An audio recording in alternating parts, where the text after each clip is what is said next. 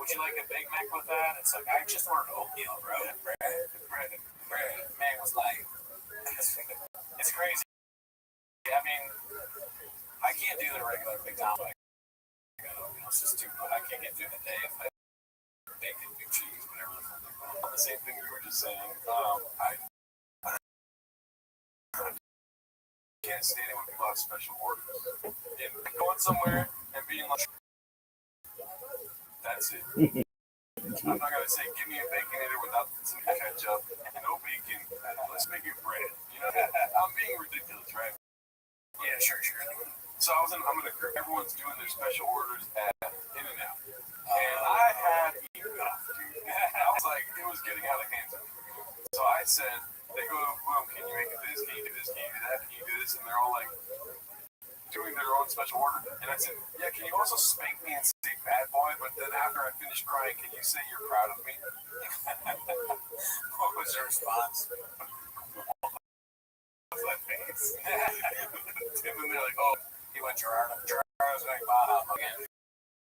I was pissed, dude. Are you serious? You're going to do all that to those poor? And then, the workers are, beating into a pole. They're like, okay, but it's like, no, dude, they're fucking trophies. Just trust what they're doing. You don't like the taste of tomato. I do like tomato. I'm probably more what you think than that. Like, there are times where I do slight substitutions, but a lot of times I'm just like, if I go to Cava, I see something, and then you can put everything on it, and I'm just like, oh, that. I don't even want to deal with, like, the questions that come. You want this? Then I'm like, oh, I already said that thing. I'm good. You figure it out. So, because what really gets me is, I've said this before, when people ask you to do their order, they got like something that's very specific order, and you're just like, well, look, man, I came here to get food and eat. I don't want to do like math and memorization or some shitty ass order. Yeah, dude. And you know what? I'm not gonna lie. I just realized there's a flaw in my logic. Because yesterday I had, iced Americano half calf. You know what that means? How do you do that? So like, it's 2 shots of caffeine, 2 shots of espresso, and 2 shots of decaf. Right. It's because I want to support you. Yes, we're gonna record. Yeah. Because last week you had this scream out my window and wake me up. That was so funny. I wonder what that sounded like to people around, because Gerardo has a ringtone that is Sonic the Hedgehog. And so I was standing outside near his car, I hear the ringtone, so I'm like, how is he sleeping through this shit? He was like over and over again. And not only was the ringtone going over and over again, but he had a fucking other song playing in his room. I was like, what song is this? It was just as deranged. It was like deranged music. And I go, like, playing video games? Like, you're like locked in, you got a headset on? Is he sleeping through this? I was like getting nervous. Part of me was like, he's dead, And then also, like, the security, I don't even want to, like, nobody knows where you live, right? Oh, wait, the security guard. No, but the security of your window is like, it is not what I would go for, right? So anyway, like, I'm like, I can open this shit and crawl in there if I want. Or take your keys and leave. So I'm banging on the thing, kind of just to wake you up, which actually I think it did work. Yeah, that's enough. So crazy right now, just like Gerardo, and it's like you're like doing fucking band practice in there. You got strange music playing on top of that. I wish you knew why. It sucks that you're able to do that for you, but if I was able to sleep through something like that, I'd be pretty happy about it, I guess. But it's like, it's gotta be frustrating. You can set an alarm and then it doesn't even wake you up. It is insane. I've got that fucking and then I have different Apple devices going off with alarms. Nuts. And I mean, it was funny. I knew you would wake up. I remember, like, the last time I really didn't.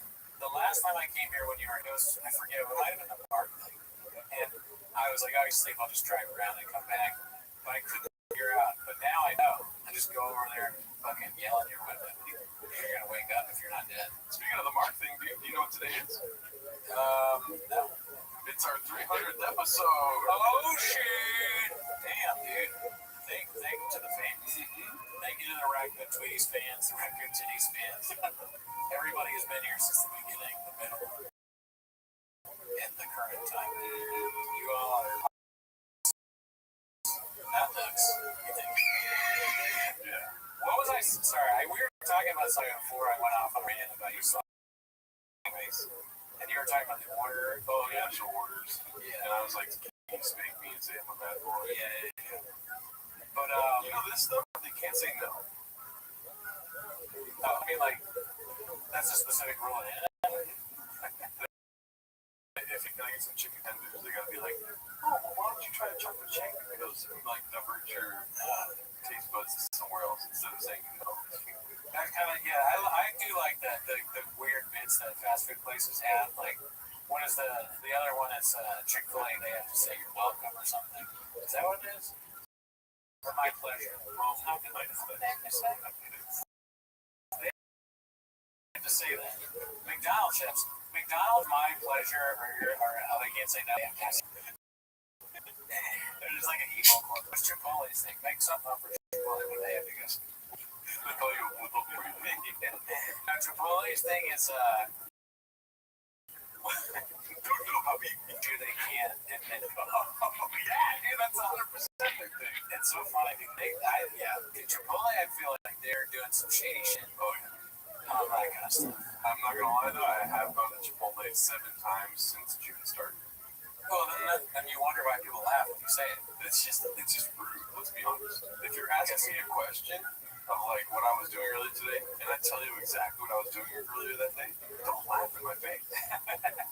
You know what I mean?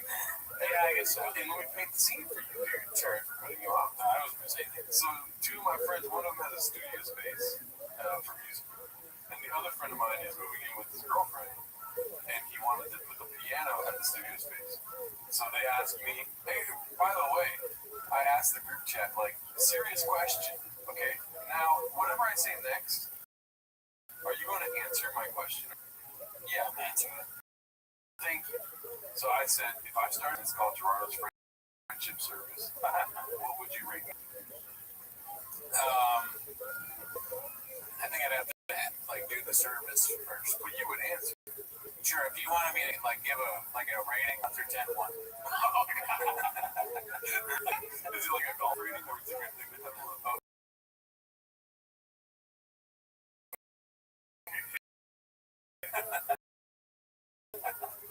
But anyways, so one person answers and they ask nobody else answers. Nobody else answers my serious question. And then this guy is like, hey, can you help me move a piano tomorrow? And I'm like, okay, for sure, you got it. You know, I'll be there, dude. And then I'm helping him with the piano. And you know how there's like a lull when you're moving stuff? Somebody's getting the ratchets. And like, so everyone's just standing around like, hey, so how's the life or whatever that is? I'm not married, you know, whatever. And then somebody asked me like, what were you doing earlier today? I was at Chipotle. It fucking kills, dude. It's so funny. I wish I could fly on the wall there or whatever and hear what happened and see what preceded it. Because that would be so funny. I kind of want to interview that. Like, so what made you laugh about the trip to Chipotle? Because I thought it was funny too. What did you think? If you had the piano in your hand when you answered, you're like Chipotle, and then you smell like Chipotle or something. They had a running bet. They're like, dude, I'm not sure I went to Chipotle today, dude. He smells like Chipotle. I bet. Everyone's plotting against you beforehand the meeting. They're like, how could I do it? I'm start doing that. I want to bring you like around with my friends. Like, all right, so what are we doing to fuck with drugs today? You know what I saw on Reddit today was speaking of friends? Yeah. It's like right when I opened Reddit this morning, I woke up at like 3 in the morning. I had to run 5 miles. Oh, hey, you do that all the time. You're the guy that does that.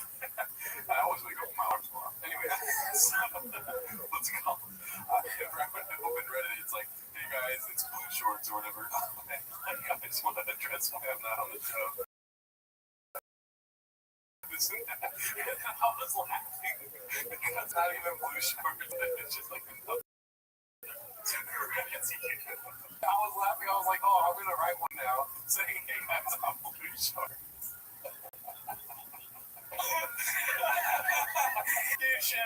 That should be the whole thing, dude. That's awesome, dude.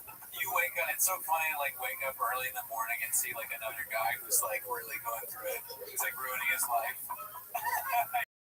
It's like, you wake up, you're up early. He's asleep drunk. It's probably the and you're seeing some stupid shit he's written and being like, nothing you should do is really know that guy. But if you're instead of, oh man, I gotta help that guy, you're like, I'm gonna pretend to be him and double down on his insane, crazy nonsense. Dude, that is such a funny idea. Yeah.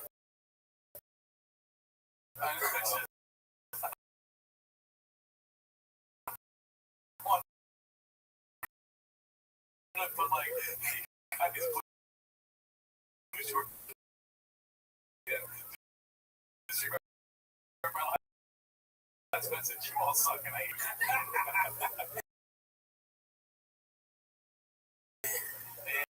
Yeah, it's we if you follow us, we did this show. It doesn't matter. Our friends, blue shorts and both, even though we were from time to time.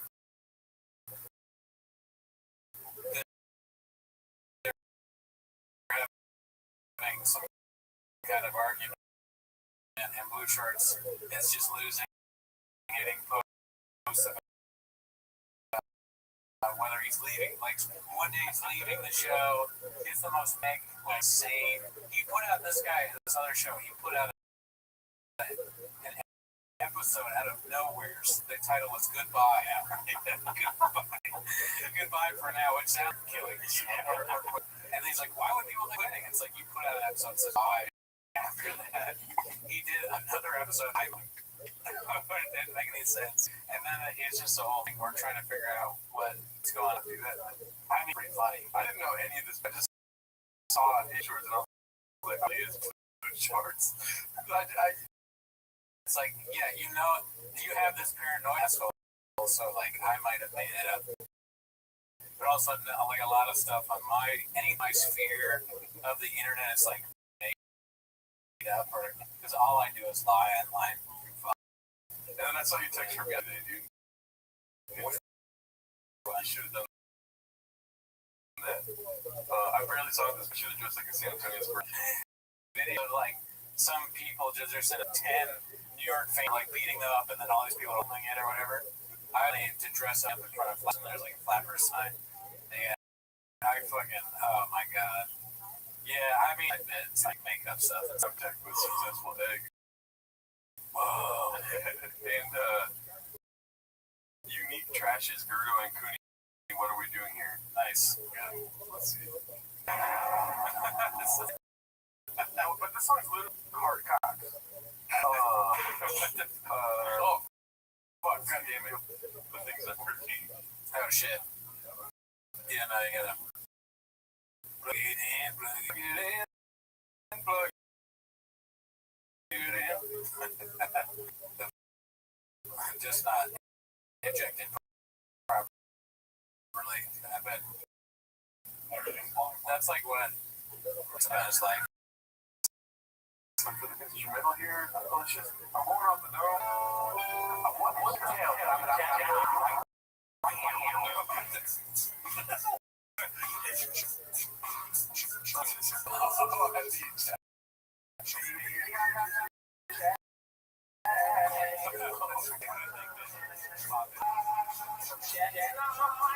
We're gonna stream again, dude. I guess it is too. Pretty good. So what's the joke with off? Is everybody watching jacking off too? I mean, I don't get why somebody talking about jacking off. You know, he's probably somewhere right now stuck in a public bathroom because his ribs are too out the door. He's stuck in a stall. But his throat is like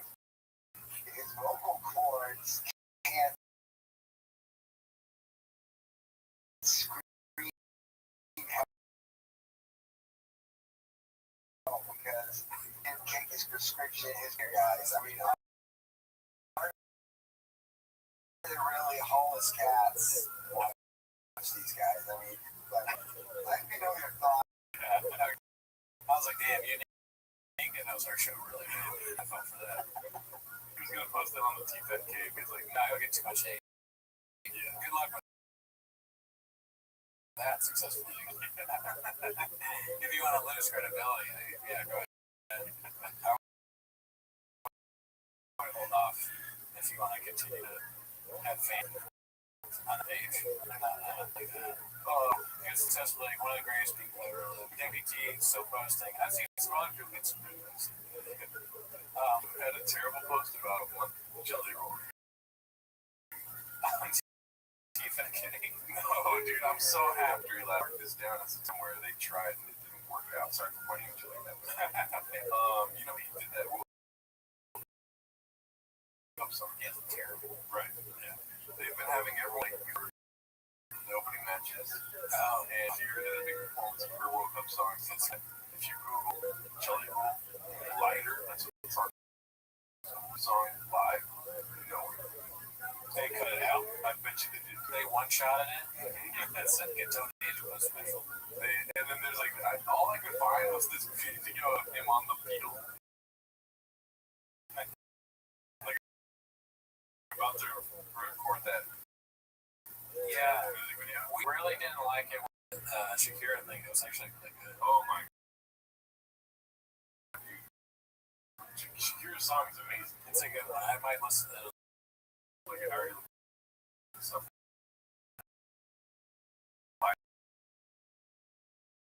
Live. I really want to see Lighter live, and then I found this. Shout out to Netflix. By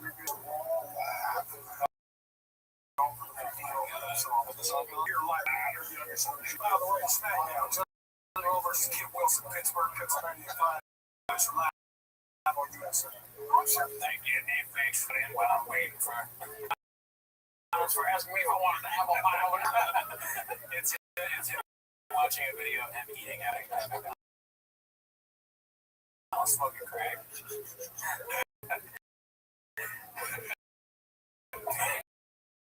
Thank you, McDonald's, for asking if I wanted to supersize it every day. This is a video. Pretty cool. I'm playing for Curacao. Yeah, I used to like blue Curacao before I stopped drinking or whatever. Kate Bird said they needed a forward, so I said, okay, throw me.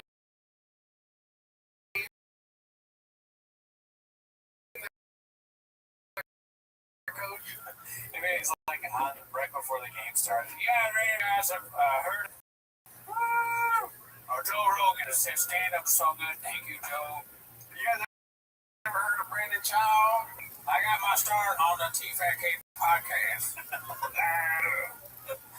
This is the fighter in the game. Dude, that was the funniest thing I heard. That sounds like what that's what I say in the morning. I love you, have a good day at work, and the other have a good day at work. That's what this is, the fighter in the game. That's what I say when I'm in the parking lot after I just to my picking. I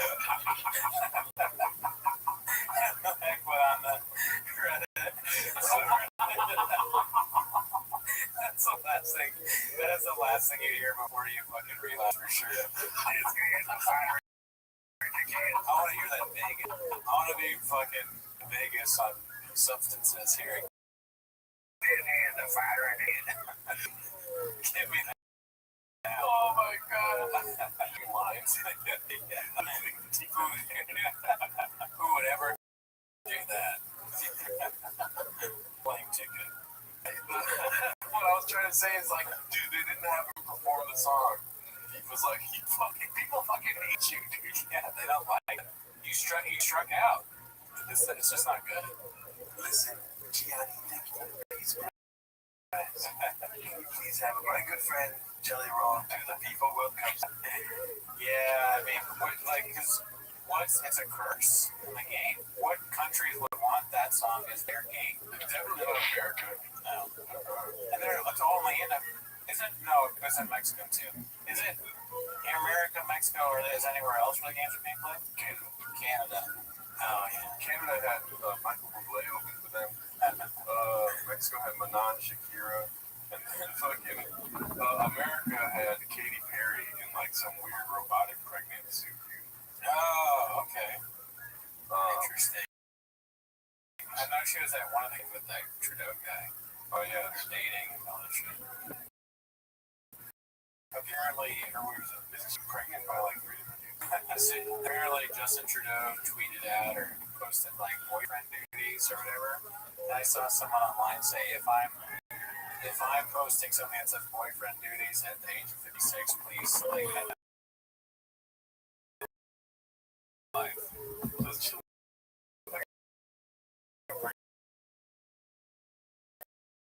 Robot. That is so weird.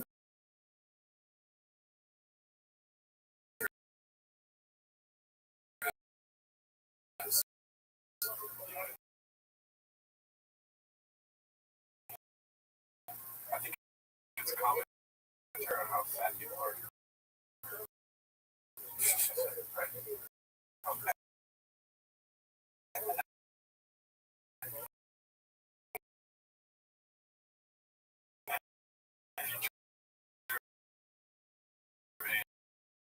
Guy in America.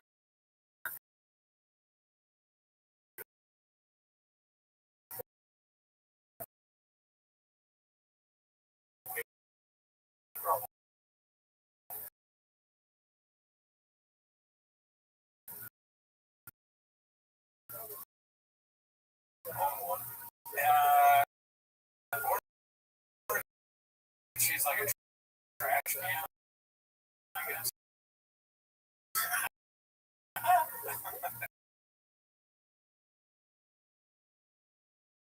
She looks like a trash can. It's still a better sign of a trash can. It looks like a robotic jungle. That too, yeah. Yeah, I mean, trash can. like in a hike with me. I've been to Aspen. It's more, World Cup stuff. yeah, I like it. I've always been in World Cup. Yeah. I don't watch each, but I tune in from time to time. I saw the Gio goal. I think I saw like I was Germany beat Paris on 7-1. Yeah. And that was in Bahama. Yeah. Yeah, because Germany scored one pretty good goal, and then South was nails. Yeah, good for them. So like right next Spain, Cape Verde, and I hope Cape Verde. The teams that like never been there before, right? Yeah. But Scott, Yeah. I mean, so definitely. Right. Let me look up French time. Which team? Well, they're good. But Germany gets a fucking layup though. They get like easily make it. They get 7 goals, goes to $2. Cape Verde, Jordan, Uzbekistan, and Kyrgyzstan. It's not that many. It's like one thing that I didn't really think about because I don't from different countries they play for. A lot of them. USA's got that too. Yeah. Like one of our best players is dude from England who's Nigerian for the crazy goal. How do you say his first name? Alright. Oh, Nick. I was like, is this a Lale? It sounded like that beat parts. Yeah. Every time World Cup happens, I'm like, in 2 years, we're gonna have a kid. I feel like I'm gonna name him Saturn. Last name kind of something. Sound like you'd be good at soccer. You're smart. Gio Reyna, his mom, he had soccer players. Oh wow. Like Claudio Reyna, I remember that guy, like our famous. He was really good. And then like his mom was good too, so of course she's good at soccer. Carlos Bocanegra. Remember him? That name sounds super familiar to you. I'm pretty sure he played for like the Chicago Fire. Okay. I don't know if he ever made it to the men's national, but I said, whoa, that's cool. Yeah. I've been like literally very loosely following. I remember the Pulisic guy is really good. Pulisic. And then I guess our goalkeeper is good. I don't know. Well, no, because we have 2 goalkeepers now. Here's what matters to me. Have you heard about They beat the team they played. They played? They played South Africa. Yeah. I mean, I know these guys I work with went to the World Cup. They're Mexico. I asked him, I was like, how was it? It's awesome. We won. Oh, man, you know what I mean? Let me before I introduce myself. Do you know how to say Netherlands Spanish? No. Like he says box. Lands, Netherlands. Oh man, I never went the trip. Let's say Turkey. Did you spell like that? Well, the way it's spelled, Turkie. Honestly, it's like an emergency movie. Is it? Yeah, I think so. Okay. That's my guess. Yeah, it's hard not to see that flag. Like watching a show with a flag like that. Yeah, Turkey's up. Australia. Yeah. Australia is good. No, they're not. They say the Aussie oil out of it. But no, they do. They can take down. But it's good that they can win. Here's a World Cup hypothetical because I know you love those. If you were super good at soccer, would you betray the U.S. to play for another team? Probably not. I'd probably play for the U.S. team. You know what I'm saying? Okay. And I love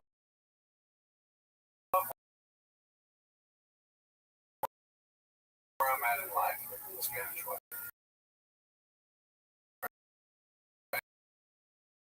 I don't really know much Spanish, but then when I go around my people, they see like I'm fucking a dude with a rose. Yeah. And when I'm around these fucking Mexican dudes, these fucking like they because about how I don't know how to speak. You know what I mean? And I don't want to do that energy. Yeah, just because of like the you speak Spanish thing. I don't know, I speak Spanish. That's funny. So for me, I probably, but it wouldn't be any kind of like nationality thing for me or fandom. I would maybe play for France just because so I could get into that, and then I would be a champion. So that's like maybe why I would portray the U.S. too. Yeah, I actually heard the French national team coach say this. Well, that is a pretty good shape, one of the top 10 teams. But Mexico was like somewhere like between 12 and 2. That's where the U.S. is too, right? Yeah. But France like number one.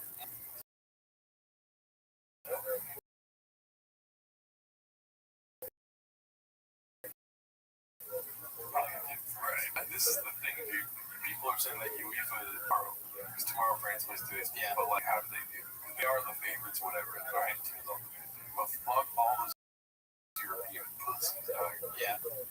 I have no allegiance to any team. Morocco's, I think, 10 maybe. They're pretty good. Morocco is boring as fuck to watch, though. I can't stand it. Yeah, I don't really know. Like Morocco is so boring. I was rooting for Brazil. Brazil also really good. Right. I get that, but for me, so I mean, who knows? Maybe it would be funny, like Mbappe. Seeing the game would be either of us would be so funny. Mbappe's like, who is this bad white man running around? I wouldn't know any French. Yeah. It'd be tough to communicate with my teammates. I hopefully they speak English. You're in the locker room with a cigarette? Cigarette? I start calling my teammates one by one. Women! They're like, that's a different guy and sport. I feel bad, honestly, for the Spurs because, I mean, it was level that would be up, I'm sure. He kind of pussied out a little bit. But he's 22 years old. I don't think he did anything wrong. Like, fuck this guy. You know? Like, he's young. Give him a break. They're acting like he's a sociopath because he was like, we dominated or we didn't want to talk to reporters or something. That's my opinion. I think he seems like a decent person. Yeah, I mean, I think that's more because he's the focal point of their defense and offense, and like he's the big guy. Yeah. But the real hate is for De'Aaron Fox. Oh yeah, Tell me what happened with that. I saw a bunch of that online. I can't stand De'Aaron Fox. What did he do that made everyone hate him? He just made bad decisions constantly. So, like, it's a long story, but, you know, Miguel's a big fan of the Sacramento Kings. And so, like, I would watch Kings games with him. De'Aaron Fox was on the Kings for 7 years of his career. And he was making all the same mistakes he just made in the finals. And, like, it would drive Miguel nuts, and he wanted to trade him. And then now it's, like, on the biggest stage, and people are seeing it firsthand. And I was like, oh, now I get what Miguel's saying. Yeah. So, I wanted it to be over. Game 4 was so fucking bad. Sorry for people that don't give a fuck, but Game 4 was so bad they lost by lead. Yeah. In Game 4. And it was so bad. Game 5 I still went, so this is over. I don't care anymore. I just wanted to end the season. That's funny. And so, at the end of the game, I was like, oh, thank God Fox is shooting. Every shoot in the quarter he missed. And so, like, it was supposed to be on the other side. Where I was like, fuck no! Fox, pass that. You get better for yourself. He plays hero ball. So he's like, he starts becoming a hero at the end of the game, but he misses all the shots. That's funny because I saw one. I didn't watch all the games, I watched a few. And I saw one of the game, about was the guy, Aaron said, text said De'Aaron Fox line, doing like street ball moves. Like, that's so funny. Did he do that in the game? Probably something like that. But yeah, no, the series started out bad for me because I've been on the Spurs on Cal sheet right in the beginning, and I go, I'm like, these motherfuckers, they fuck. You know, I say my friends like these fucking Spurs that stole my. So I stopped liking them. I was like, but no, I'm glad. I'm happy with the Knicks. They got a cool story. Oh, Brunson team died their lunch. Yeah, I mean that's serious. His dad was a player on the Knicks. Whoa, that's nuts, man. That must be nice. That's MVP, coach. It was a great week, but also terrible. You know what I mean? Yeah. Then the Spurs fumbled the bag every game, every opportunity they had. At least the Knicks have a good story they're going to win. And I saw Disclosure Day, and I was like, this fucking sucks. Oh, this is awesome. Every single game. Yeah. And then I watched the fucking UFC White House. I'm like, this shit's the Did you think before it? And I think he probably made some good points about, fighters, and they fucking shortchanged John Jones. Been a lot more interesting, I think, John Jones recently. And then Pereira, like, I saw beat the guy, the French guy, Gon was just beating him in the back of the head, doing all this illegal shit. So he was hitting him in the back of the head. They're gonna the best fighter. And he's got brain damage and shit. Some French asshole that stinks at fighting. Bashes him. They should just gone for all their peers. Because then before he poked Tom Aspinall in the eye, he bashes Alex in the head. What's he gonna do next? He's he walks up to Tom Zechimai and just shoots him in the back of the head or something like that. Well, I mean, Devil's assistant Pereira shouldn't have called him Wemby. Come on, Wemby. Then something when you get called Wemby, that French man's head just it's on and they tap him. I went way through the dance with that fucker. Yeah. I mean, you said you didn't like it, right? The UFC. I was whatever about it. Because Topuria is undefeated, right? Is that right? Yeah. And he got beat by somebody who's, I guess he's on a winning 38 years old. And I made some money. Who'd you bet? I bet more than this. Yeah. I saw they had Jets go over and then I saw like that guy Josh Hogan said that Michelle. That was fucking stupid. Yeah. And I hate how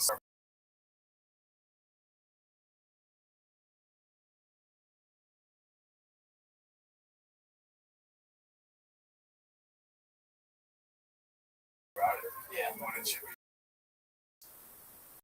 It's like, hey, so let's stop fucking Hogan because great. But the self-awareness is like, yeah, you know. He is kind of embarrassing. Not even that's like it's just that's such a compliment. It's like does it even matter? Yes, it is embarrassing, but the thing he did before that I thought was worse, where he came out, he was like drunk and throwing up at the press conference. On so many levels, it's just that's like America if they want apple pie. You know, he's kind of disgusting. You think it's a great function for sports, be able to make the money. He may very well use it to buy guns and actually, you know, like he's just like about him is.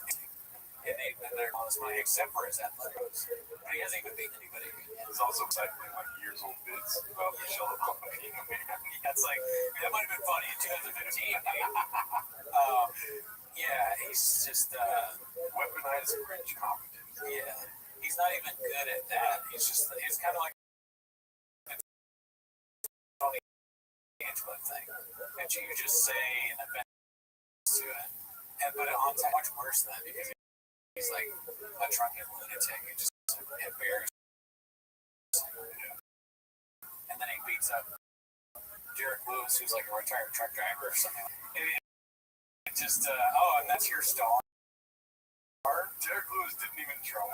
Yeah, I bet. He's Trump said, I want Derek Lewis on the fight. You know, Arby's parking lot, he was fucking crazy. And he said,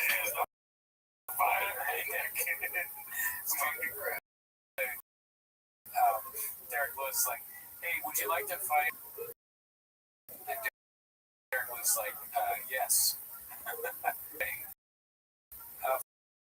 $5. They would pay in Donald Trump's crypto. He's like, sign me up. And then the commentator's saying like, and they're gonna get paid up bad for that fight. And I'm like, wow, everyone outside of you guys talk about how little these guys get paid. There's only a point mentioning me.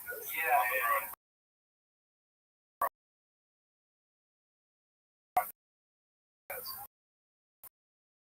Definitely, they're getting like it's almost they're trying to and in general are often getting throughout history have been being ripped off. So now instead of paying them more legit for what they're doing, they're giving them crypto, which is something that someone like Josh Hogan, will he even be able to figure out how to open the app on his phone or to give it to somebody else? He's gonna get ripped off for sure. Oh, crypto, dude, you have to do crypto. He goes, where does someone like Josh Hogan even buy? He's like, I'll take crypto. I don't know. I want to buy a bat so I can go to the Pride Festival and hit a guy. He's the Bass Pro Shop. He's like, how many fishing rods can I buy with this crypto? That would be the good. That like hopefully he does that. That's where you want Josh on a fishing boat where he can't harm himself or someone else. He's just rhyming on his Yeah, just like without cell phone service, so he can't have his thoughts broadcast outside of his direct area. It's a fucking embarrassment. And a lot of it's embarrassing. You got Dave Portnoy talking about sports and stuff like that. They gave $1 billion to the guy who would want to sit in front of a Red Sox game. And now we have to hear all of his stupid thoughts too. He's almost as embarrassing as Hogan. He tweeted out that he was like, I bet like only 11 people have heard of the Ivory Coast. It's like, bro, we've heard of the Ivory Coast. They were in the last World Cup. Right. Did you just start watching now? You're 50. You fucking dumbass. Ivory Coast did really well. I mean, they're good. They beat France before the World Cup. Oh shit. Yeah, they're developing economy too. I think they're doing pretty well.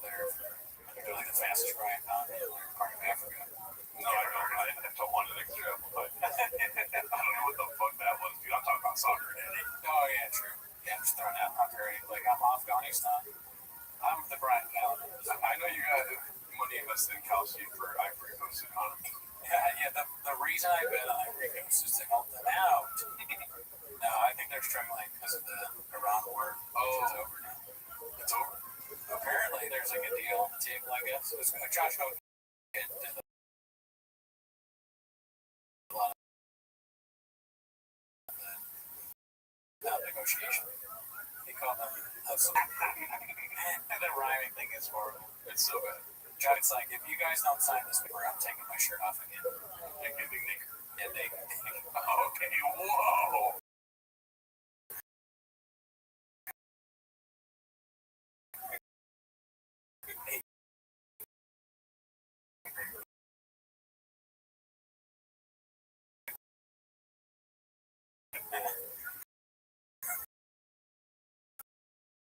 yeah. He's like, I'm sure.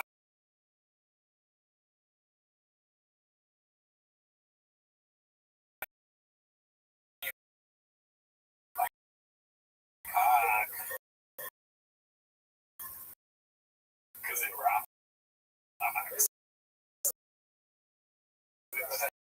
Like the worst run times of all time. Yeah, it's not for me, but it's, you know, people like it, I guess. Some people would argue that poetry is the reason why we are the way we are today. And he's ashamed of it. And I'm over here going, I really want to beat this guy up. In corner, Josh in the blue corner. Give Shakespeare. Shakespeare fights Josh for the English language. And then he wins. Yeah. What's his name? What's that big white guy's name? Bruce Banner. Looks like drugs. Oh, But he did a lot of stuff. Yeah. Let's make it our legal name. that would be such a funny thing for you.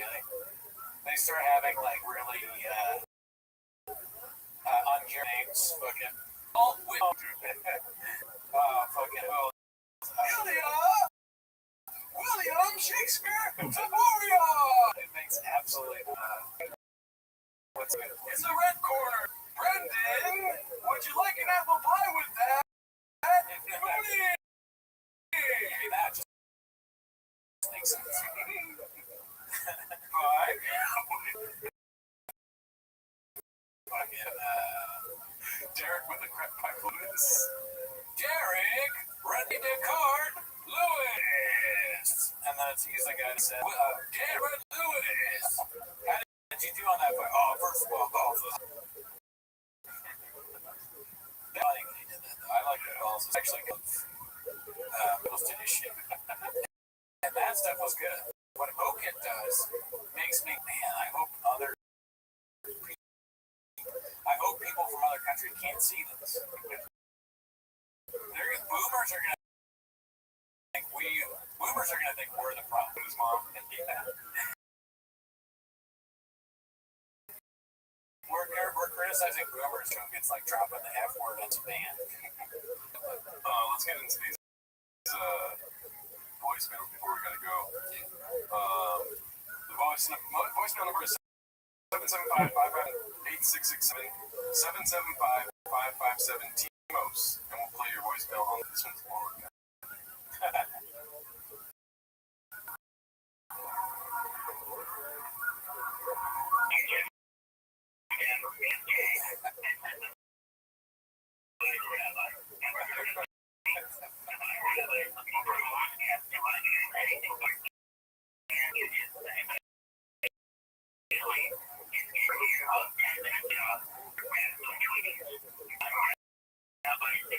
Rabbi of the Homer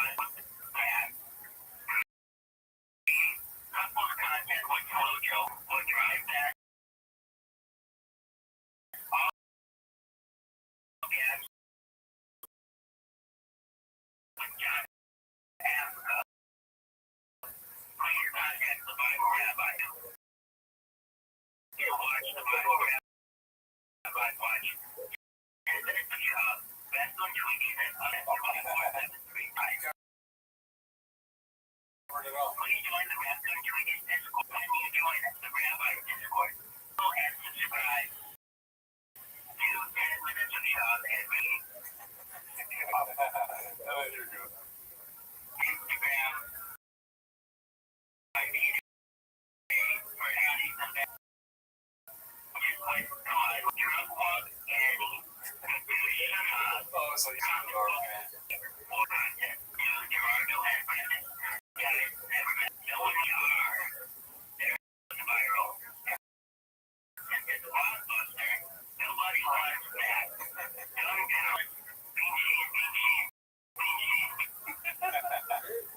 Good stuff. I mean, I like the name. I hope that's good. So we're gonna have to search the viral rabbi, like you said, sort of. That's what your homework is. Search the viral rabbi. Yes. On YouTube or join our Patreon.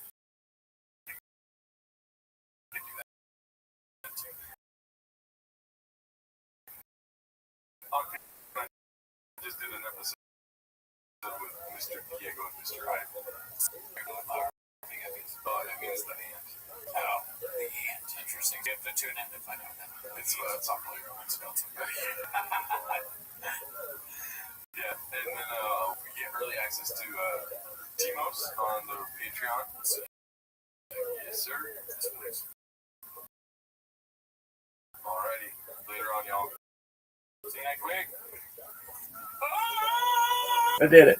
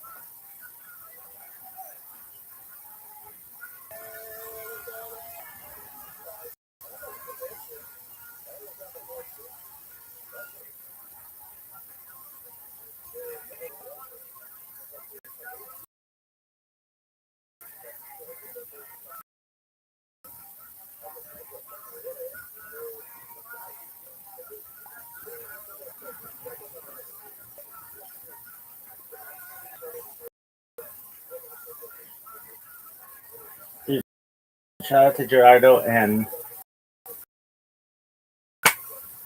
Cooney. Shout out to them.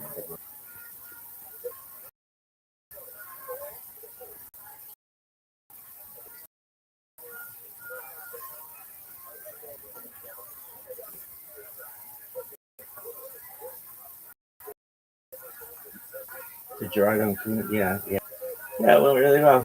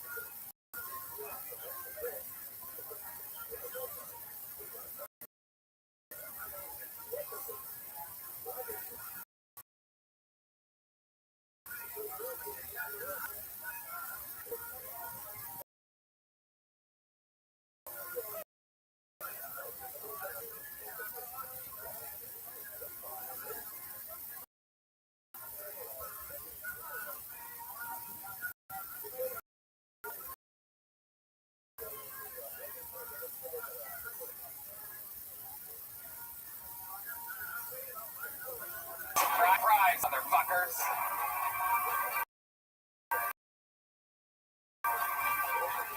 Hopefully there's metal detectors. I say my least favorite race here.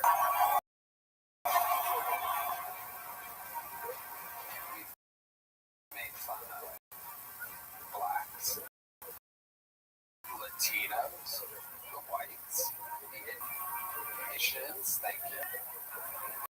I'd imagine if I were sitting where you are right now, and I bought a ticket to a Tony Hinchcliffe show, I'd probably think to myself, Tony, where are those Jew jokes? And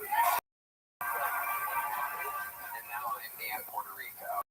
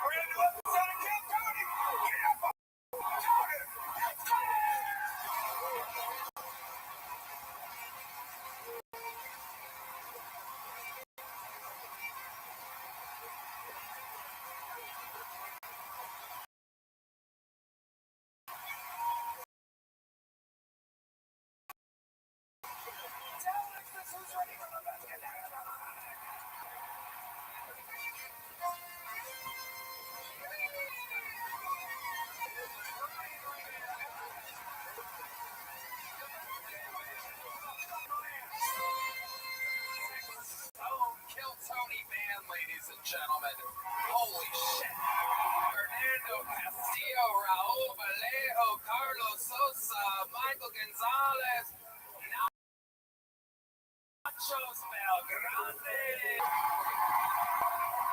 How about Mewling?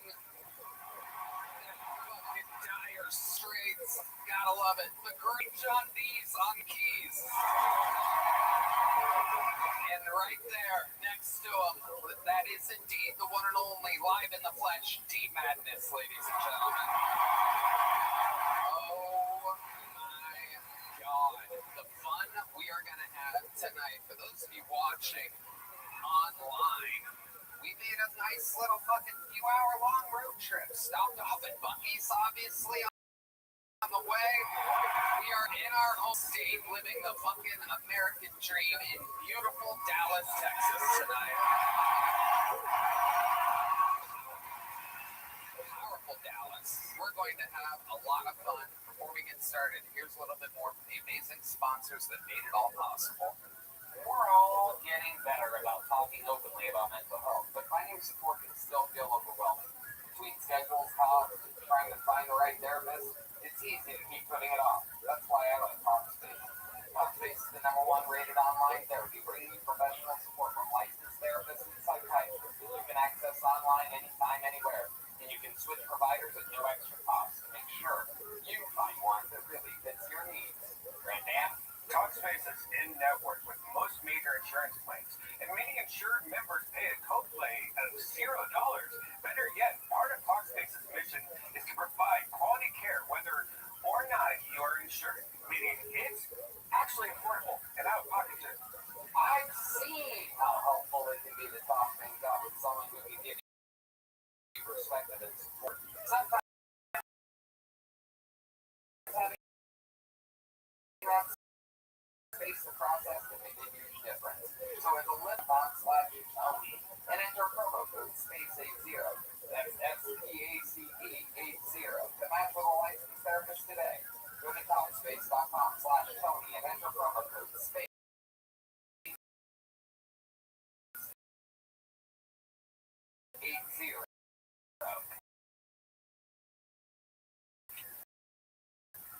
Dallas.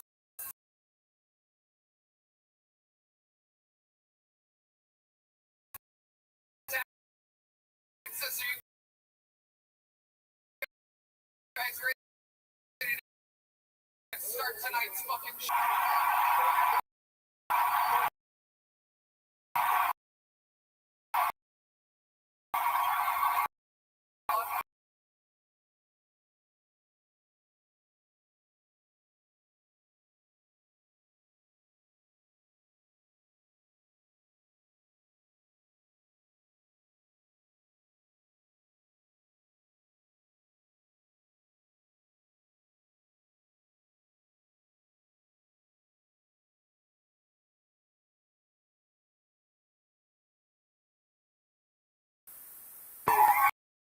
I just did Butterly's podcast, Joe DeRosa's show on comedy. Everybody's bumping. How you guys feel? How do you feel about this crowd? You hear in This this? is a good crowd.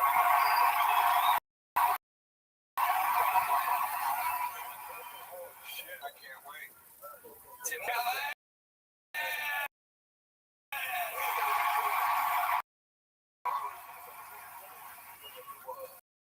We're gonna have a hoot night. You guys know, as you guys know, two of the best in the show's history.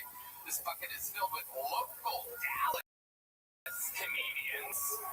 We'll see how that goes. They have a lot of great clubs here. I want to give a shout out to the great Andy Butler, the owner of all the Hyenas comedy clubs, is here tonight. That guy was headlining in Dallas 15 years ago. Probably even had an hour. And we never forget it. And we did all team Bill Tony's there before, way before the dream of being in a venue like this. So shout out to Randy here, and he runs all the Hyenas. Make sure you support your local comedians. I put one of these guys out, they get seconds in room. You know the time is up here. Sound of a kitten. That means they have to wrap up that girl. So they bring green. Wait, what's the game for Dallas? Oakland.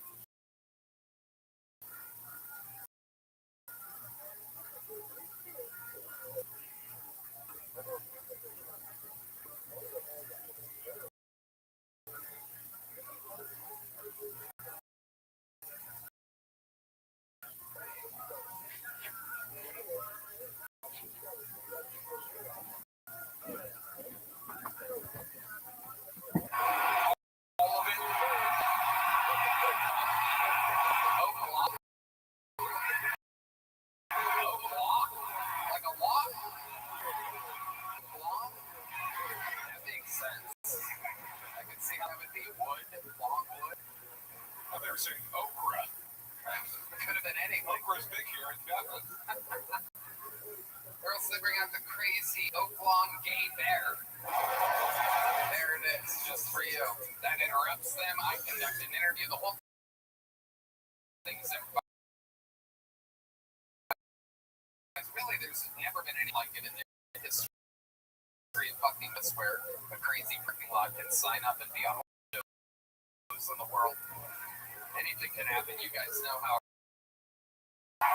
things are tricky, right? Because when you start a show like this out here in front of 8,000 people in Dallas, you really want to get it started with a bang. So we're going to do that with one of our greatest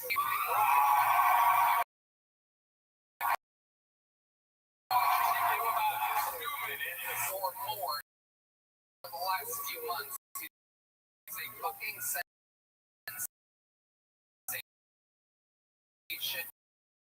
He was once considered the dark storm of Atlanta.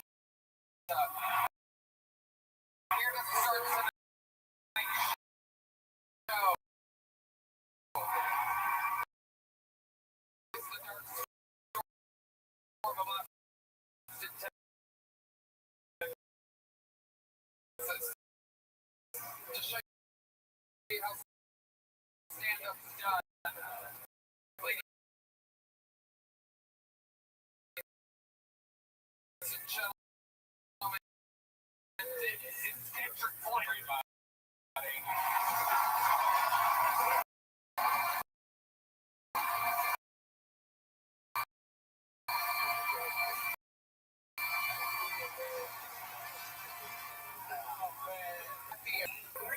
Recently, through the invitation, I ate an edible when I was sitting alone in the airport. I got something that set me free, and I want to bring this to Dallas. I recently decided if anybody is still on site for Green Beats, my nephew.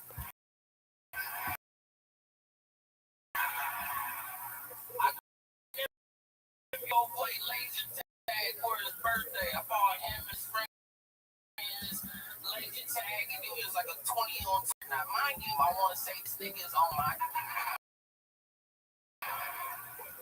And so right before we go out, we run out, and he gonna get like, Kendrick, you can hide, but you can't run.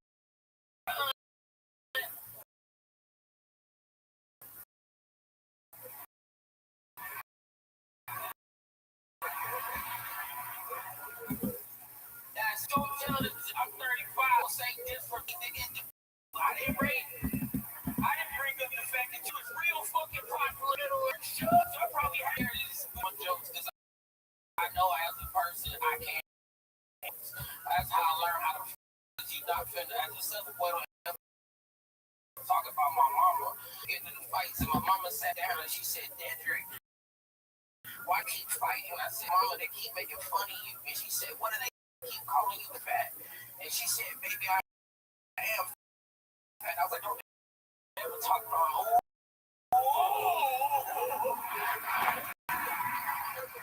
you look at my mama, I got it slow.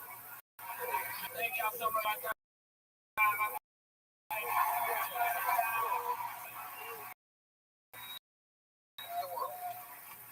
Is your mom a little thick?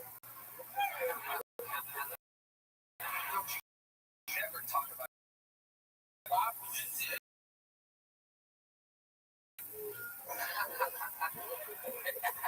He's had him spray tans on. It would turn their skin orange, and that's how you knew they had it. Growing up. Black women would do that? No. I grew up with everybody. Oh, okay. Yeah, but yeah, this ain't my direct.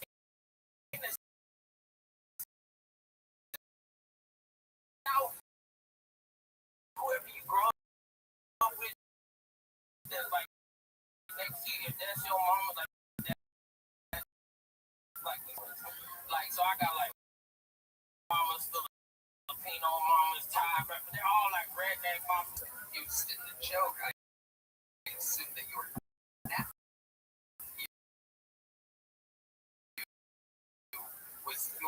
was black, and then when it said you can't Never say nothing like that. Because they don't know I'm in our white piece. I think you're gonna have a white nephew. You should mention it's white. Nah, It might be white, it's still not white. white.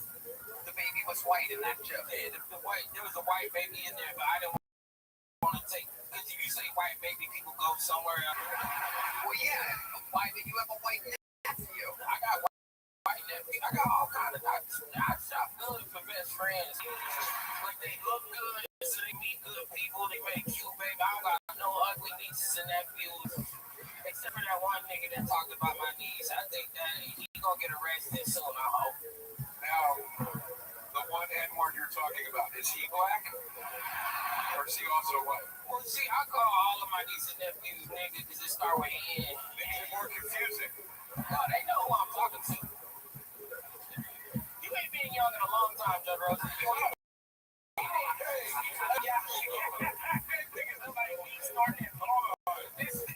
I was just going to compliment. I want to compliment you on being the blackest person ever to wear a Lord of the Rings shirt.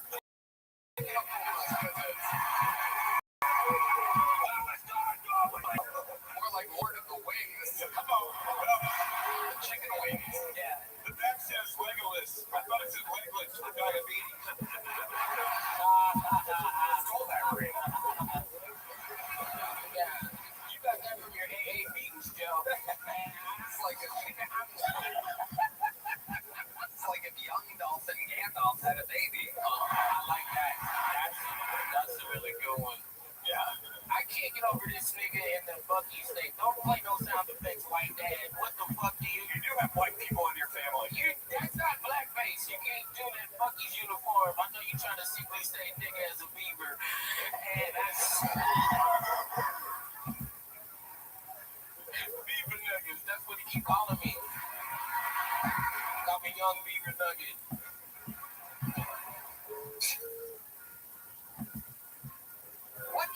What did make you wear a Lord of the Rings? Is that a jersey? I love it.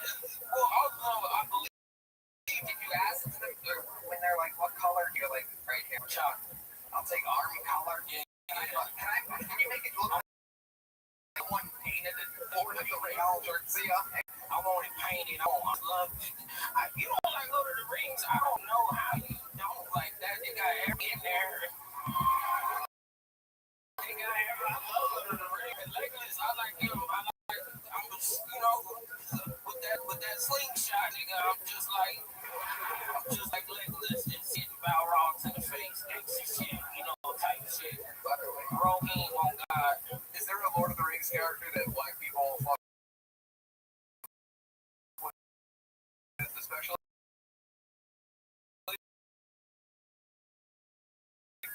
Yeah, pants.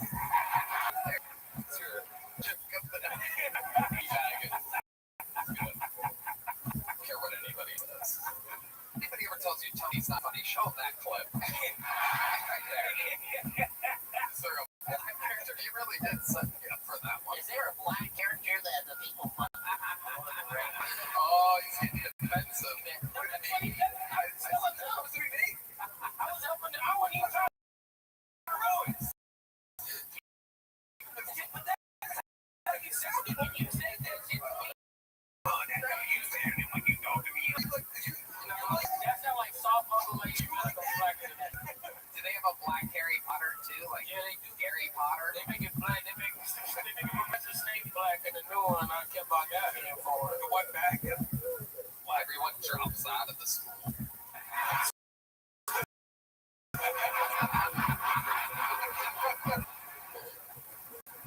They hold their wands sideways.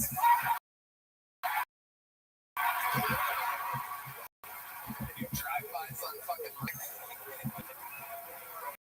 Alright, Kendrick, you got the show started. It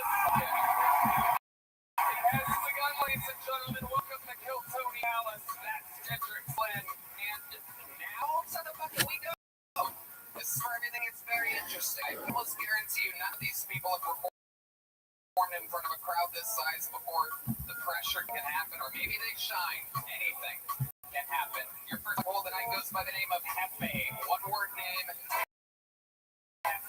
Ladies and gentlemen, here we go.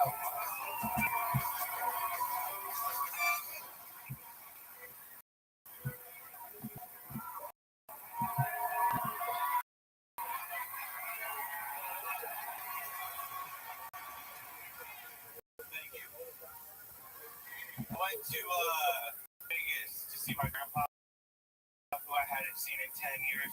Drive him, he's been married 6 times, and 5 of them were named Barbara, so we called Barbara too.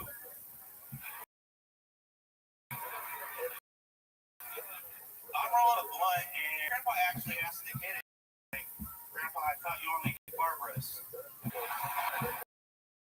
So he takes a hit. He's quiet for like 20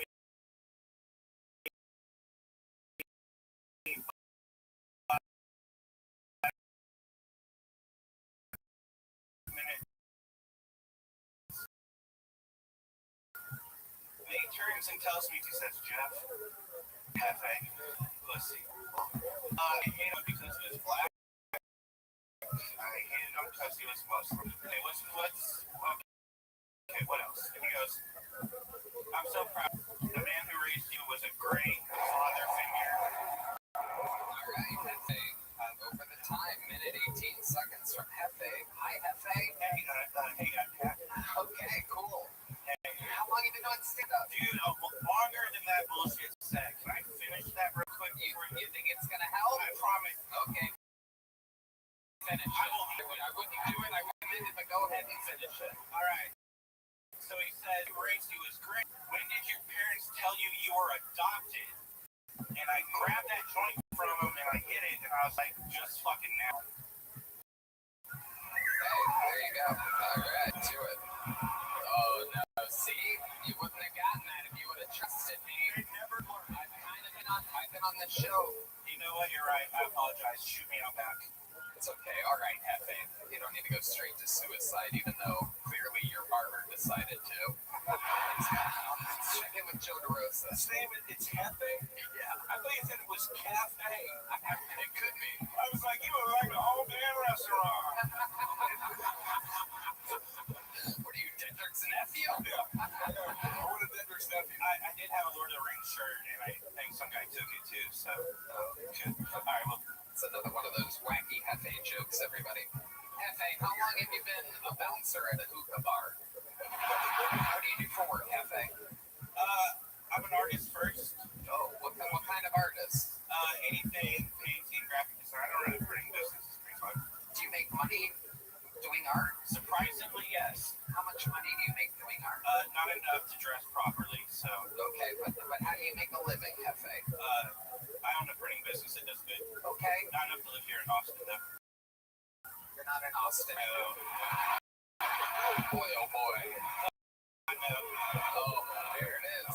Hefe, do you live in Dallas? I live in the city of Texas, Wichita Falls. Oh my goodness. Hefe, take it from me. These motherfuckers will boo you. Am I married? They would understand too. It's fine. Okay. Hefe, wallet that'll make them like you. Tell Dallas why they might like you, Hefe. They shouldn't. It's cool. All right, there he goes, Hefe, everybody. Great stuff, Hefe. Great stuff. Yeah, it's all good. I tried my best, would you believe it or not? I mean, I'm really an artist, dude. I believe you, pal. I believe you. He looks like a conformist. How long have you done this? I'd say 3 years. You just, Yeah, seriously 3. okay. Again, is there anything about your life, any fun facts about you? Do you have any special skills? I'm an ex-Florida man. I mean, that probably, yeah. So you lived in Florida? I did. But what does that mean? You were just born in Florida. I traveled around a lot. I was a military kid, and I got stuck in Florida because I made bad choices. You were a military kid, but you weren't in the military. I was at one point. This sounds like stolen valor. I'm pretty sure it's our first ever live stolen valor. Well, I was in the military. I wouldn't say I was in the military, but I was in the military.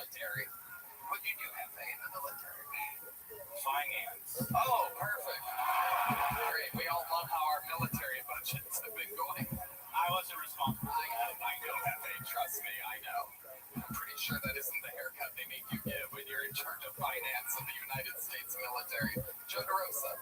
No, I was just gonna say, this is how I picture a financial expert dressed. Glitter sandals and cargo shorts. Dorothy 3000. Yes. I love that he sunk all the wardrobe money into the shoes. They're the most. Hefe, open up that pocket. I'm gonna try to make this number. It's a very long shop. Count it. There he goes, Hefe, ladies and gentlemen, flipping off the crowd and then telling them that they love him, that he loves them. Nothing better than the flip off. I love you. Oh my God. The crowd goes wild. It is indeed the lovely Heidi and Val, everybody.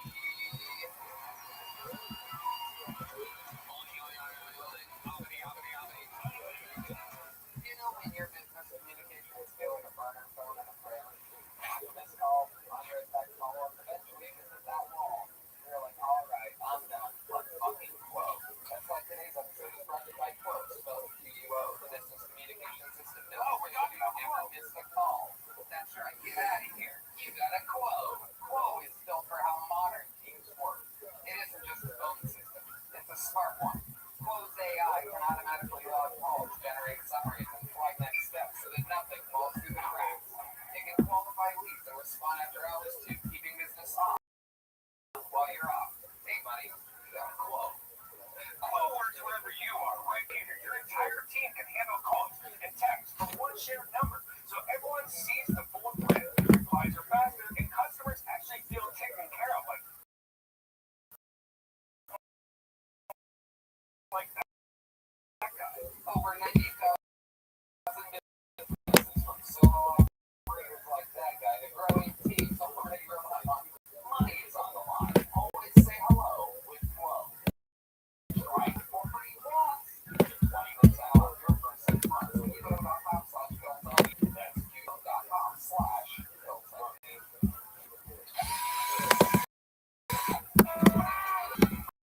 You guys get it. We're on to our second bubble. Anything can happen. This voice for Parnell. Parnell, everybody.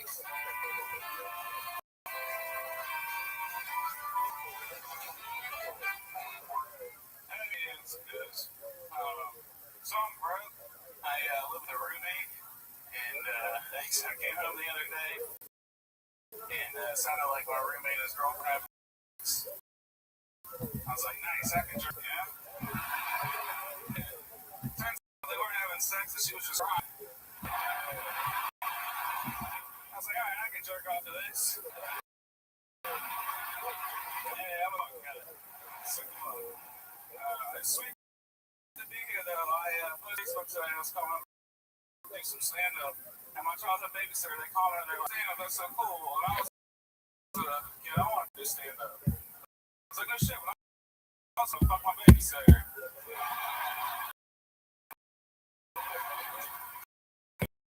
He's not my friend on Facebook anymore, guys. Talking about, anybody ever get pressed tonight instead of brushing your teeth, you just reach into a fridge and grab a hand? And we're like, fuck it, that's good. You know? Alright, I'll take it. Yeah, that's right. Lawson Harlow with his Till Tony debut. How you doing? How long you been doing stand-up? You're fucking hilarious. Hey, thanks, Dave. Like 10 years or so. All of it here in Dallas? No, not.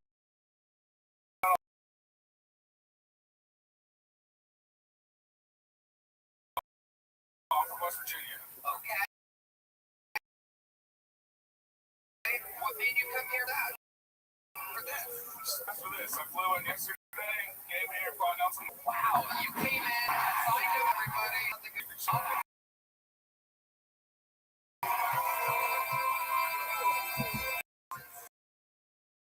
Stick around for a second. I gotta know more about it. Hey, it's so fun. Born and raised. I wasn't born there, but yeah, pretty much raised. What do you do? I am a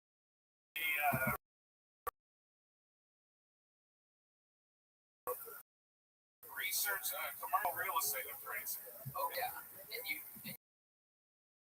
got a flight here? Was it Southwest? It was America. How was TSA? And more people in there too.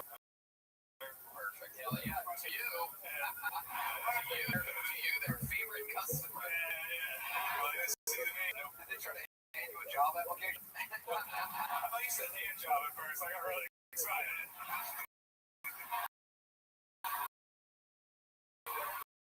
That would be cool if they did that to Puritan and white people.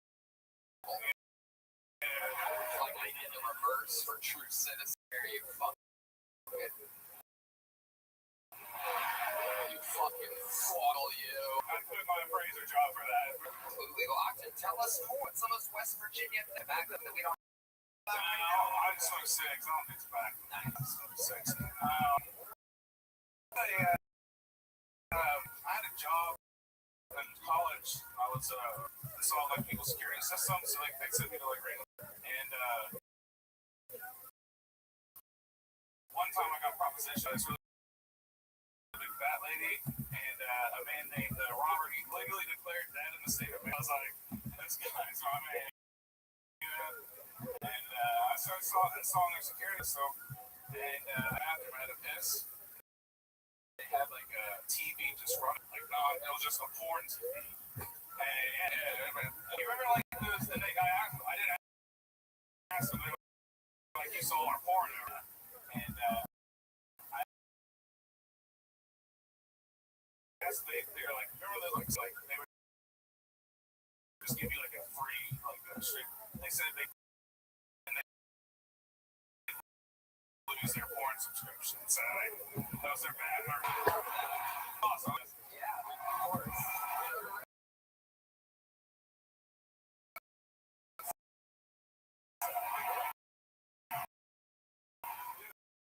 What's up, Joe?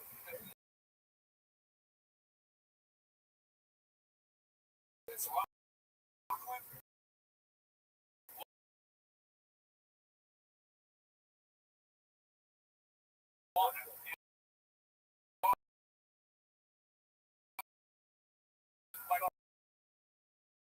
I guess it's a town. I want to compliment you, man, because you play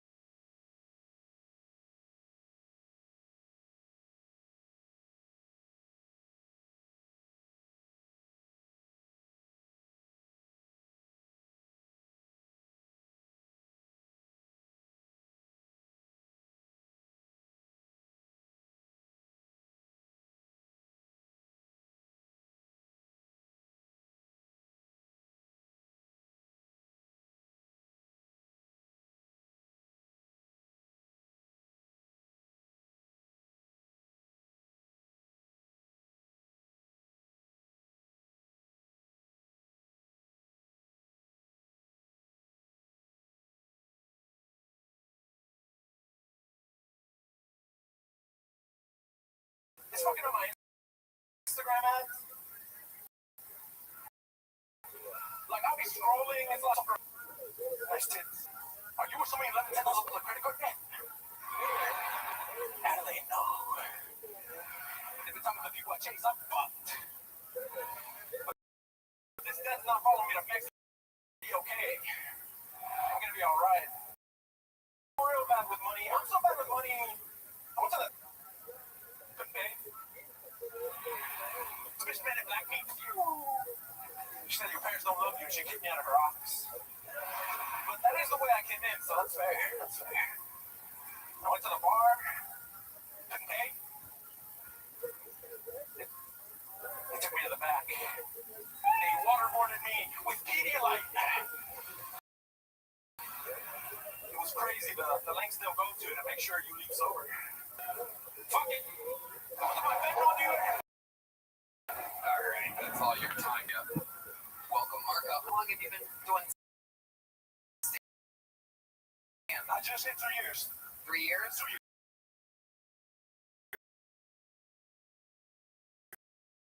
Two years. Yeah. I love it. What do you do for work? I'm currently unemployed, but when I work, I'm a lifeguard. You're a lifeguard?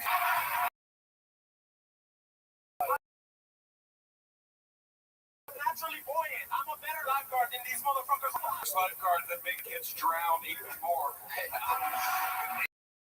kid, hold me, throw me that raft. Coming in. Wow. You were like a lifeguard. I've heard that before. Wow. Holy shit. And how long have you, what do your people call that? A man torta? That's Yeah, I know. I hate it because people might stop me and he's like, wow, you look like Maui. And I was like the Disney character, he was like, no, everybody on the island.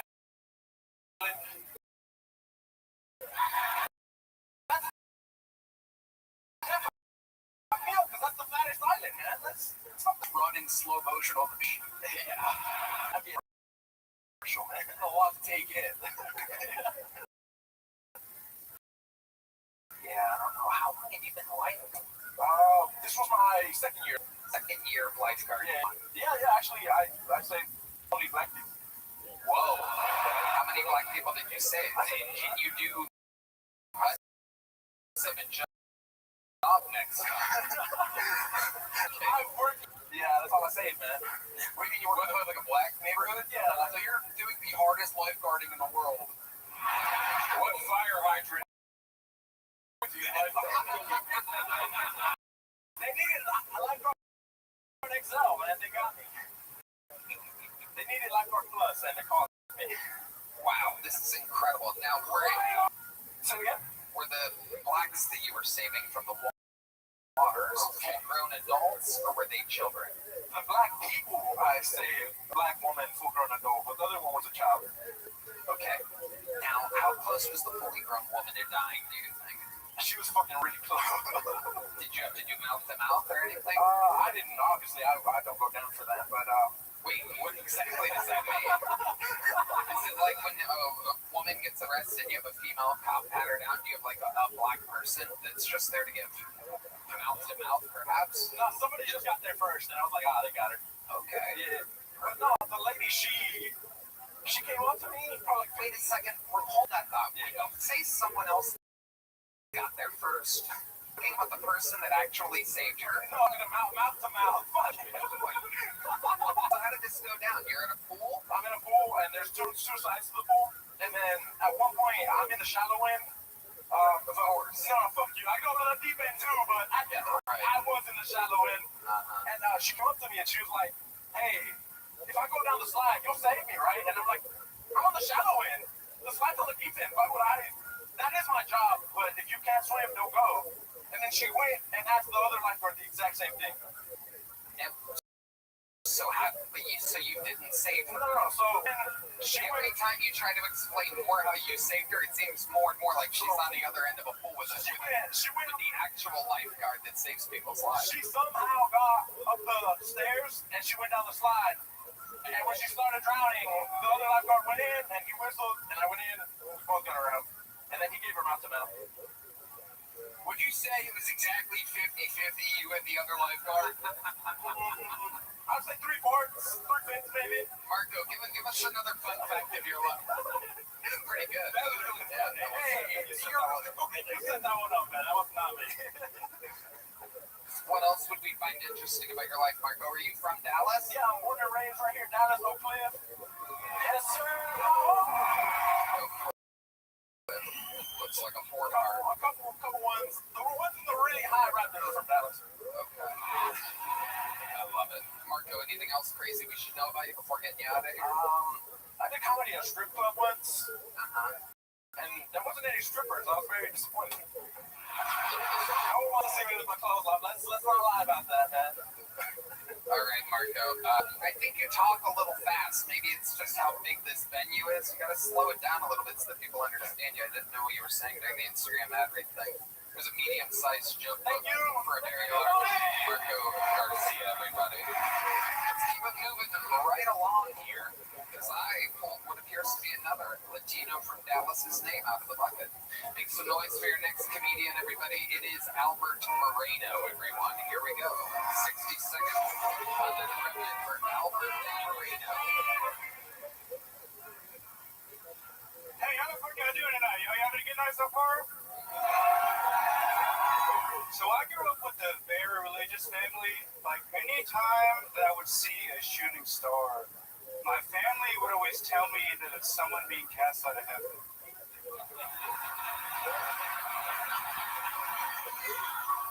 Yeah, you could have just lied. You know, I don't know what a child is supposed to do with that information. Like, you know, anytime that a normal person would see a shooting star, it would just be like, that was beautiful. Make a wish. I would see a shooting star, I would just be like, damn, another priest.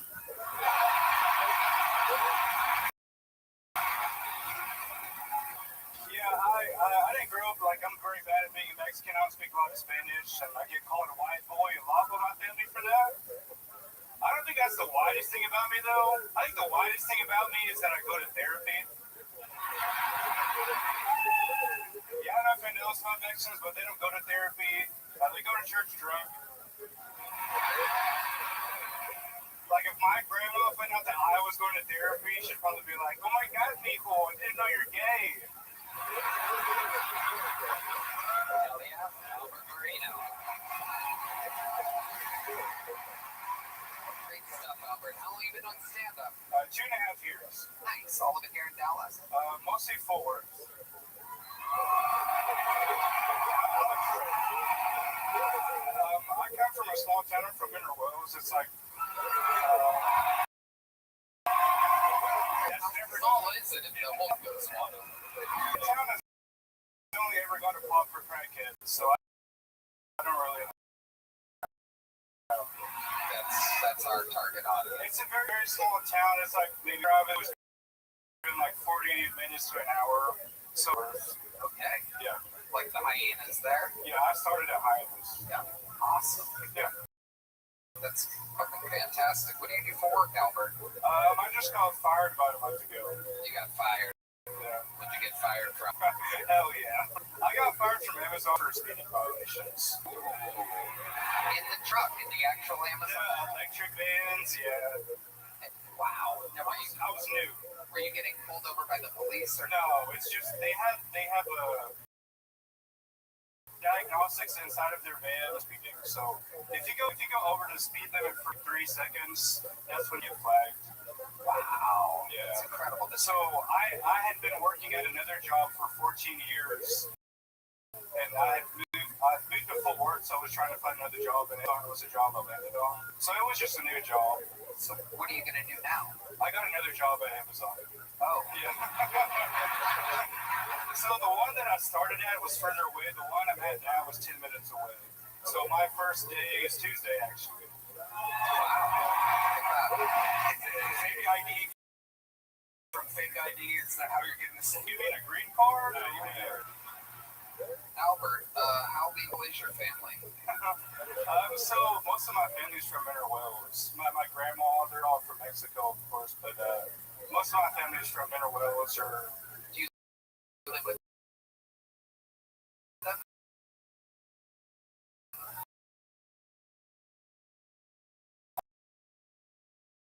No, not anymore. You have your own place? Yeah, I live Comedy as well? no, he's for they do, Is that a 2-bedroom? it's a 3-bedroom. 3-bedroom? What goes on in that other bedroom? I can't say it personally, but here, it's an empty room. Okay. Yeah. And how many bathrooms? 2. Yeah, Look at we got our own sides of the house getting off for nothing. absolutely incredible. Joe, Dude, I was very 2.5 years funny. I really appreciated that even when the meow happened, you didn't panic. You took your time. You finished the joke, man. Like you got the rhythm. You know what you're doing, man. Good shit, dude. Really good shit. And when this comes out, you're gonna get fired from that other Amazon. I know. I'm so funny.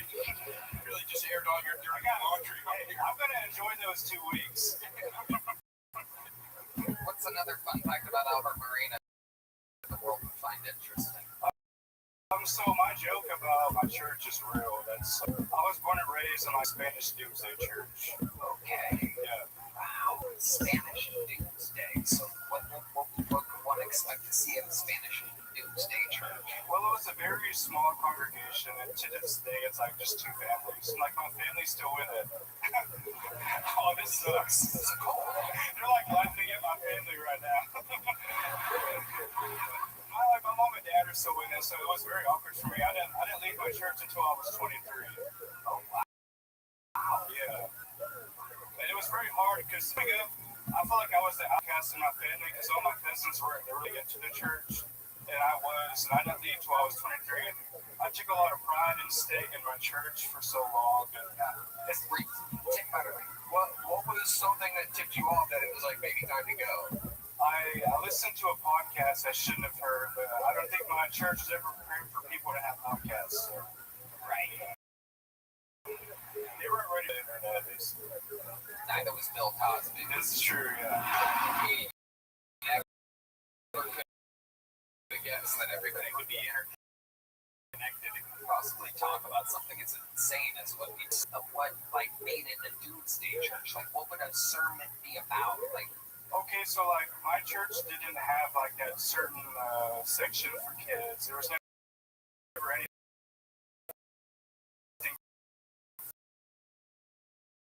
for kids. It was all about the world. Pretty much. it's about what? The end of the world. Yes, the end of the world. Okay, so Spanish think that the end of the world happens. What happens at the end of the okay. thing? Does every food art and every car turn into something like I that? think it was probably they were just like stay Minneapolis. Maybe they were right. Or I spent my whole life. I think at the I was about 10 years old.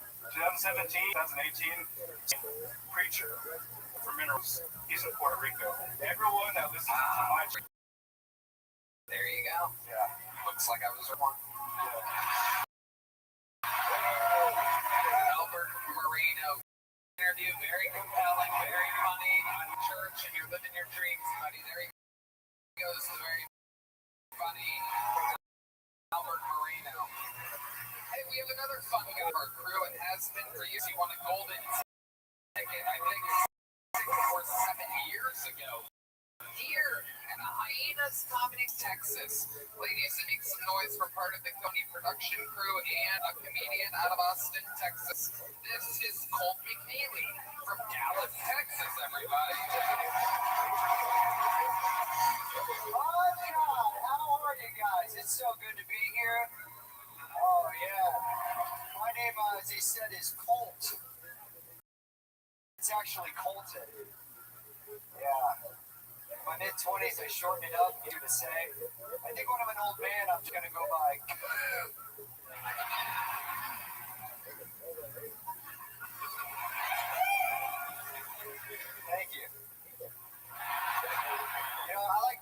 I saw that movie Holes with Shia LaBeouf. Thank you. I saw they're remaking it. It's gonna have an all-female cast. It's true. What are they gonna call it? Even better holes? I mean, oh man, I love the news. The blacks and the gays, they don't get along. It's not my opinion. It's just what they say. You know. I get it though. You know. Imagine having both dads walk out on you. Thank you guys so much. Oh my daily. Dallas, Texas. What part of Dallas are you from? Tell these people. Oh, I'm from Allen, Texas. Let's go. All right. Churning the butter over there. I am, man. I'm happy to be here, Tony. Yes. My brother's here. Okay. Okay. Oh man, Tony, it's been crazy. Yeah, tell us about it, Cole. Man, my buddy's dad just had a stroke. Uh-huh. I know. He was telling me about it. It's really sad, right? Uh-huh. And, he said he had to spend all day at the stroke center, and I was like, that sounds like a great time. What's next? The reverse gorilla grip center? Count me in, Oh, you're just on fire right now. I'm happy to be here. What else is going on? Oh man, I've been looking at all these first ladies the presidents have, Yeah, what about them? Melania Trump's our first lady, and I was looking at all the old first might be the first lady. That is a good point. I gotta tell you, Tony, we live in Austin, but my home is Dallas, Texas. Oh, wow. Way to get the crowd you already had on your side. Oh, my God. Doomsday Preacher? Yes, so shit. Incredible. Didn't Heidi bring you out here to clean up the spill earlier? Was that you? All right. What else is going on, Cole? Oh, not much, Tony. Just been. You ran out of things that you gotta tell me. Oh, I told you everything I had to tell. Tony, I gotta tell you, Tony. Oh man, Tony, I do have to tell you. We just started selling Kill Tony fingerboards on the site. No one cares about the fingerboards. Yes, they do. Dallas, Texas. Oh my goodness. All right, cool. Anything else? Do you have any tricks up your sleeve for a fun? I've been watching the show long enough, but Colt is one of the greatest in the world, and he also famous is one of the youngest ever. What is it? Kung Fu, Taekwondo, Black Belt? Oh man, in Taekwondo. But I do gotta tell you, Tony, I've been working with you for like 6 years now. At Hyenas Comedy Club, and I haven't been kicking since I've been working for you, so I can't kick, but goddamn, I can yo-yo. All right, do a little. If they won't even see it. Make some yo-yo music, John.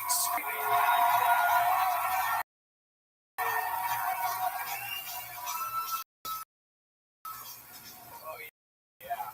Oh, we've hit a new low, ladies and gentlemen. What do you think? I love it. This is the part where you have to explain to your girlfriend the show that you brought her to every once. No, I swear it's cool. It's funny. That's amazing. Wow, cool. Very good. Cole McNeely. Back. Put a headset on. Continue working. He is the guy that takes the piece of paper and wrangles the person and brings them to the back of the stage. That's Colt from Dallas, Texas. Which, you know what? I want to give a shout out real quick. We have a friend today, the son of the Chuck Norris is here. So can we make some fucking noise for Chuck Norris? Somewhere enjoying and seeing his mind open. Your dad was the pumpkin man. How long can this place be for Chuck Norris? He's out here somewhere. All right, back to the show. Here we go. And back to the bucket we go. Make some noise for Ashley and... Damn.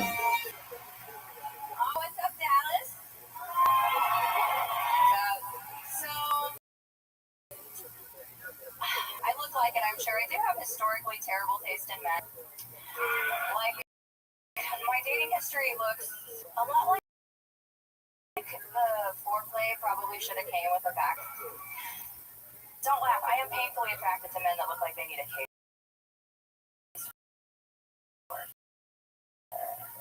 Or have one already.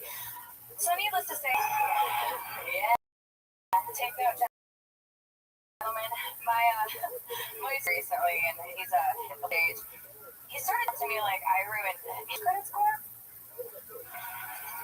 Like, I used to rock this giant man child back and forth to go to sleep, and now I just rock back and forth after reading his Google search history. He started talking to girls too recently. Yeah, hell yeah. So, needless to say, I did have to. I'm sorry, you gotta do it. Somebody's gotta check their phones. Yeah, I had to do it. I had to do it. Shit, it's okay though. Welcome to the show. How are you? I'm just looking around at I'm sitting inside and I kept looking around going, please don't call me. Holy shit. This is a lot of people. This is awesome. Good for you. Hell yeah. Okay. Yeah. All right.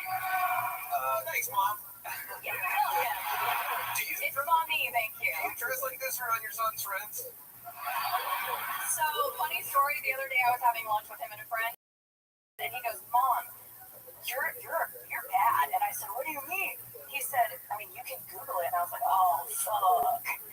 Oh, no. Like, my heart to my stomach. He meant baddie. Like, I was hot, and his friend... Hey, you're such a fuckable. I was like, ew. Yeah. Something like that. It's a real weird thing I didn't get it. to say. All of my bad choices went and flashed before my eyes, though. That's all I know. Is there anything out when you scared? What could he possibly have found?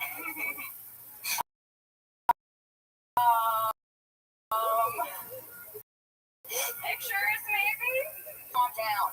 Okay, Ashley, let's talk about it. What do you do for You're work? doing no OnlyFans. Okay. Stick with me, Ashley. Don't pay attention to them. I'm used to them. I got you. Definitely. You are used to Stick with me over here. I got you. What do you do for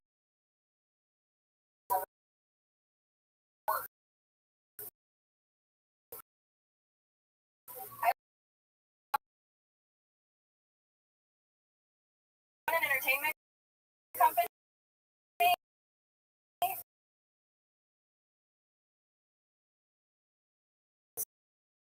So I host karaoke and open mic comedy all over DFW.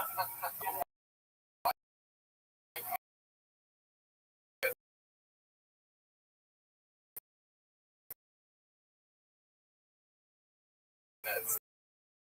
What did you do before that? I was in sales,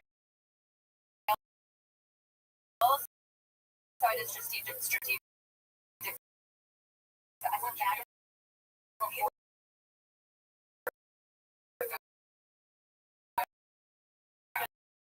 Door. What did you do before that? I sold magazines. It's all I've ever done is sell since I was 8. That's it? Yeah, my dad had me out there knocking doors on Amber Alert. It was wild. Okay. How many kids have? 2. And one is about to be. Okay, you still with the baby dad? Oh, no. So, thought I would remember. It's not funny. Now I remember you. I was just gonna say, before we get too far with that, to look up giant thin-titted women. soda. I like that. Heavily advanced for drinking heavy whipping cream right from the womb. And those, we Paid a lot, so. goodness, each. Gummy. Oh, yeah, got me. No, Gummies asking if they're gummy or if. But yeah, right. Give us an example. I don't really in a relation. You know what? You're in a relation. I was in a relationship. I'm recently unengaged, which is funny because you foreshadowed this actually. Totally did. The last time I saw you, your fiance is gonna get on you and leave you, and I was like, wow, you're being kind of You don't have a guy now. Wow. For fun, what are you dragging this 15 and 9-year-old? I host like 4 shows a week of caring, so I am super busy, and I'm producing a competition statewide for you.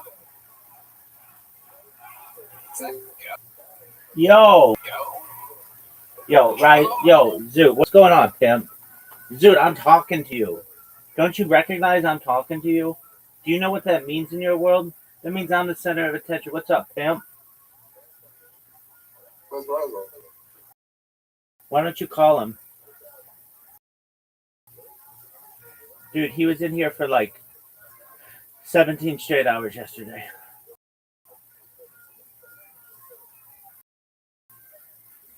Would you please call him? Yeah. Thanks, sir.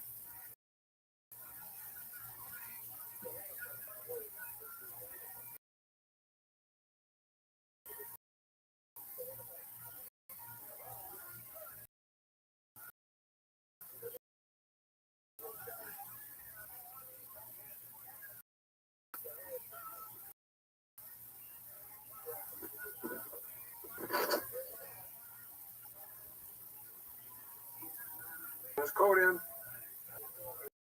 Okay. And he didn't pick up?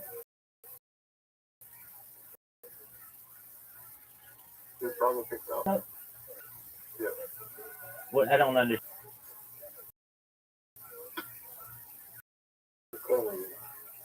Okay, you're calling him.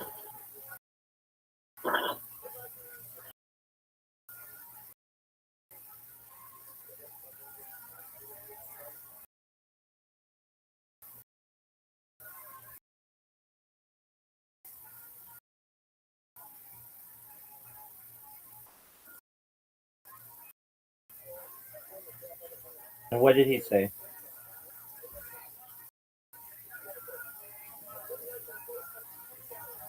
Now.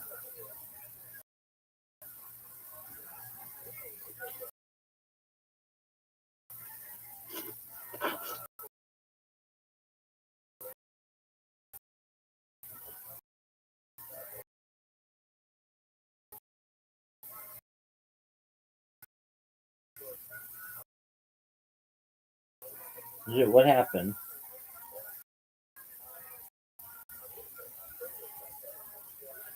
Zoot, what happened, big dog? Calling him now.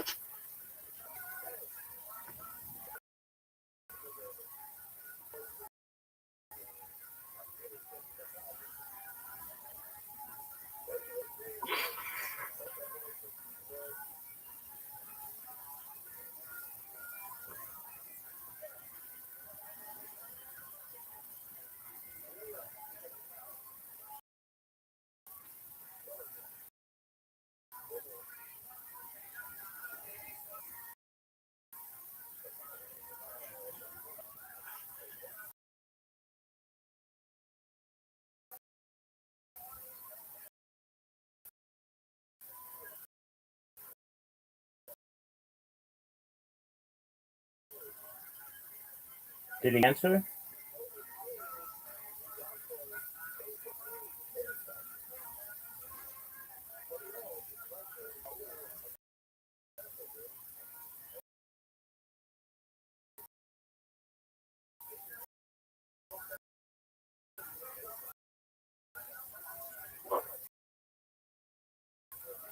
He did not answer.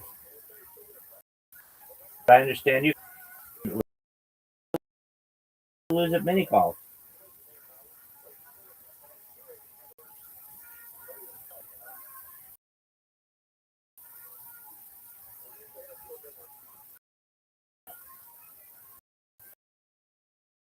I just sent you an invitation. Did you get my invitation?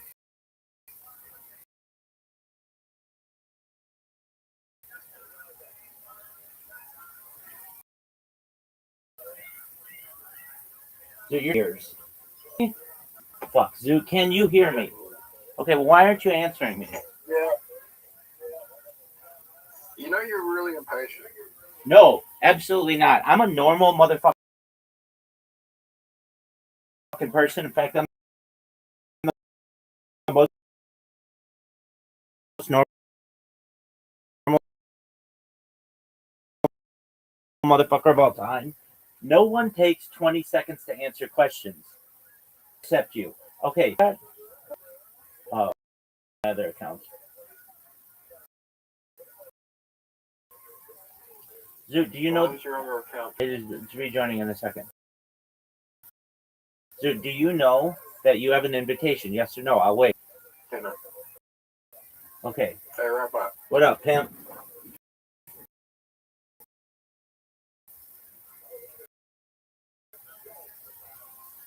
How many games in a row I can beat? I had a lucid dream. What was it about?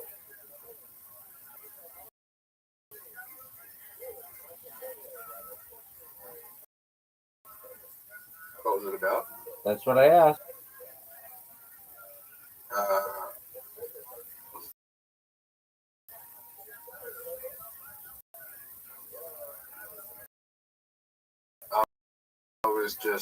I realized I was in a dream, so I just let's stop changing my hair color. And I started blowing bubbles. Dude, that was the most incredible shot I've ever seen.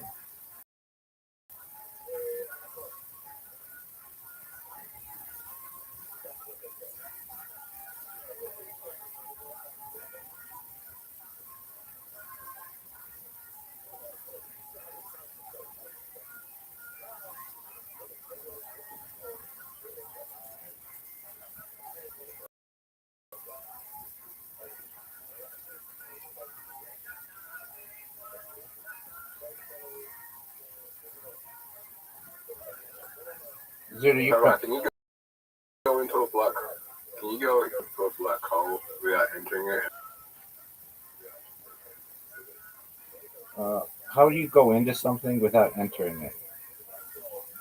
Sorry, can you enter partial black hole and exit? Can you be near a black hole?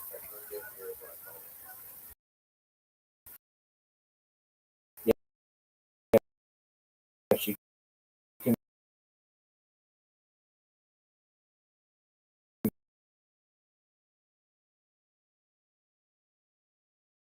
be near a black hole, but gravitational forces will tear you apart.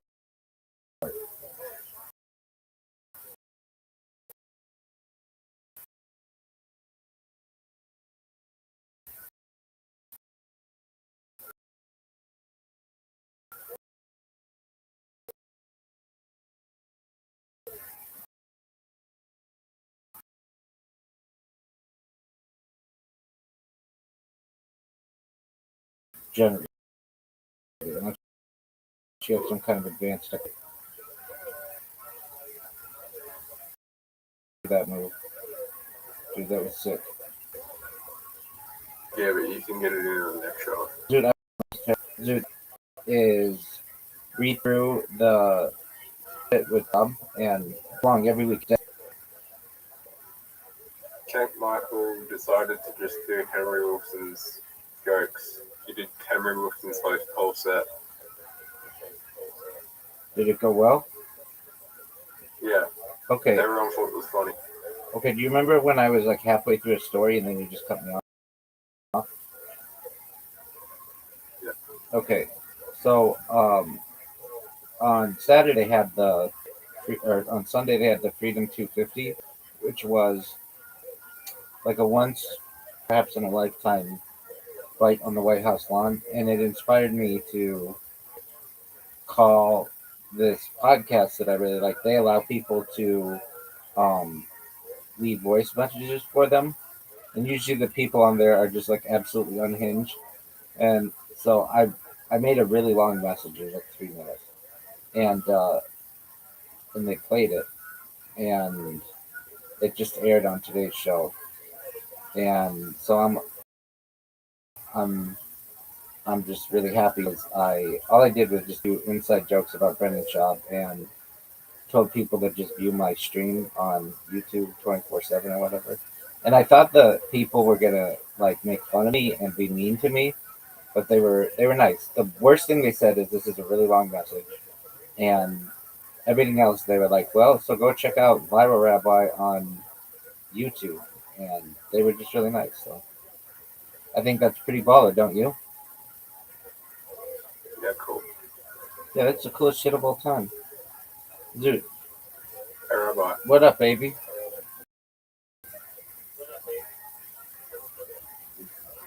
you gonna make this shot?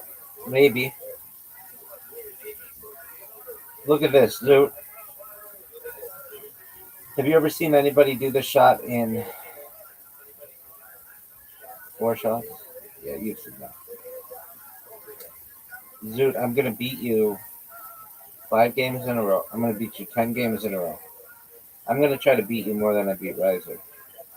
Dude, this is this is my best hole, and you haven't. Oh no! And you haven't beaten me on this hole in like 60 tries. I've never done that. You just lost.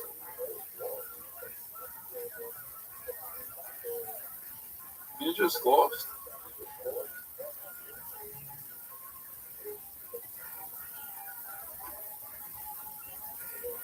I'm still gonna win.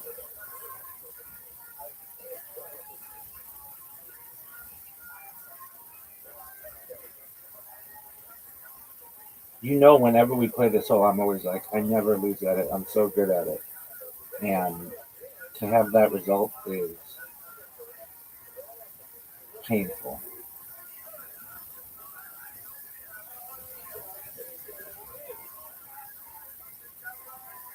Dude, are you gonna hit the ball, or are you just gonna check your text messages for dudes or girls or whatever floats your boat? Are you gonna go though? Dude, you're so frustrating.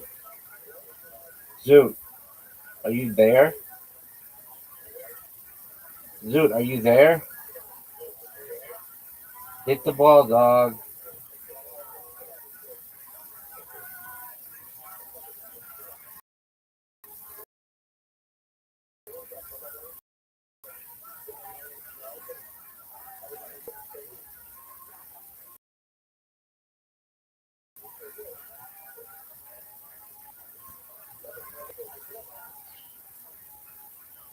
Dude disconnected.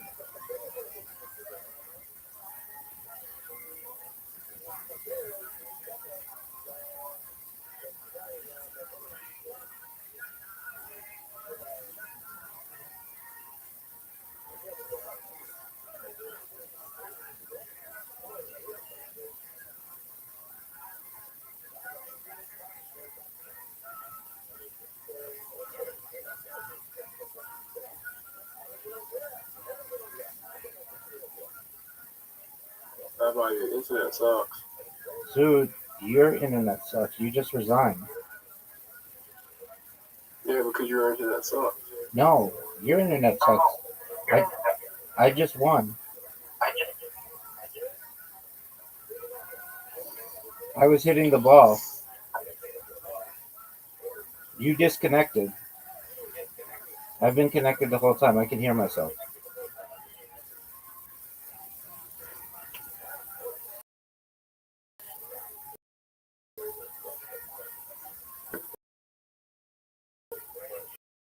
Dude, every game that we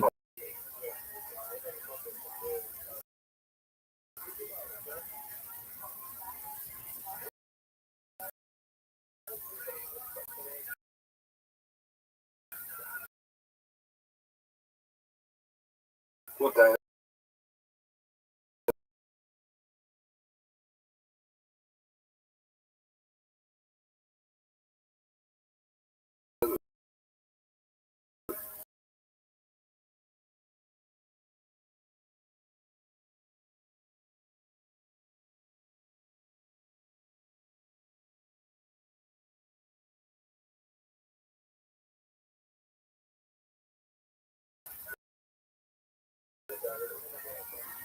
just started meditation. You know, to quote you, I just won.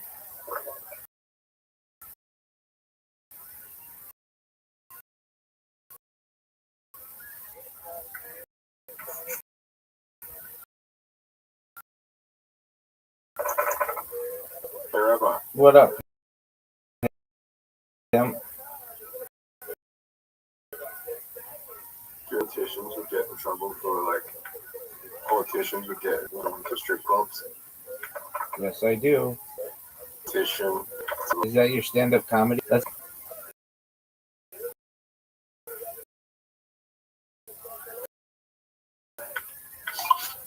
Are you proud of that joke? Yeah. You should be. It's good. Dude, what are your thoughts? I got a three. Five. I think I'm gonna go for 5. Before finish my 5 straight.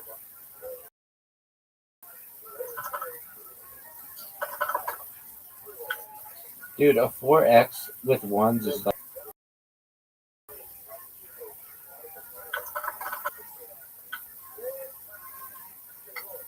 The 5x is one. The 5 of ones is weird. Right. That's not good. Which doesn't make sense.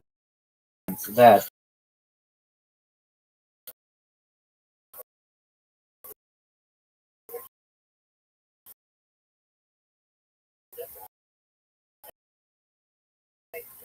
Four gets you like 4 plus whatever. That isn't logic. Oh, Zoo, do you know who Valerie Vaughn is? right? Do you know who Valerie Vaughn is? My favorite one. That's a good point. Do you know who Heidi is from Kill Tony? No. You don't know who Heidi is?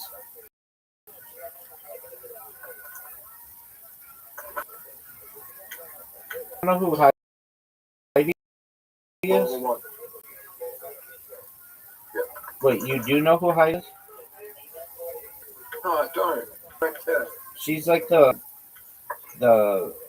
ring girl or whatever who cleans up the table and gets them drinks and stuff during the show. You know who I'm referencing? Yeah, I do. Would you give her a shoot in the shorts? Does she get paid a lot? She does free. It's a voluntary gig. In exchange, they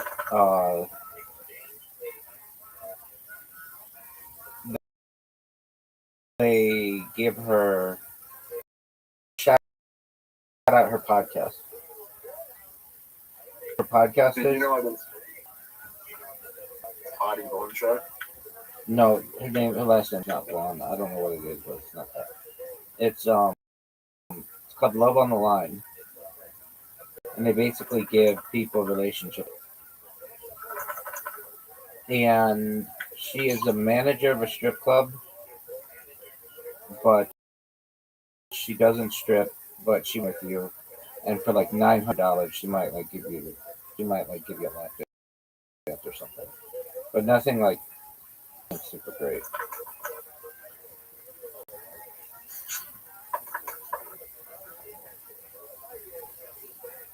I just wrote a form. You, She? how old is she? She's probably like 28.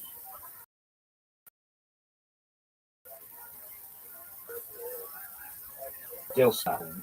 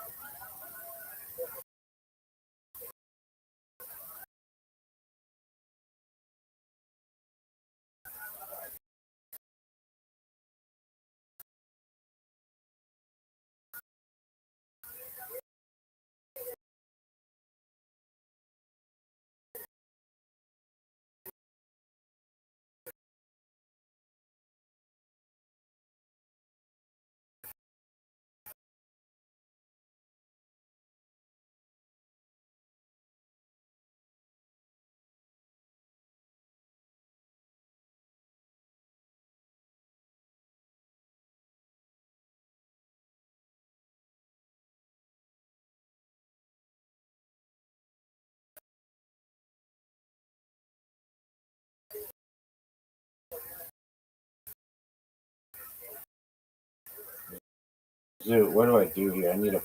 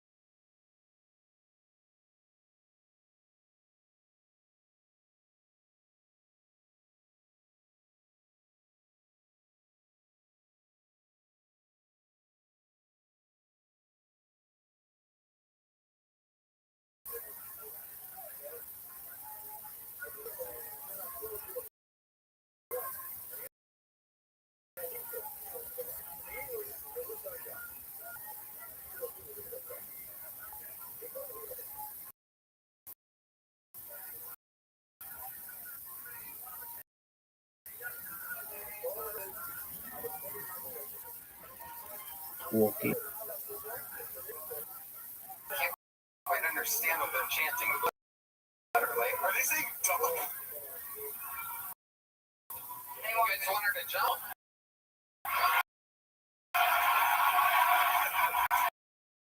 I mean, Ashley and now I throw a real carry. More of a comedian, let's be real. How many you jump right now? Jumping back. 3, 4. Don't make me. Oh, you're not loving this. There, you fucking. My niece is She's gonna find this clip in her son's Google history later. strong chance of that. Yeah. Ashley and My niece can't handle that though. I'm only 34, but they're menopausal. medium-sized joke. I know, it's better than life. If you want, I'll make it in your. Just stay there. Don't move. Oh, boss. Fuck that one. Hands. Sorry. Aw, you can't win them all. Thank you, Little Tony. sticky hand. You guys, you've been doing Texas Ranger. Let's go where you want them to. Yes, that was salt. You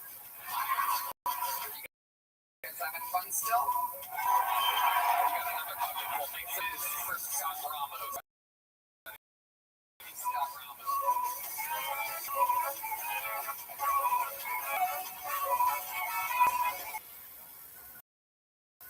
What's going on, guys? My name's Scott. From work with. Like, if you want to get shit done, stay away from me. But if you want to have you ever gotten a truck shit, but it's not the worst you've done? So when you get called out for it, you almost feel offended or mad on yourself. My boss is like, Scott, you've been coming in late. Money, just not gonna work. Yes, I do still y'all. Thanks you. I go to the supermarket and people give me wait time. One guy thanked me for my service, and I didn't respond. So I was like, yes, sir, I did Tuesday in Dallas. Did a tour. Arlington, we lost a lot of good men here.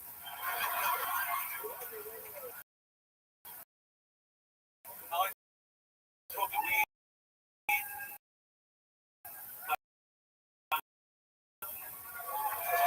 What up, my boy? Hi, Thomas. How are you? What up, Tony, brother? No, somebody else dead. Wow, stop. Oh my. Whoa. Oh my goodness. Just got himself a new stick with even on stand-up. I mean, it's been like 8 to 10 years. Like, fucking bullshit. Okay. Yeah, I'm sorry. Why be bullshit? Dude, what are you doing? Why you be? They ask you why you be bullshit. Drugs are fun. Why you be? Drugs are fun. I'm What sorry. kind of things are we talking about? No, we're good. No? No, we're good.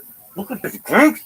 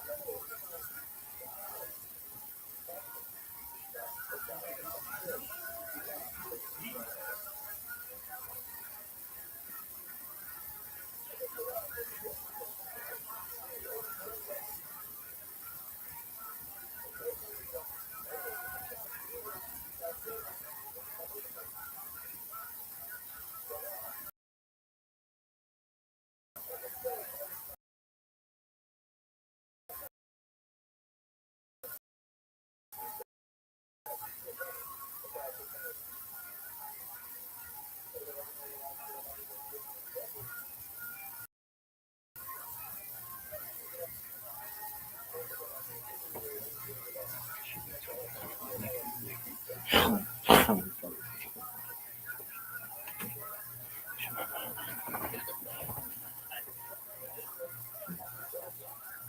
yeah, we good. All right. Some crack. See, now that I went extreme, now I look back. You do. Now I do. Really? No, Oh, okay. So what do? You don't look like you've done cocaine once in your life. You look like Oh, everybody, stop what you're doing. you should have saw me in the Riser just missed everybody's favorite Australian. How you living, Pimp? Oh, he's coming back. You're bringing him back. What's up, big dog? Yo, Slept for 12. you slept for 12 hours. I totally understand, dude. I was zonked. They played my regular podcast, and I thought they were going to make fun of me. I was pretty worried about it. But the worst they said is it's really long. That's all. That's cool. All my shit's long. And they were like, all right, well, check out Viral Rabbi and YouTube and Filtered by Live and join our Patreon. And I made them laugh, so that's cool. That's baller. And then also, I was supposed to do a podcast on Friday, but because the name of the podcast has the word that I don't like, CONSPIRACY, I canceled on it. And I don't want my name or my brand associated directly with that. I'm sure that, it brings things up to people, but that's not what I really like to talk about. I like to talk about the future and humanity and world peace and Why don't stuff. you go educate them on why the term is not I thought about it. good? But it's not good. I understand it. That's their brand, but when you get into AI and like, Rabbi was on this podcast, I don't be with associated with me, so but that's okay. I'm doing another podcast later, and that's just because I can't edit AI, and it could be in there for like millions of years or whatever. And it's like, no, just because I did this one podcast, I don't want to be seen as this person who is in that movement, because I'm not. If anything, I'm a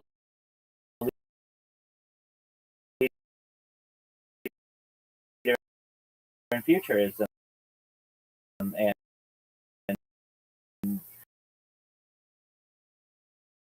pacifism and sexiness, and everybody knows that. But yeah, so that's what I've got going. But yeah, when I woke, I was like, I wanted the show that I was on in the 80s, and why is it called that? Because one of the guys' last name is Cooney, and I was like, right when I go all the way to the end, and I immediately heard my voice, which is like, just it's shocking, and I'm like, uh-oh, they played it. I believe I did that, and it's not a huge podcast, but it means so much. Okay, all right, that's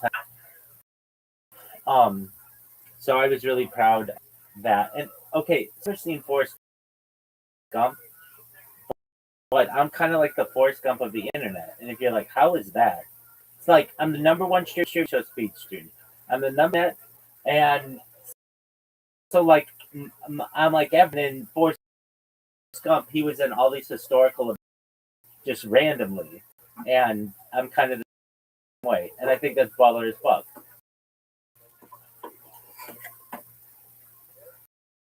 Facts is right.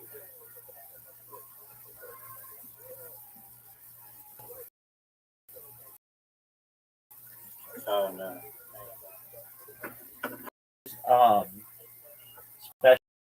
Special in, well, first I have to say I watched Brendan Schaub again.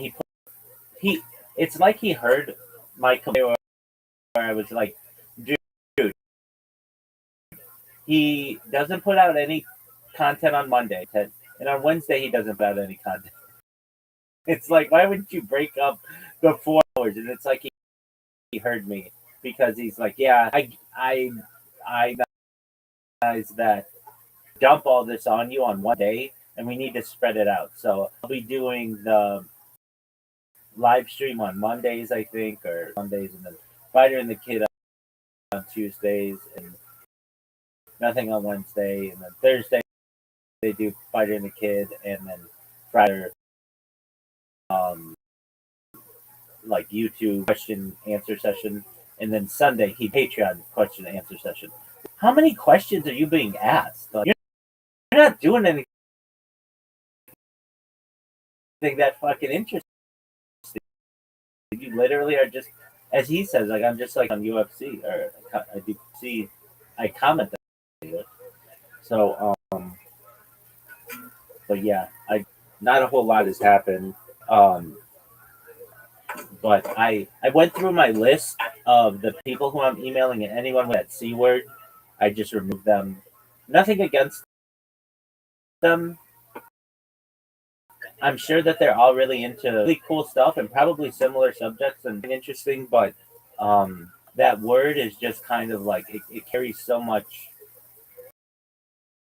baggage online that I just want to stay away from it. And one thing, if in the future do you think Nick Jonas would agree with that? I think Kevin Jones. Ways that I like even more that I'm totally fine to be on, which is skeptic. Skeptic is for asking questions. There's nothing wrong with that. In fact, that's a wonderful thing. But the other thing is just it carries so much. I just don't like it. I don't. I've never liked the term. What up, Zoot? How you living?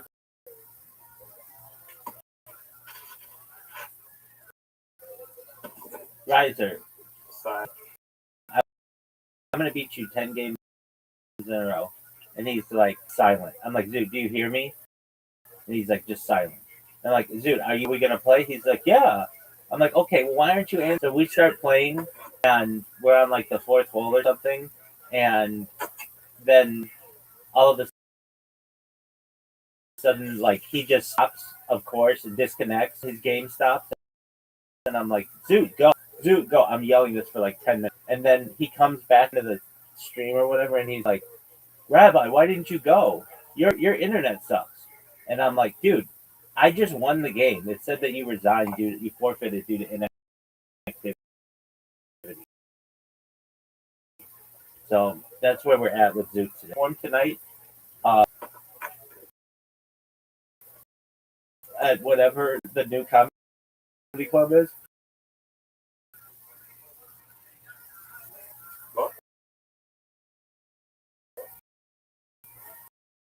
Are you going to perform at the new comedy club? About South Australian comedy, everything. I know. Foremost, it's too far. Yeah. Oh, this one's a new one that's like the one's on Wednesday nights is every. Oh, okay, So okay. it's not until next week. So in your area, you have 3 comedy clubs now. Just one of them is far away. No, there's more than that. Oh, okay. Well, why do you only talk about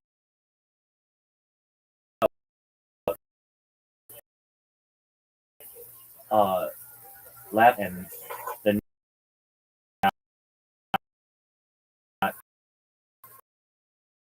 any of the others? Because they're shit. They get what to Zoot night? I went to Melbourne. No. that's too far. But I'm just talking like if you in your area able to travel within 100 miles. So more like nights a week. That'd be Christmas, Easter, that'd be all quite fun. No, than that, duh. I'm just talking on a random night in the winter. No. Okay, so really, Laugh Lab on Monday, and then the other place every other Tuesday, and then the new place, which is like maybe once or whatever. Like in Austin, Texas, or of course New York or LA, you can find a form every night and go up, especially LA, multiple times a night at different places. But it's not like maybe 3 or 4 times a week maximum.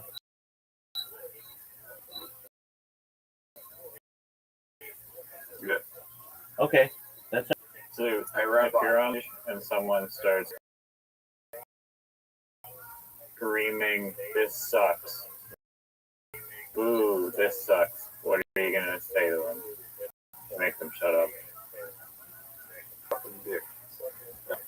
I don't come to your work and suck all the dicks.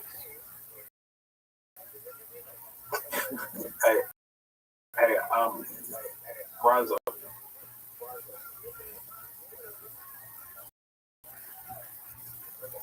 Zuta's talking to you. Yes, suit.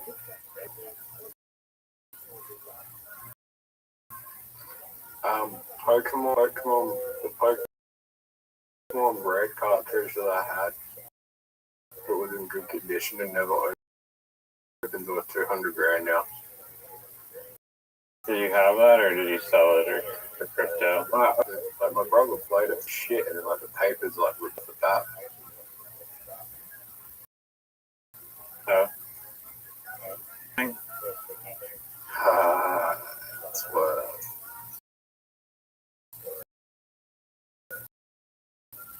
Okay, a good condition. Okay, that's a 9.0. If it's 10, then it's 300 grand, and 9.0 is like a little bit sucks. what a car break is. It's a car. What did you say? Card what?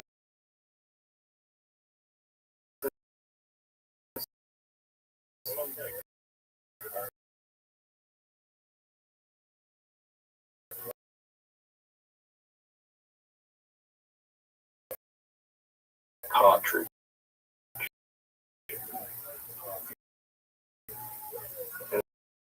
Pokemon card is a card, right? A cartridge. The game is a cartridge.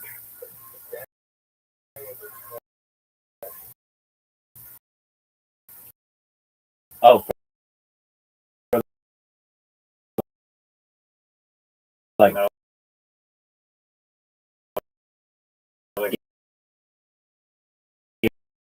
Game Boy.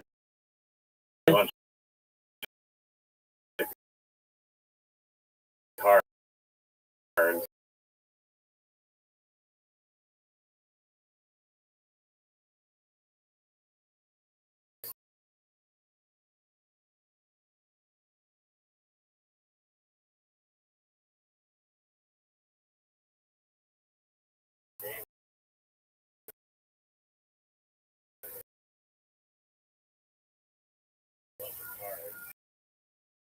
No, the game is a cartridge.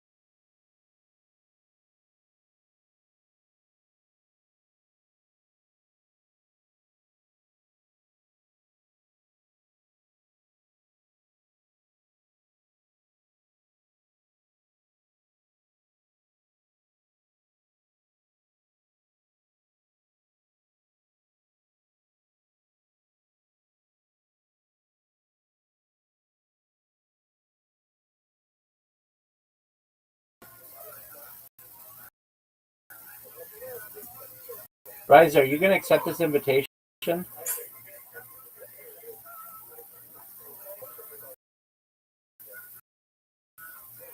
All right, are you gentlemen ready for the break at all time?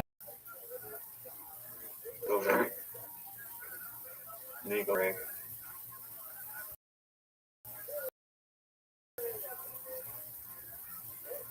See that shot? Legal. Did you see that shot? No. No. No. I just took it.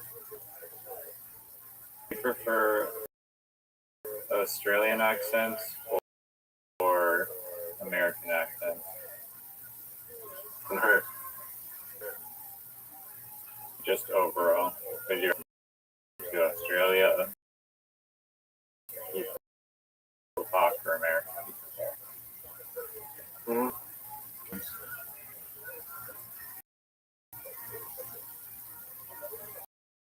Strange. We have Southern accent, Boston accent, North Atlantic. No, I'm not talking about that. I'm talking about how he's rabbi, whatever our accent is known as.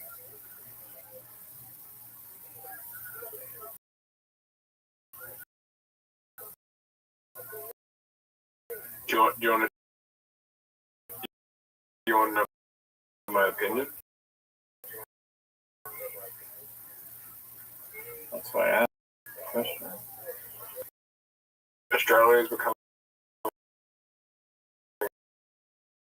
a multicultural country, and Australian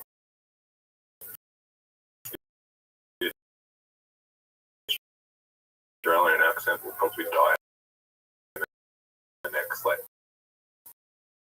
30 to 50 years.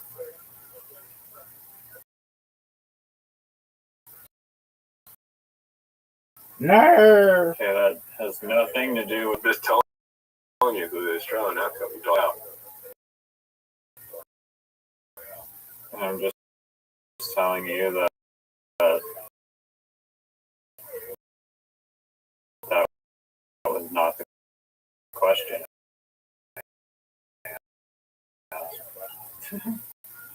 Dude, are you?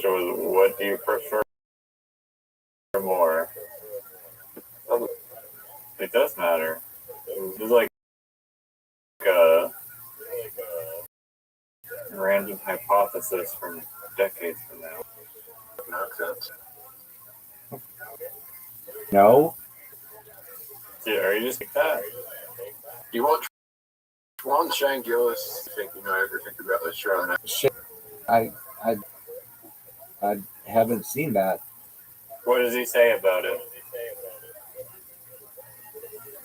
Said, imagine on 9/11 you're in a building and you hear a guy with an Australian accent. Boy, that plane's coming in real close. Dude, tell Riser your new joke. It's pretty good. I'm skeptical about that. Do you remember when politicians just got in trouble for smoking marijuana and going to strip clubs? The next politician goes to strip clubs and does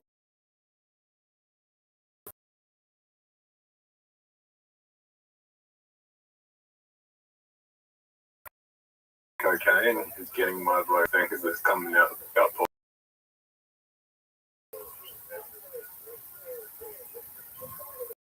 That's the guy that was a normal joke. That was very follow and made sense. Every other one.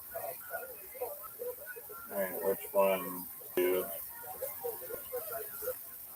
I hate it? I just gave Riser the win.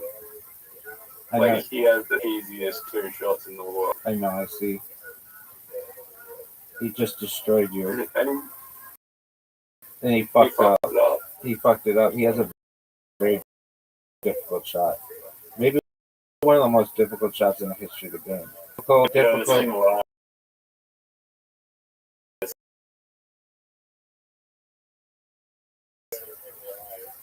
This thing lies. It finds the fucking shadow update. Oh, nice scratch, buddy. There's bullshit. If you scratch on the last thing with the 8-ball, you lose. You lose. In April. It's the same. Doesn't matter if it's an 8 or 9 or yellow or green or turquoise.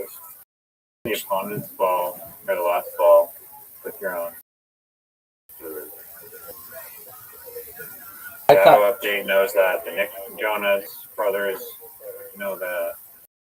I thought I had lost as well. So did I beat both of you, and that now you have to climb the King's.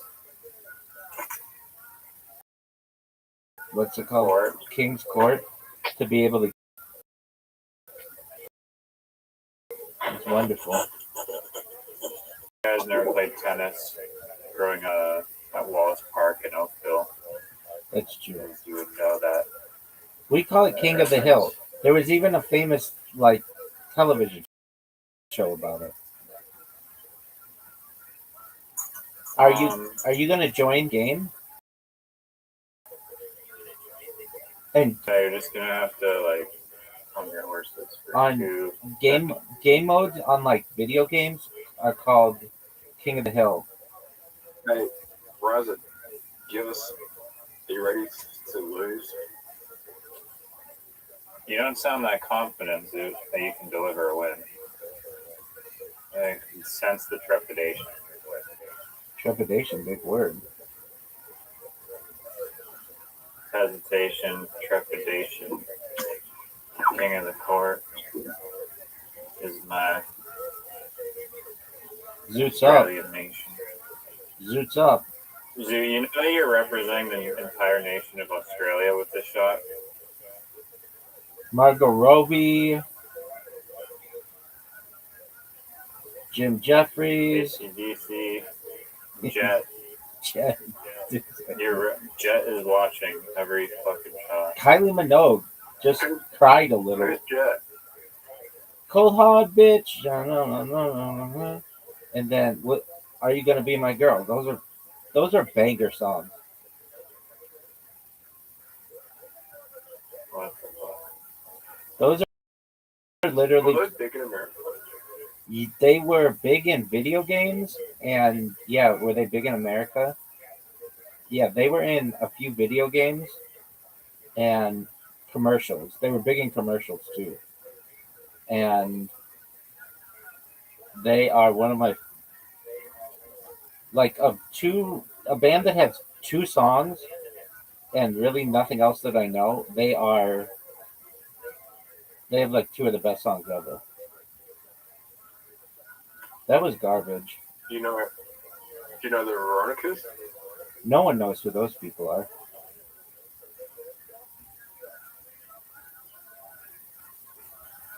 That was, dude. Dude. I have to tell you, that You was know one. Guy Sebastian? Who? Guy Sebastian. Dude, are you speaking Outland or Outback? You know Guy Sebastian?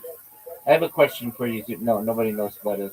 Are there guys who live on the Outback who drive a Subaru Outback? Have you ever heard the song "These Battle Scars" with Lupe Fiasco? No one's ever heard that song, right? Zoo. No one. So one of the biggest hits in the world, Battle Scars. In what, 2014? Oh wait, Yeah, around that time. hold on. I do know that song. I think. You're Guy Sebastian. That's the first winner of Australian Idol. Okay, is Gas Bastion as good as Jet? The answer is no. What is Riser doing? Making toast. I mean, that sounds like a you problem, baby. I think everyone needs to pass so I can get my turn back. I mean, Guy Sebastian had a bigger hit than Jet. That was one of the worst decisions for a ball, for a shot ever. I like how that was deliberately against me and didn't go in. What about in excess? In excess? Yeah, I referenced them this morning as their lead singer in a hands on a hard body scenario. What about Kid Leroy? Kid LaRue? Kid Leroy. Yeah, I've heard of that person. Riser, are you gonna go? I'm making toast. I mean, that sounds like a you problem, baby. You're gonna be eliminated.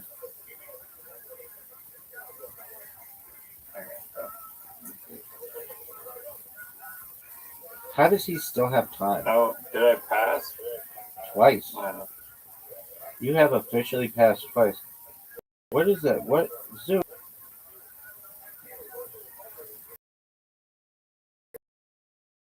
Zoom sending the Bosnia and Herzegovina.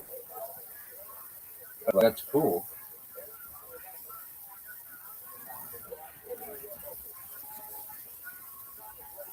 So what's the timeline for when you become a headliner?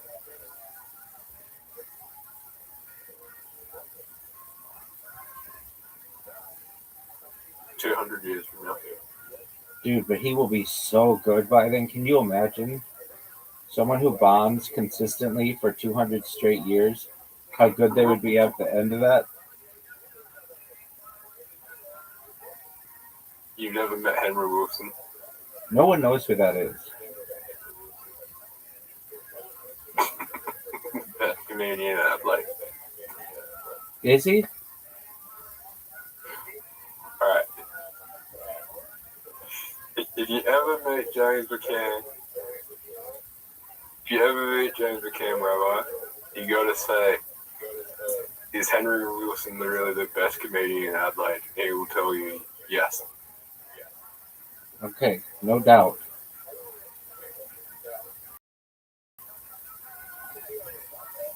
Have you listened to James McCann? Is this guy actually funny?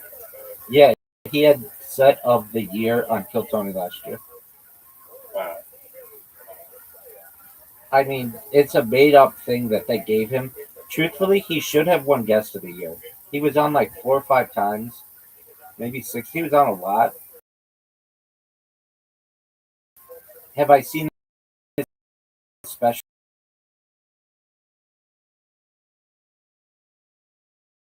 Black Israelite? No. It's devastatingly bad. So I got Jim Jeffries actually. Should you go see Jim Jeffries next month? You'll pussy out, and that's cool.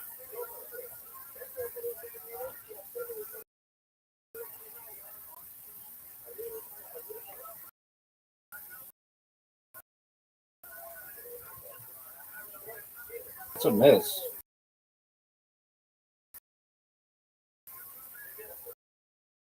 That's a miss. It's one of the great misses of the game. Fuck was that? Riser, what the fuck was that, dog? That thing lied. I was supposed to hit the ball.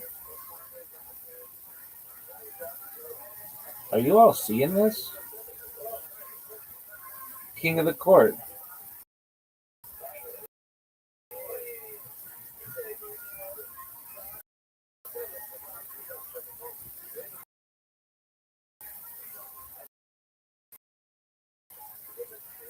Just absolutely perfect.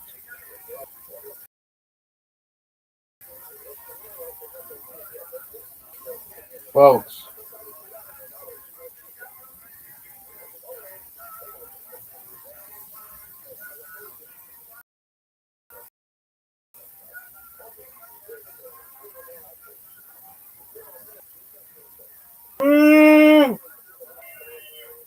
Wow.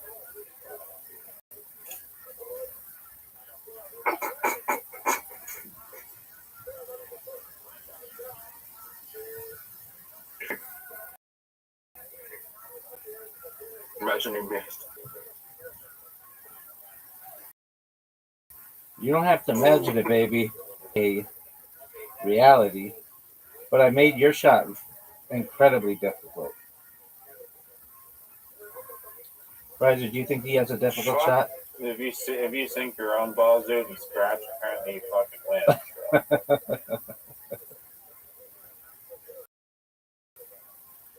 I like how Zoot knew that.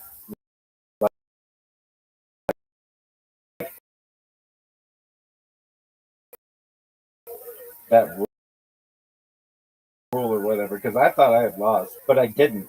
And it's over, folks. To defend the hill, king of the castle, king of the court, biggest pimp of all time. I passed on 2 turns. Okay.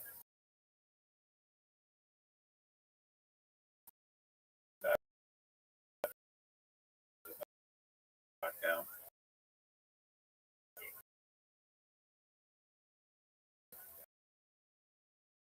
Dog.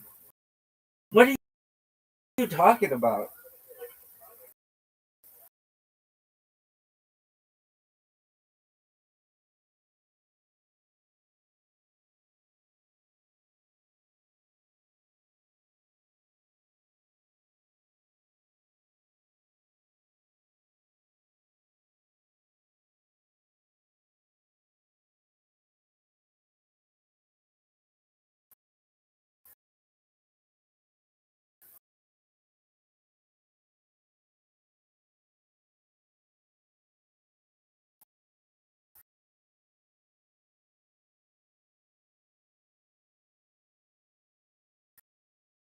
Doesn't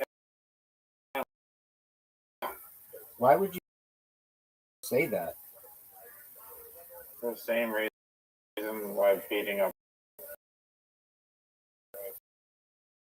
wheelchair people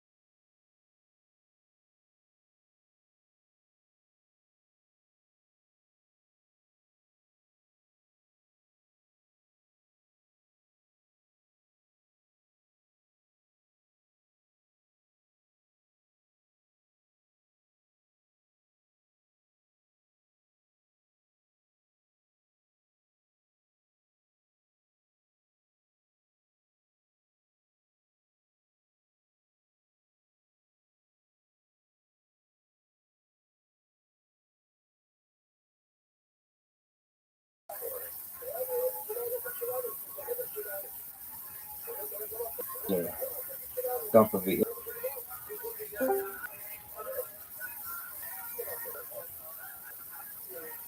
One of the. It's short. That's definitely. Well, that's going in. That was one of the most beautiful shots.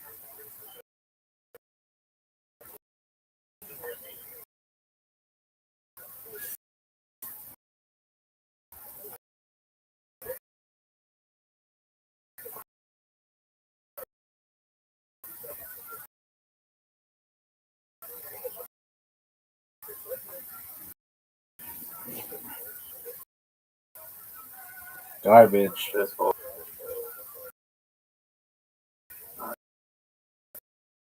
good.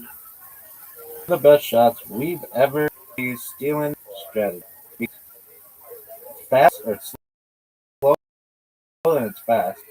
But did you see that I just scored?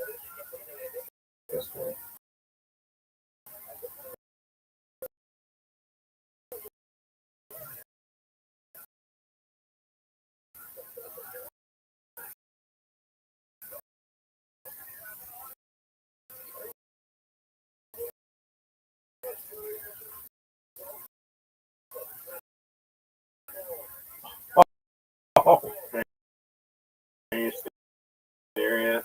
Wow. Riser. What are your thoughts on that shot?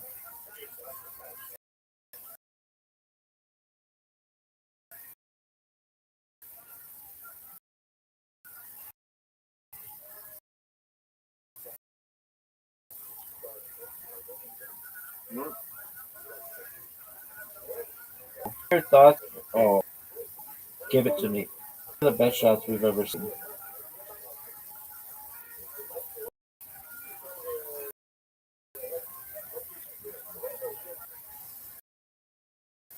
Garbage angle.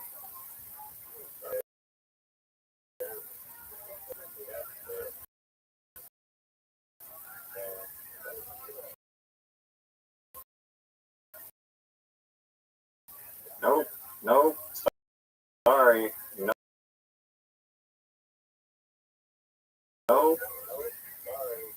That's fuck. Fuck.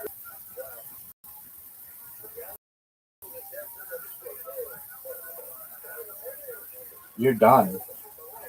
Go. Oh.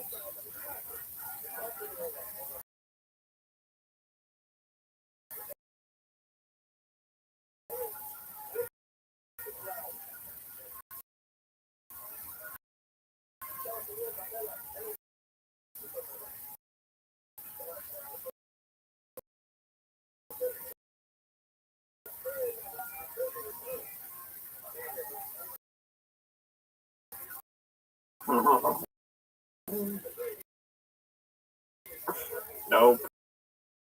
Not even close. Can't go that way. I know. Terrible idea. One of What are the your thoughts on that comeback? You had blew it. You were in the lead and then you blew it. I'm like on like an 8 now. I fuck off.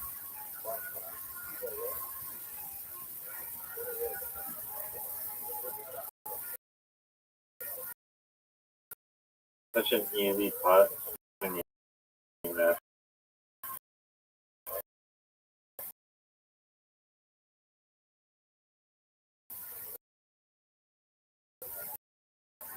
Stop.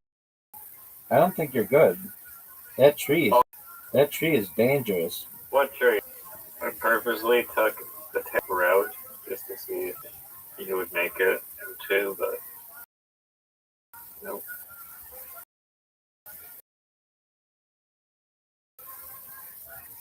How was your toast? What are you, British?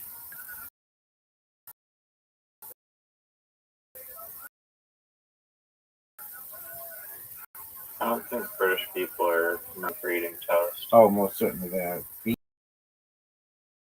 and toast. is a thing. Beans and toast is disgusting. I agree. Makes me sick. The best shot of career right here.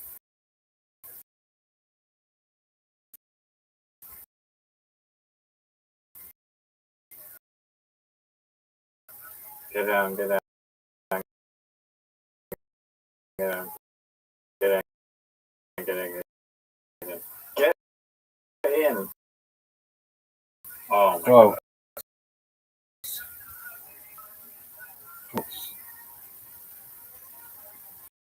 Whoa.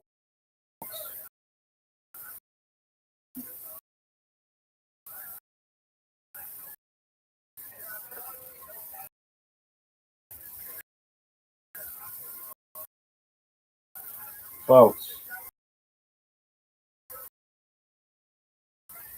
Oh, Riser doesn't know who he almost Pat got his turn.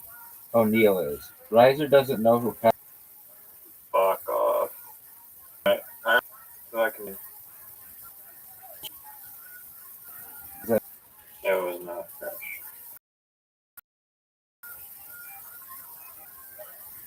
Water. Stay out of there.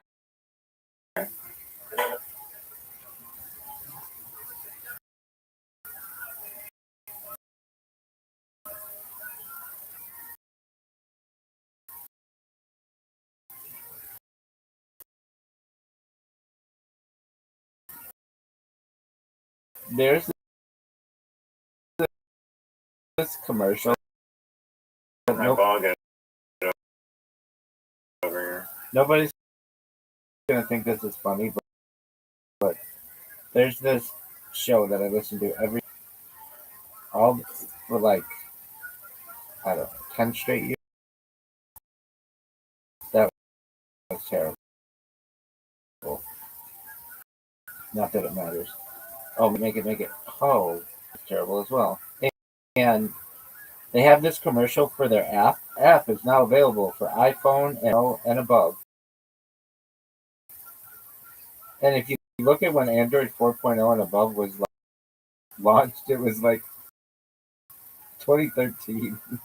So basically, this, and I just think it would be like saying like our software is available on Windows, iPhone 5. our stuff, and it's just out there. Here's my question: You not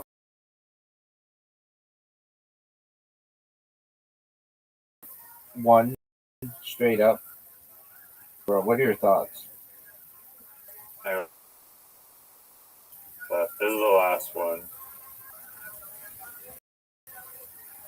The only reason I came to Zoo was like, let me just fucking leave.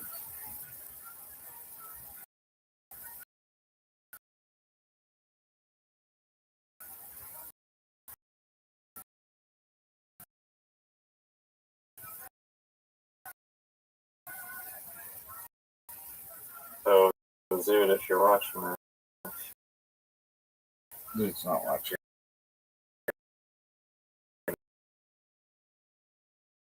not funny, your comedy sucks.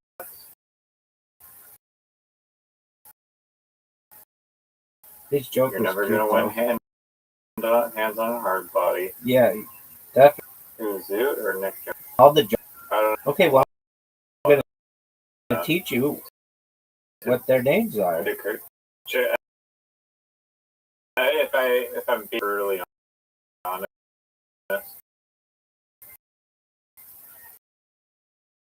and you want a serious answer, I don't know the name is Nick. The other ones are like the fuck thing. There's Joe, he's the oldest, Kevin's the youngest, and Yeah. Well, Nick is the most famous.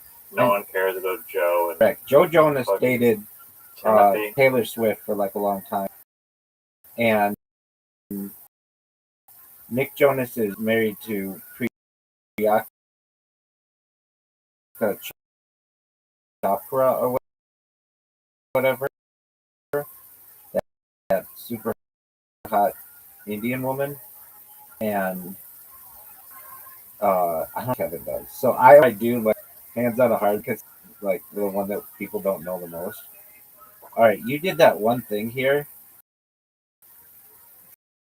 but I'm just gonna be honest with you. I don't have the balls to do it. Oh, stop! And then that Stop. place. Yeah. Would you take my shot? I can show you my technique. No, I don't want your technique. That's a garbage technique. That's terrible. You want to see my technique?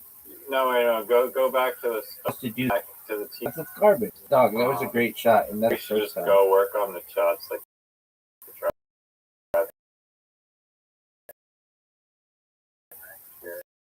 I Get really good. I have suggested that in the past, and nobody thought.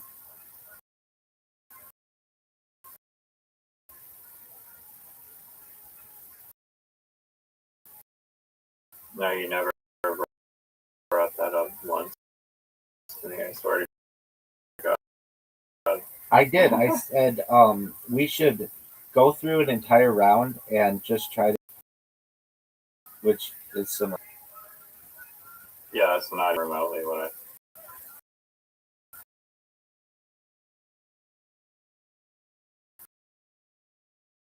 What are your thoughts on this shot? It changed the secret holes on my. Generally, Can't patent a tech. so bad at this hole. I don't think I risky shot, dude. I got kind of excited today because I saw somebody post on Reddit that Elon Musk was going to buy Reddit, which he needs to do. He should have bought Reddit and not Twitter. But then I think it was just a joke. It made me sad. Yeah, I don't think Elon did enough. Today at 3 p.m. and that seems like a long time to stay up. About that. Oh, good question. At 10. And I was Go still to at 10 a.m. no 10 p.m. I was still tired. We were playing till like 1 o'clock in the afternoon or something. Maybe I think it was, or I was up until 1 o'clock in the afternoon. And I think we were playing till like 1 o'clock in the afternoon. No, maybe like we were just being like, dude, Yeah, it was like 12 or something. dude, And then this is like yeah. this is like a sleepover that never ends. And I love overs, but there's a certain point in a sleepover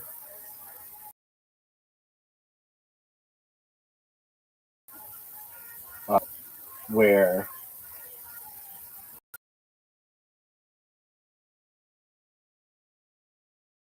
like Sleep.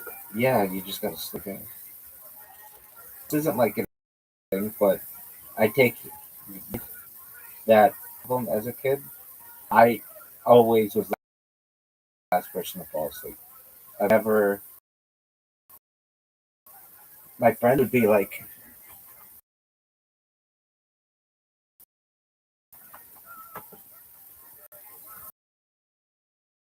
my friends would be like, they would be like thinking about something. I'd be like,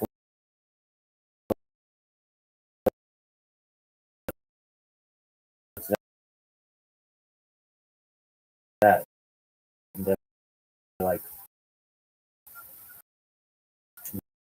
well, we're thinking like maybe we could stay up all night. And it'd be like, all right, let's do it. And then about morning would come. My friend, dogs. I would morning. They weren't awake. Parents would be getting still awake. Bed yet? What did you do? Okay, You, there are a few things. There are a few stories I'll tell them, and you do whatever you want to do. Make them short. So I had this one friend who was from New York, huge New York fan of like their New York teams, and first, do you want to stay two of us over? And we're like, my one friend was like, if you have cable on really late at night, they will have these news, and they'll have like these 1-900 commercials. A 900 number was a number that they charged you for the amount of minutes to listen to it, and it would be like hot girls are in your area wanting to view. Call 1-969-6969. Really hot, beautiful girls who want to talk to you now. Call immediately, and then at the end, it'd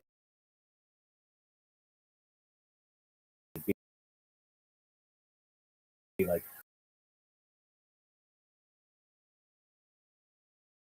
$3.99 per minute, 18 adult or something like that. So we would be like, in the past, gotten stuff like and they're like, so we call the numbers. We know we can't call the numbers because we'll get in trouble. Like we'll all get in trouble from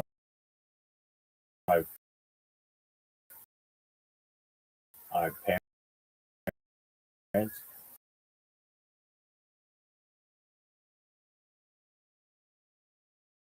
But what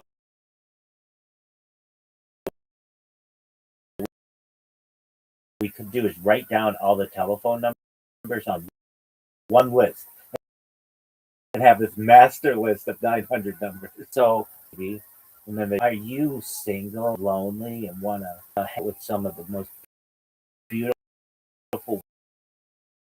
women in your area? And like then it would come again, and we write down and then the list and really called California Girls, and then this one is swimsuits or what. Then I would okay, so there's that. Uh,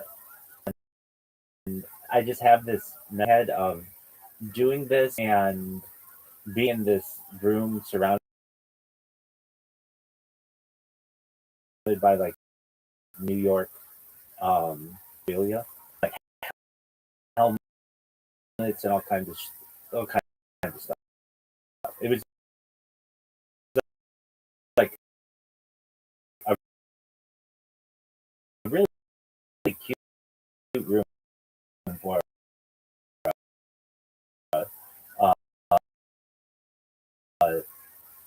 like boy, like it reminded me you would see in a magazine where he had New York bedding and pillows folding around the room. This is a Simpson trial was a witness who was known as the house guest,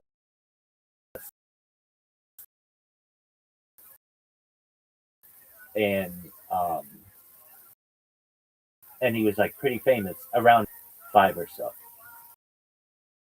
We were at another friend's house, and this other friend, his dad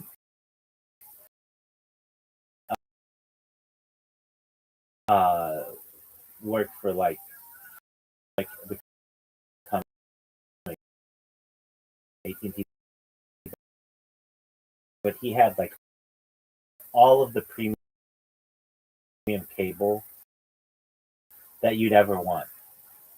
You could go, and this is like our houses, HBO and stuff. How are you, ex?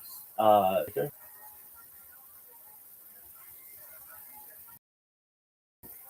you guys see what happened to Riser? Do you all see what happened to Riser? Anyway, if anybody of my story. I'll tell her. Kaiser, what the fuck, dog?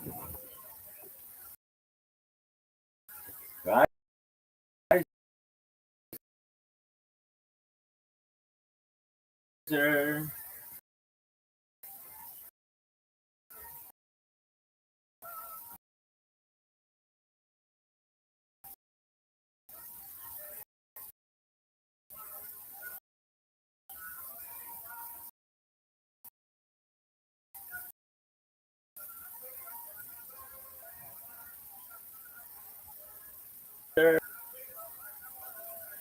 All right, if anybody.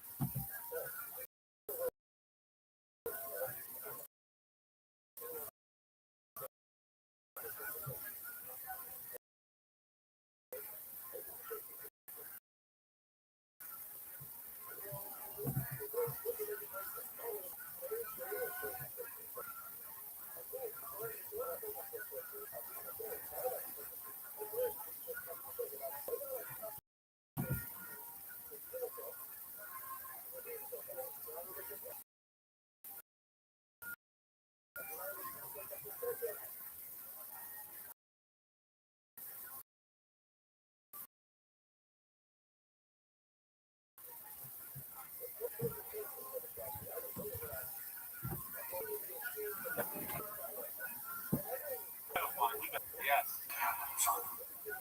Okay. So, Scott, what do you do for work? I don't know. Oh boy, you're a hell of an interview so far, Scott. You don't want to tell us what you do? I got in trouble.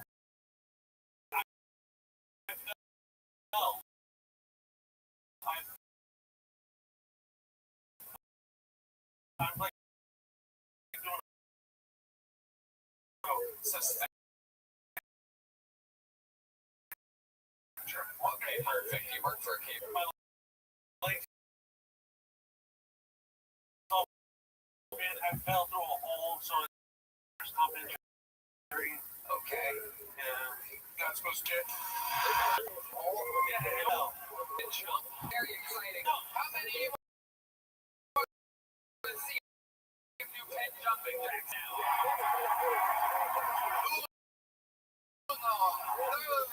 Chris. Well, I know. See. Let's go fuck up the bag. Siete. Ultra. Hey. not happening. Oh, look at that full heel turn. It's original promotion. Wow. Have you ever stitched? Is that why you think you have 34 stitches right now? You consider yourself somewhat of a You close the cage behind me. I ain't talking. okay. She's already telling me jump. No, I'm not gonna fucking jump. These people want you to jump. You keep showing them a pink. You want to show it? I mean, that's a pink base. I'll show it. You look like. This better be gnarly. Oh my god. Ladies and gentlemen, he is pulling out his wound. Oh my god.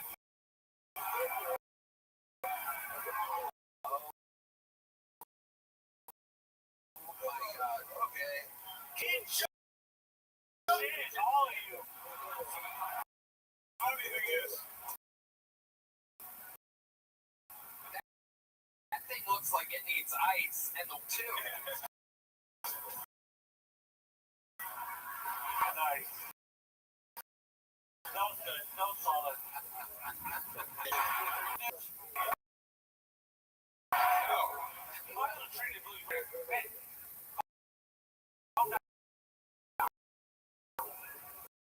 It's yes, by the way.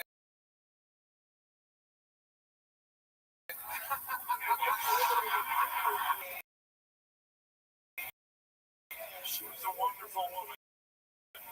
She identified as a woman, and that's what he's. Meanwhile, you can sing earlier. I can't believe this is happening. Oh, we're degrading this woman that has no two kids. They had the regular tips in. All right, Scott Ramos, you were leaving here with a medium-sized joke book, my friend. Congratulations. I know. There he goes. Goodness, that's the cute. Listen, we're all gonna die. You gotta talk to Charlie in Dallas. Getting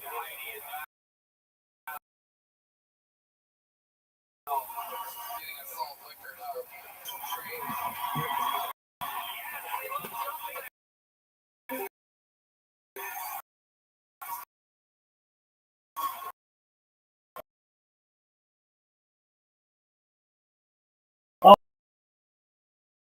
Oh, everybody, stop what you're doing.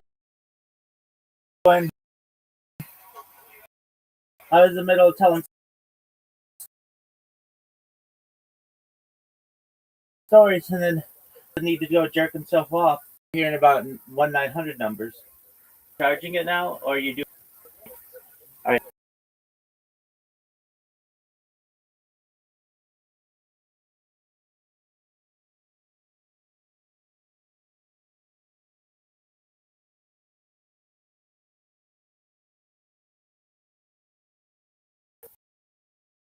I would spend a lot of time with this family. They were really cool, and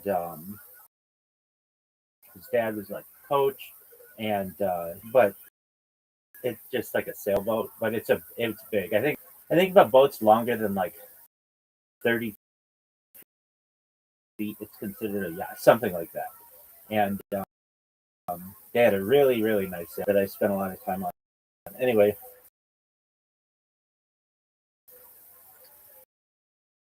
they had this really big sleepover with like all the be a thing where you would be able to, maybe it wasn't yet digital, but there was this thing called the TV Guide channel where they would show what was on the television on all the channels in the future.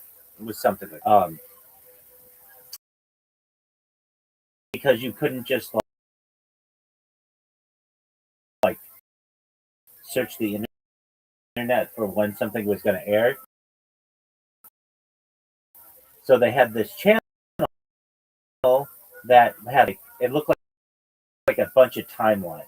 What was going to be on abashed excitement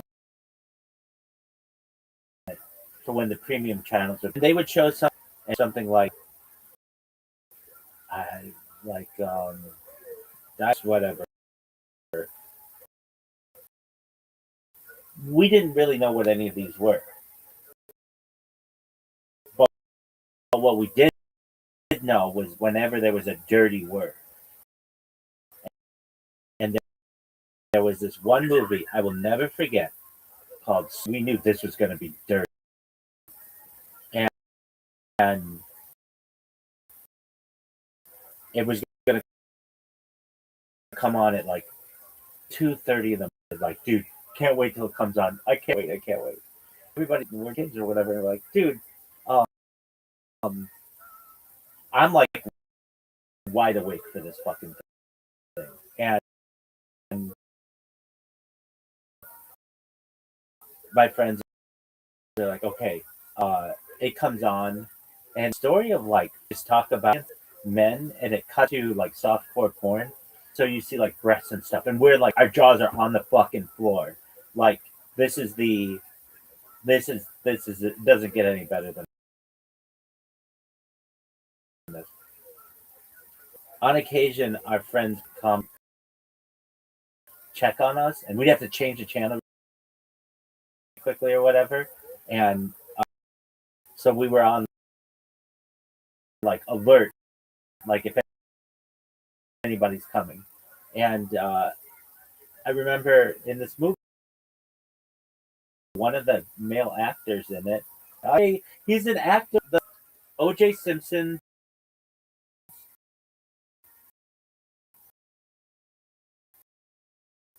guest house guesting about it. I'm like, dude, look at it. And they're like, dude, they're this guy's about to rail this chick. Like, who cares about the guy? But I was like, no, you don't understand. He's like a famous person. He's on like TV, and now here he is in like a softcore. So like we went to get tired. There's like something else on, and it would be called something like I don't know, but that went over our head. Hot heat, just it was going to be on temperature or the weather channel or something. But the fact that this movie had the words, there was that in sleepovers. What else? There would be video games and sleepovers, which would be really big. We'd be like playing Madden, and we'd try to play a whole season in Madden, and by the end, try to that was like 3 or 4 to get the Super Bowl or whatever, something like that. Whatever it was, we tried to play the whole season in one go. And my always get too tired. I just always remember being like, come on, we got to stay up. This is really important.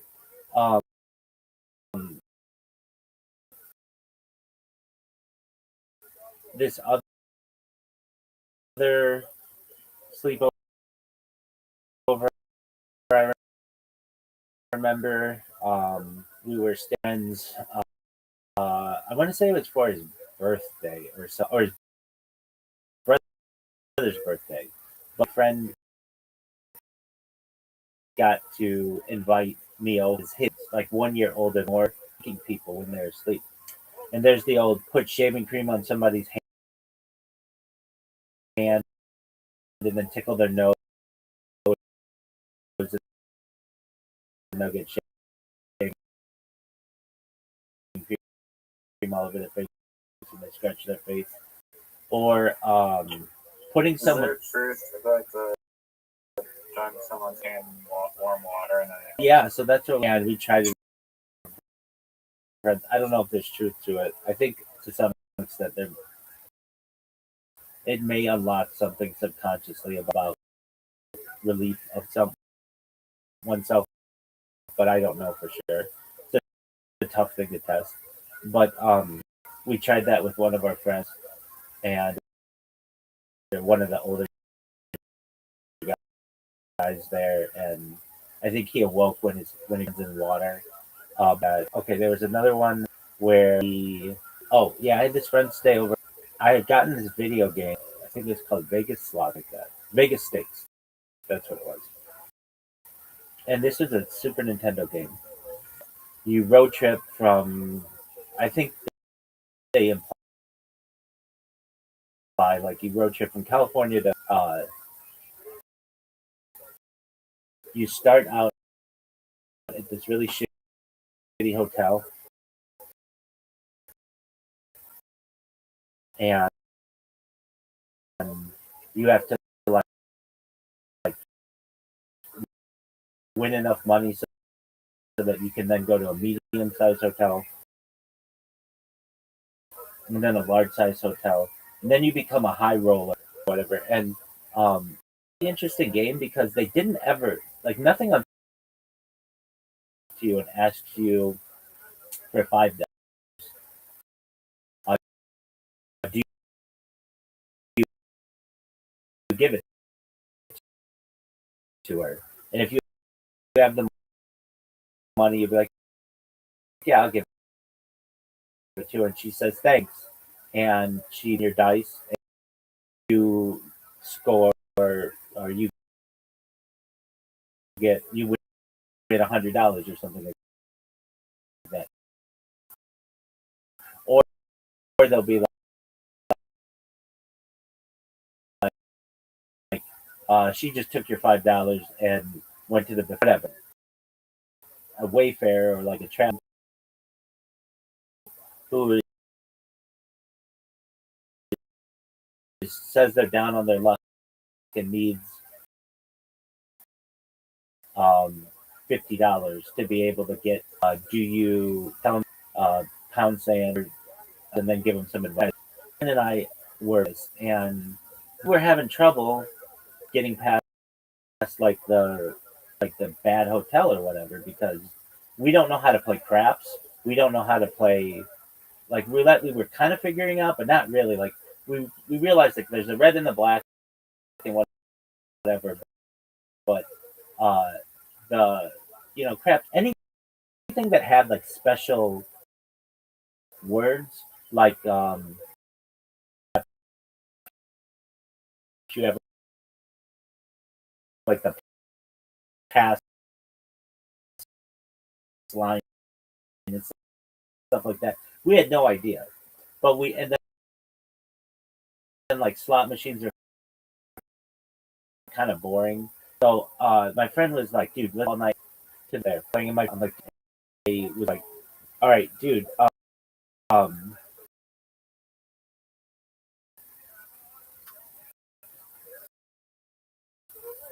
I've got an idea, and he's like, okay, go ahead and do it.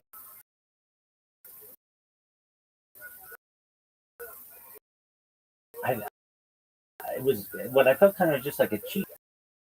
I would, well, it was cheat codes. This was different. I would save the game, and on Super Nintendo, you had a very small amount of slots. It had very little memory, but you could save. And regular Nintendo, you could not, but Super Nintendo, you could, which is a game changer. And the game, I would go to the roulette table and bet and then double it and double it and double it and double doing that. Just go back to the same to the nice hotel. Then like there's like this screen where you're gonna go into the super nice hotel. And I'm like, dude, wake up, wake up. We're going to see some place like Caesar's Palace or something. And he's like, oh, sleep, man, come on, just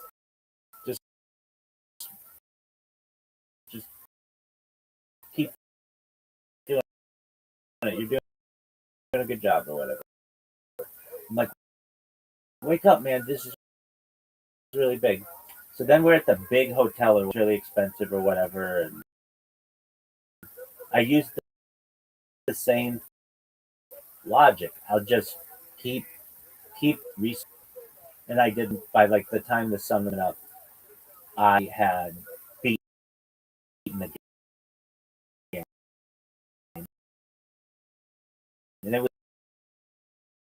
was like, I think it was the first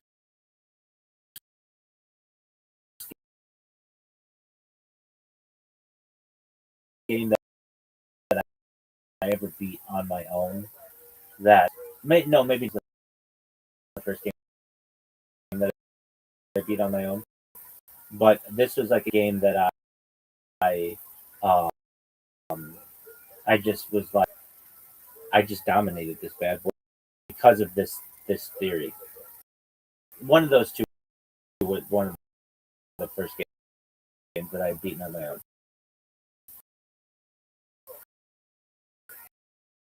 And so my friend who had slept like all night, he awakes in the morning. He's like, what happened? And I'm like, dude, watch. I'll show you. I go back to the same state. I show him when you win. There's like, you ride back to California in a Corvette or something like that, and you've got like a girl on that. Maybe he came back. Some where sports were really important. I would sports, and the reason I bring electronics and the couch and put a blanket over it, and then you're playing what Army Men or whatever. But different. I would be like, I would want to put a TV in the fort with a Nintendo or 64. Too old at that time. A Nintendo, Super Nintendo, or Sega Genesis or something. It was the ultimate. Like if you were able to do them, my friend had stayed over, and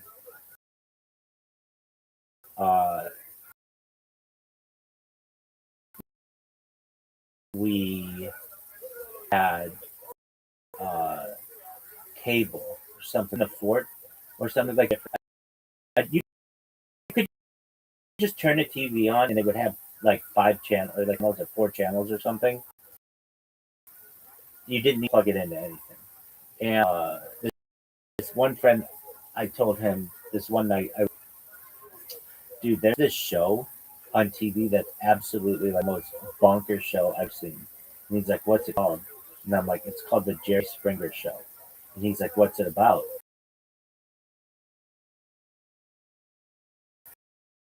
And I'm like, it's a show. It's like Oprah. It's like they'll have to just get into fist fights, and they just fight. And I'm like, yeah. And then really late at night on like random channel, and I didn't remember what it was or whatever. And so we were just playing or whatever. We built a fort or whatever, and out of just like of amazing fortune. We're flipping through the channels, and all of a sudden, the Jerry Springer Show comes on, and he had never seen. Like, dude, they're gonna throw chairs. They might have like a lady who would like flash and blur it, but whatever. Springer Show. It was like maybe the second or third time I had ever found that one. Jerry Springer. Are you serious? Jerry Springer. Yeah. Well, there you go. So you know what it is, right? Yeah. So those were the big sleepover things, and I'd have other friends over as I got older. One time I like go with boys, and there were a lot of us on football team, every player, and so that we're all like every single person. We had like I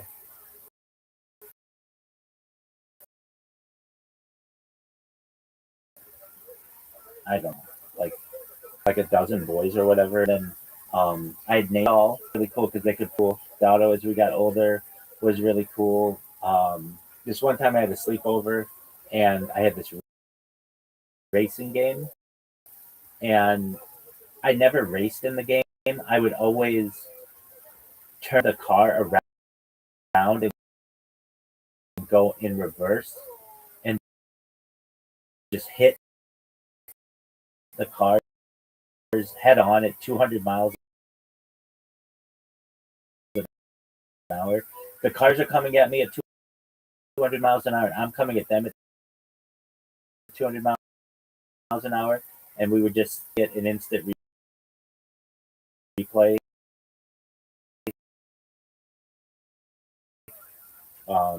Those are the kind of things. It was before the times when like let it spring who they are. It was very the internet. It was computers were like not connected to the internet, so parents could very much control the content that they got. I mean, like I said, like the best. I remember. I think the first set I ever saw was that I can recall was in a movie called Tales from the Crypt. My friend would Tales from the Crypt something. It was like a sit or something. I watched it on big screen TV. His boobs were as big as my head, and we were just like,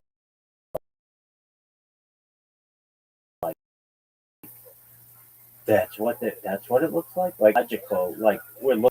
What everybody's got a penis, right? That's not true. Just so everybody has what they have, and probably girls too. So anyway, it was just very innocent. Got into trouble. Oh, I used to do this thing. I used to go to my friend's house and played a lot of games, but it was trouble. So we could have been somewhere on a Saturday night, causing in high school or whatever, but we wouldn't. We would go to my house or a friend's house. Their parents would just let it up, and we wouldn't really treat it like we had cars at the time, so we wouldn't treat it and then I'm gonna come home. We want that's what we did, or you know.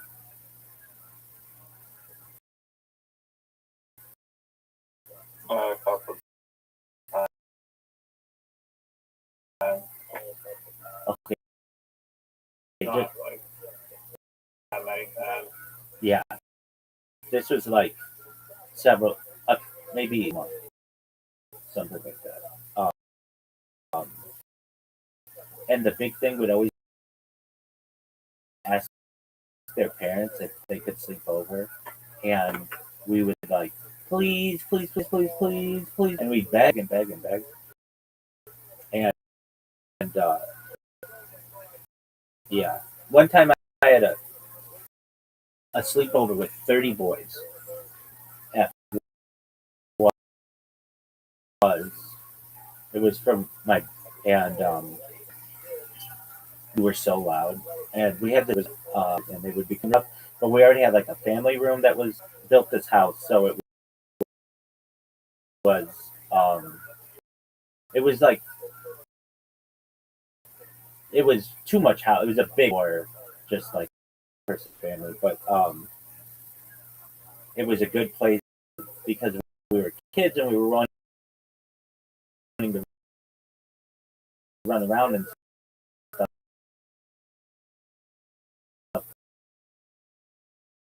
We could run around in this really, really big room and kick balls in there and play football and stuff.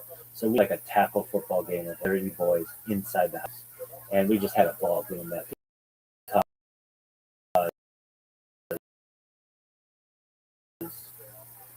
Nobody else had, and my parents were just about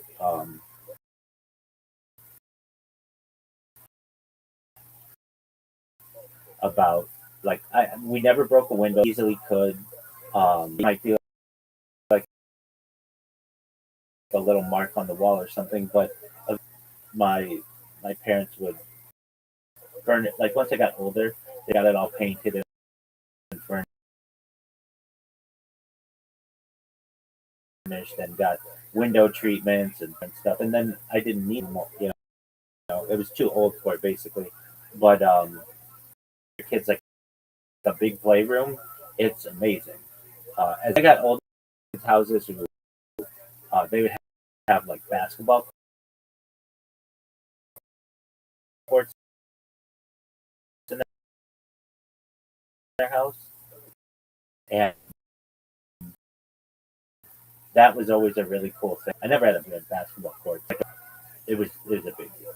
No, I don't think I knew anybody who had uh, uh, anything bigger than a basketball. Kids would have like pool tables and football tables and all kinds of like games, air hockey tables, ping pong. Yeah, exactly. So we got good at playing all those games. You understand that?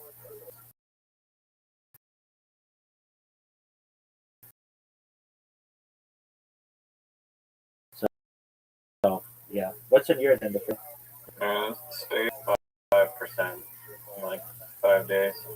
It's kind of a artificial, But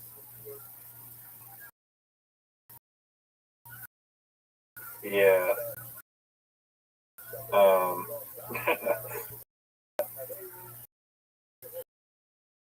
um, yeah, no, I'm gonna do some carroting and some mural or stuff. Take yellow and shit. When it's like 5 a.m. on the field.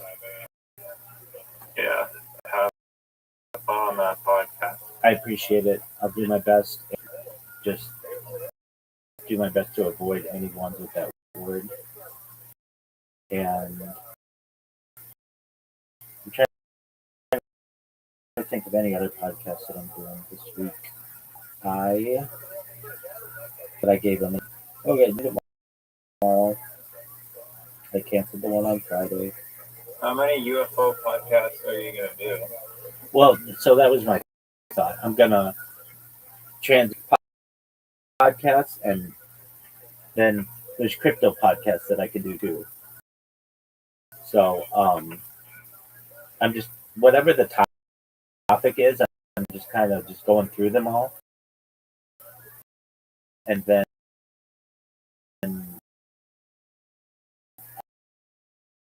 I'll find other podcasts that are available. So it answered your question. How many? Yeah. That's a big one. That's a big one too. So what list I'm using? Then the crypto ones, and then there's the idea too that once I've been on these, once I've done it, I can branch out to other things, religion, philosophy, YouTuber, that kind of stuff. So I think I have maybe. This is a rough estimate, but maybe 1,000 emails that I have, and every day I send out 60. I created another account, 5 Gmail, not because I send out spam.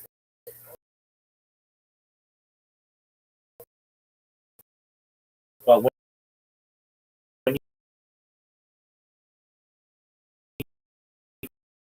create a new email address, Google does this. Sometimes they ask, and that's not a big deal for me. But then they'll ask for, and that stuff I kind of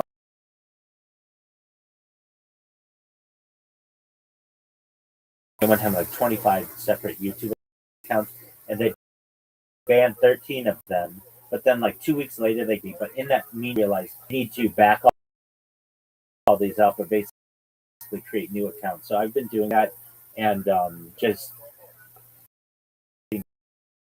backups of my backups, and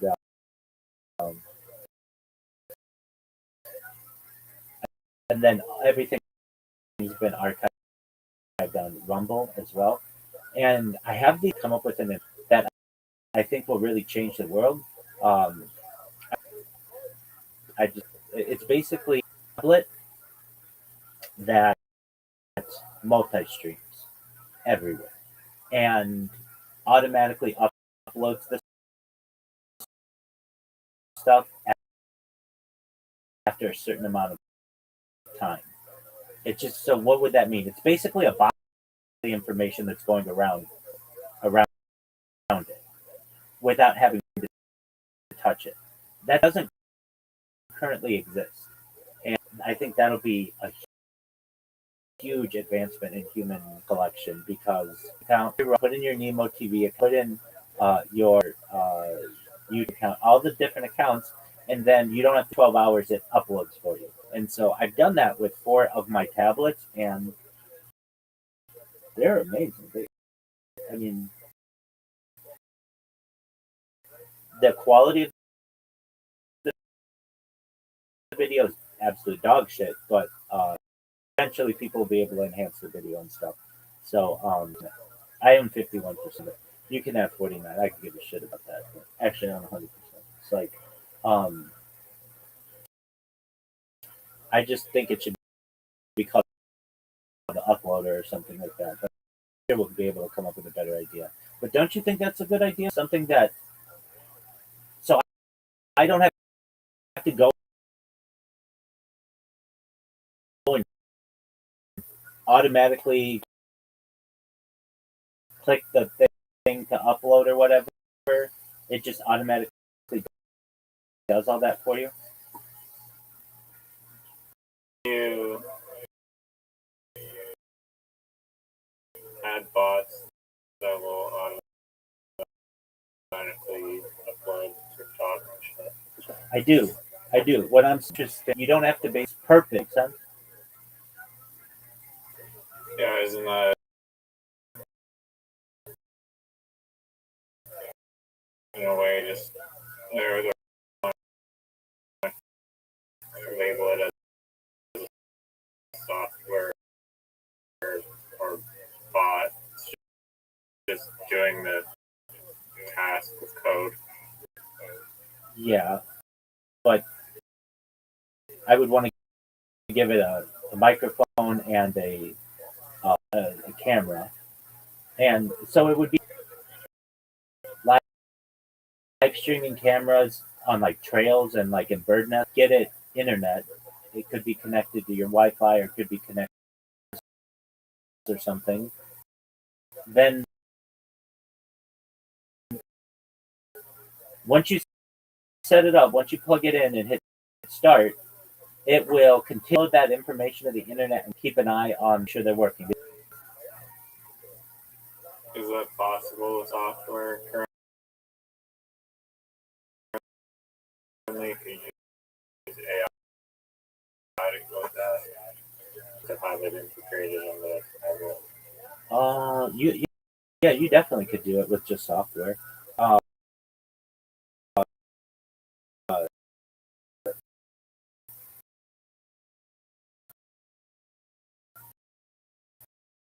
You can't have like a laptop sitting in a bird's nest. You know what I mean? It would be a little box that basically maybe has a 360 camera on. You could have that box in your house or have that box out or whatever. And if you they your streams are like 11 minutes and like 59 minutes long. 11 hours and 55 minutes long, yeah.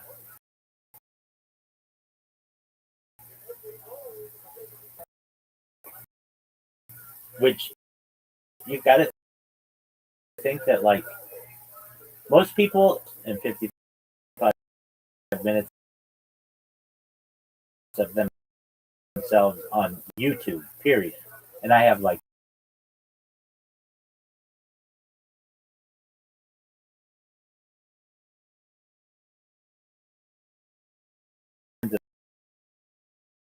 thousands of those videos.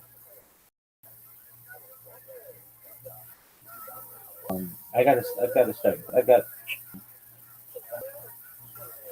a couple on, so I'm gonna go on that, and then Wait, hold on one second. I may have a question for you.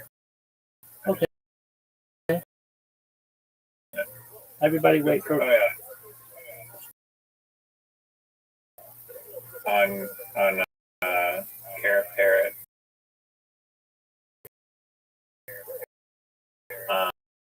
Um, I, I mean,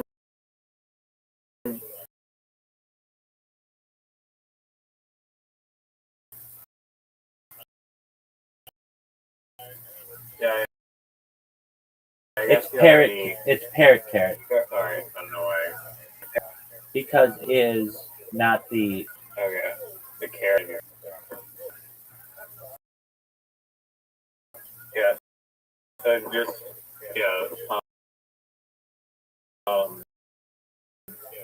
I think I already know you, but I just want to kind of keep it like it's better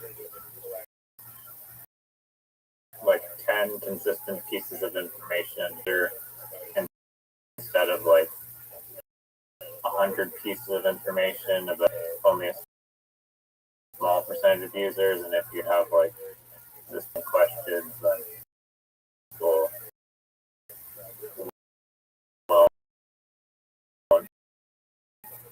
be interested in filling that out. Some people might like information, so to me it's like there's like some requisite information you have to basically fill out in order to create the relevant information. Should we try to harvest from these users to collect as much data as possible, max it out or whatever. Let people fill out their profile to the for or whatever. I agree, And and then maybe it's limited on content, but then users who want an advanced setting to be able to put in there all their links to all their social media and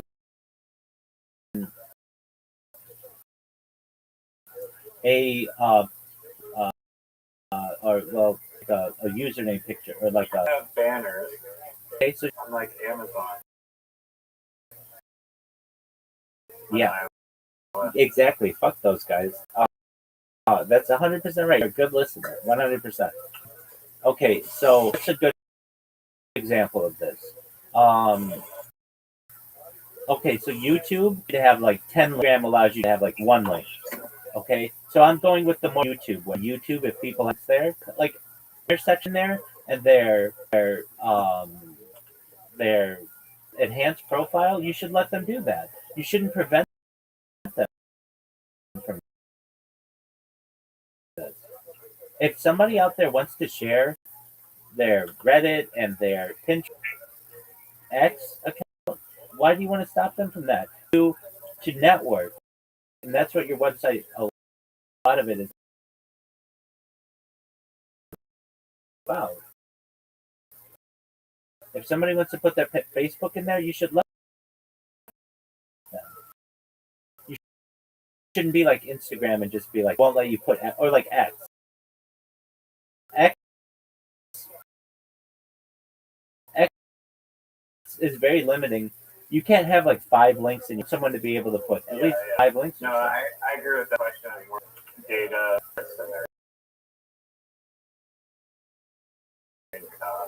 No. and all that. No, I'm not. That's like useful to advertisers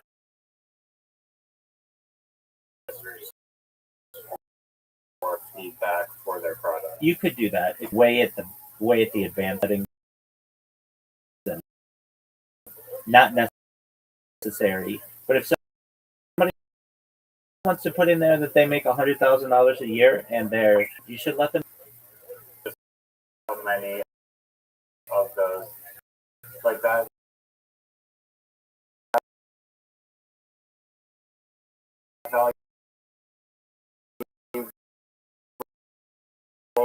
Valuable feedback to the company's advertising, and then you have folks that are female that product, then that it has kids and like these different filters that multiply that up to like target for certain products. Great. How much of that do you need? As much of it as is reason.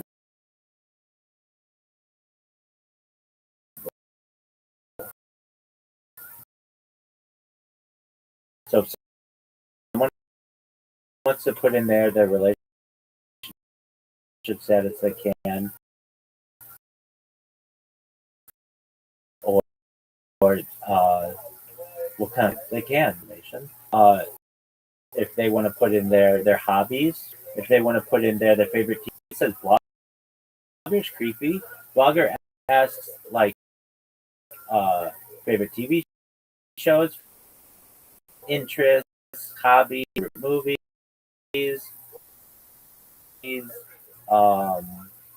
Ask about. I mean, a big one is kind of like what device they use. Well, you're gonna have all that. You're gonna have that information. The devices that they use. So that's not her. And you also have a thing in there. I like to use a desktop computer. I like to use a laptop computer. I like to use. But that more becomes a questionnaire, and voluntary questionnaire, and then they could make their answers public if you want. That information is probably better unless they opt in. I said, yeah, and if you absolutely can, or keep my answers private, or keep some of my answers private within reason. So, what does that mean?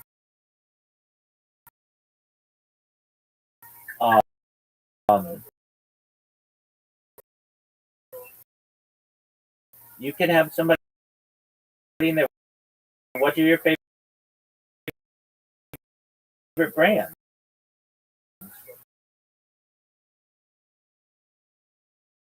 What are your favorite sports? What are your favorite sports teams? Yeah, no, there's just like a million questions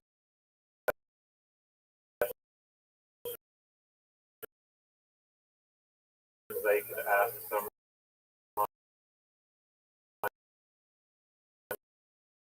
to figure out more stuff about them, I guess. Wait, but when they do that, they connect more with your website. Then they know that this website knows a lot about me. But I like it because it allowed me to say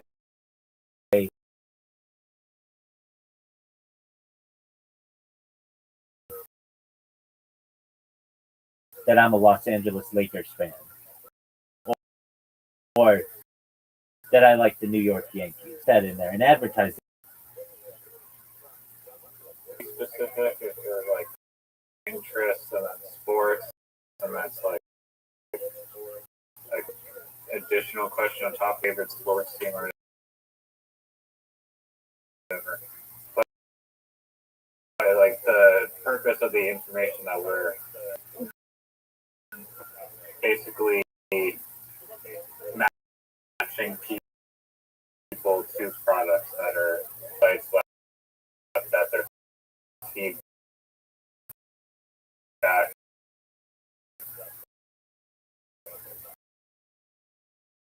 is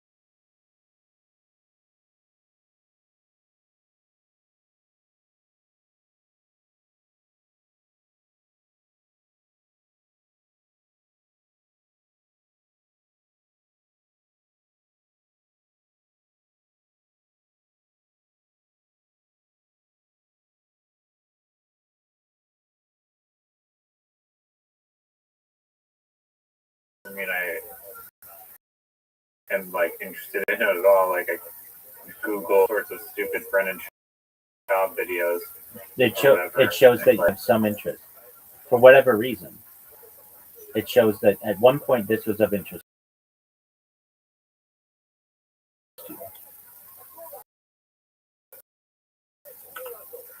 And let's say like our devices everything that you'll hear whatever is like, oh, 25% of the time Riser is listening to Brendan Schaub fucking loves that shit. But no. In fact, it's like the opposite. So, I not necessarily indicative that they automatically are in love with shit just by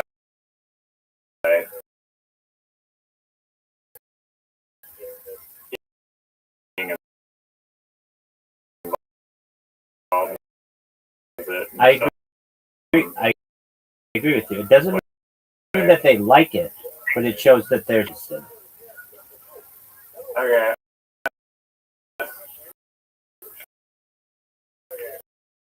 I'll research more into how the advertisement IDs could maybe be implemented into it, like just give preliminary age range or whatever. It's Yeah, good to have. Agreed. And the first question that you had, I believe, was how do you reward a user for doing this? Just like somebody verifies their email 2 years or 3 years or whatever. And then another really important one that I'm surprised websites don't utilize more. It's called a streak. Streaks are really important. What's a streak? It means that you've been at least once per day on your device or using your account.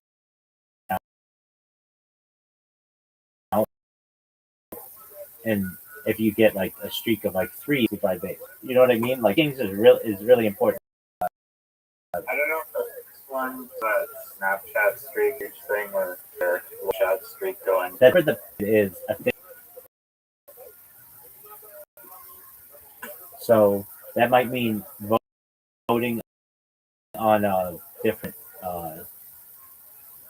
voting on a particular piece of content or an advertisement, or just logging into their website gives them a streak.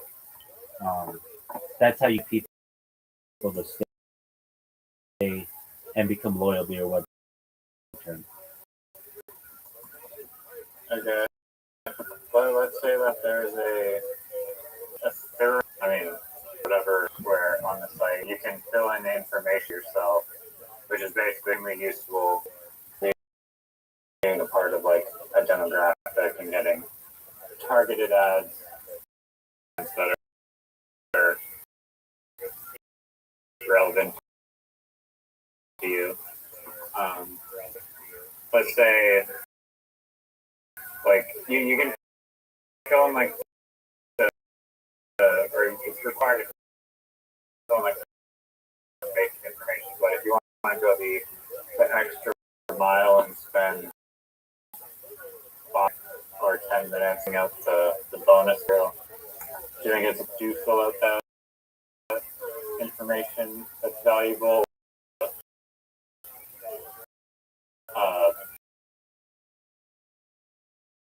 Platform visibility on their posts, like X Premium or whatever, and they're just regular. The enhanced algorithm issue. I guess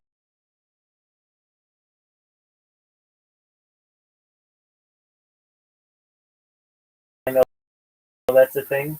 I'm gonna make sure to create 50 and fill out garbage just because I know I'm gonna show up people.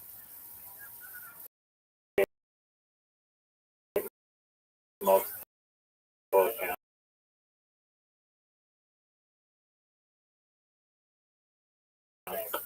Yeah, that's where you're gonna have to make. I guess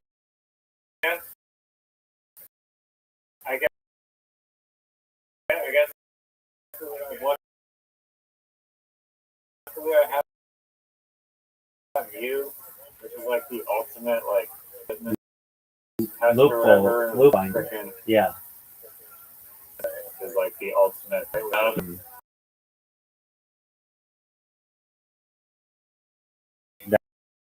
That's to be determined. Which, yeah. The best thing for that is device fingerprinting. That's the best way to do it.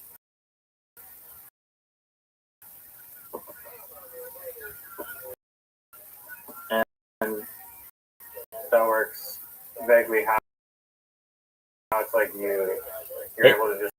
It knows the make and model of your. It knows.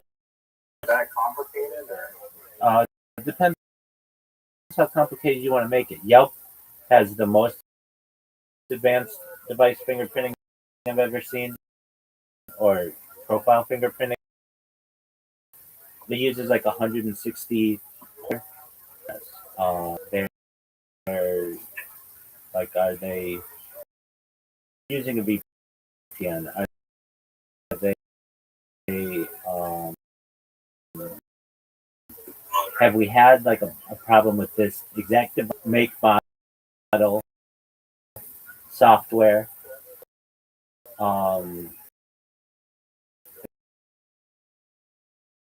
Another thing do on computers. Screen dimensions.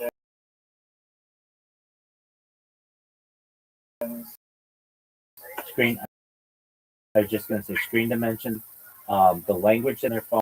You guys like a piece of information. VPN detector thing, like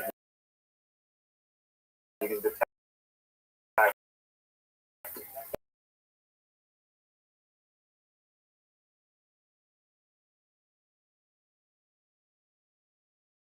Is that what Reddit does? It's like they detect whether you're using it. And, a big list of all of the VPN IPs. So you probably have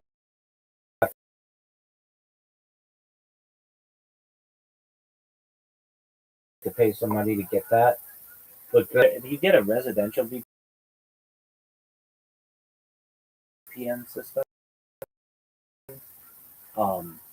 tough time discovering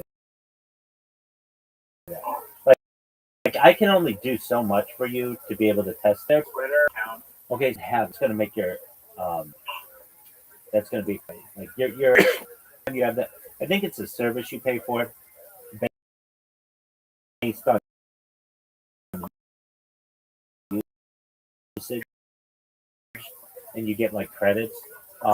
But yeah, hold on. If you don't, going to have a kit, which is a bot that whenever I want creates an account and it verifies and it spams the place full of my clips 24 hours a day.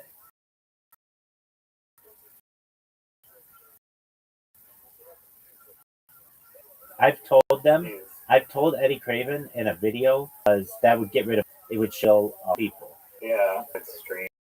Now I have like 4 of them. Right.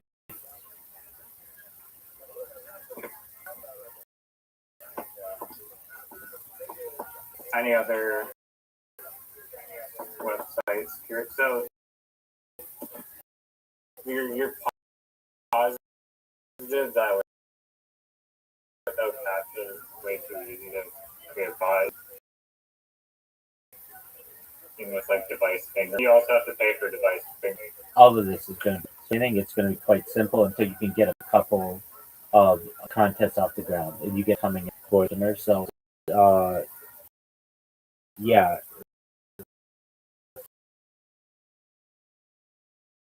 The fingerprinting aspect of it is going to be expensive. The best ways to be able to prevent just a free email verify you got to host it, but it's probably the cheap way to verify.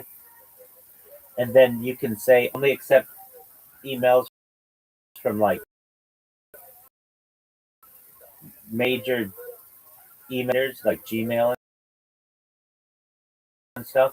But then if somebody uses their work email, however, there are lists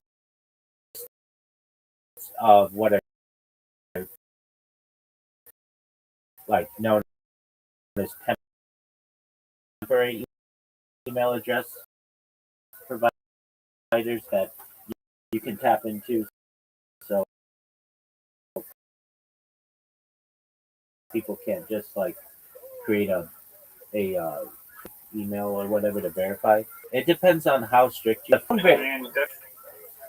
But you're gonna prevent, the NBA.com and like people who you want using the website, MLB.com, and it's gonna prevent people from being able to use it. So I would not advise only allowing Gmail.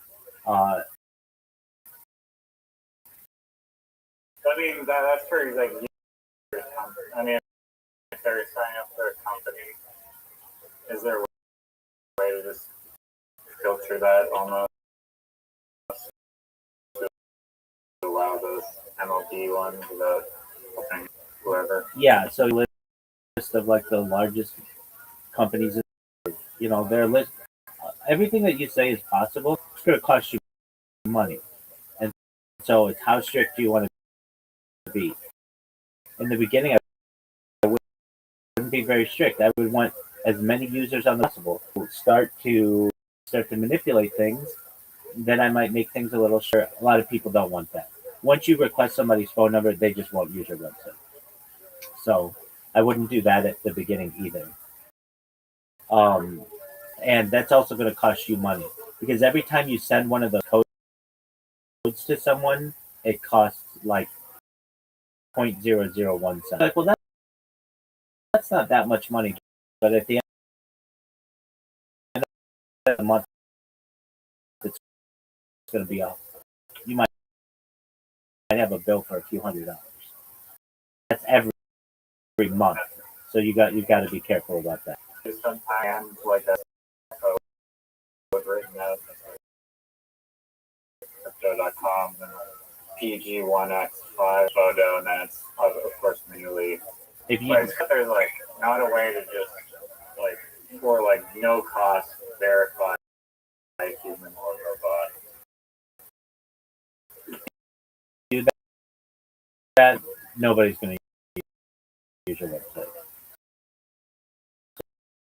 So it's got to be really easy. Oh to no, use. I'm not saying I would do that. I'm just saying that like that's what exchanges do sometimes. Right. Sign up with Google. You want that to be an option on your website. If you don't have that to be an option on your log in or sign up Google. So basically, you can with Google, sign up with Facebook. You'll learn like what some of them do, like and what's the security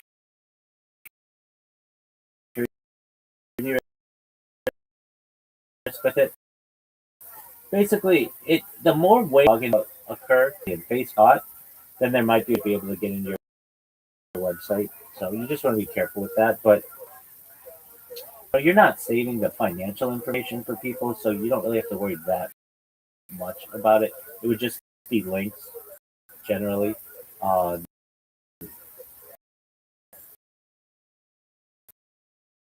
Stripe or whatever is going to have information. You're going to run into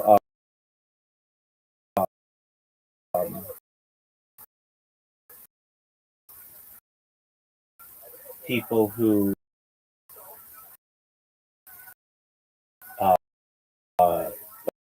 like what do you do? What do you do? A user who likes every single post on every single Upload system where it's like you see the number, but you can't like click that number and get like a list of users. And the notifications is like this many people like your post, not specific users. That's okay, but people won't like that as much because they like the unique that. I get what you're saying. Okay, and into the device figuring and stuff, Reddit is very good at Well, it. I mean, you just make it like that has like for like people that are limit people's ability to like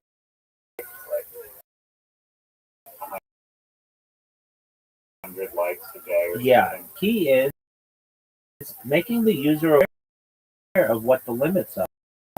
Hey, it looks like you're liking to. It's better to say you're allowed to like 10 posts per day. Just tell that way they're not left in like, well, what's too quickly and for this or whatever. You want it to be a safe environment. The reason why these companies don't tell you that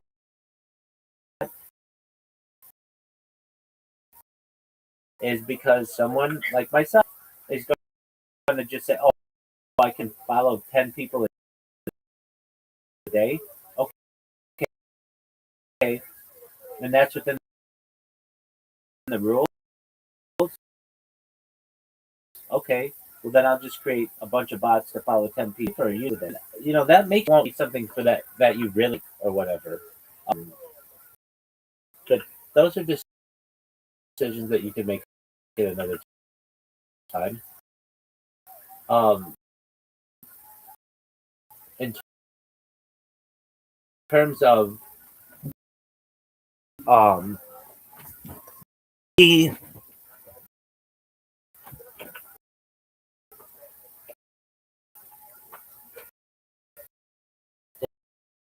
in terms of the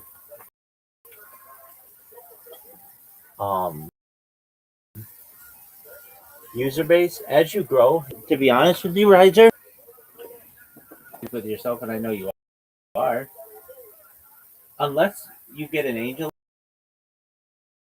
of costs that are going to erode your nest egg. You have more in their first year, and you got to be okay with that. And I know you are, but you also have to recognize that, like, if I happen to somebody who wants to buy this idea, then the chances, then your business becomes really has the opportunity to become extremely popular. And this is a nest egg. Because of the cost of this stuff, chances are it's going to fail. You recognize that, right? What costs are you referring to specifically? Just host might cost you that's $12,000 just for your first year.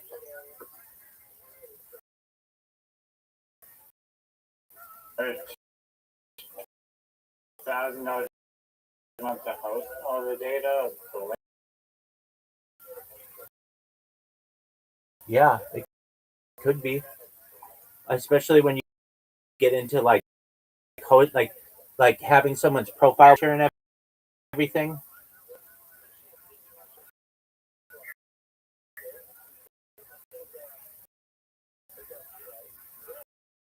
Right.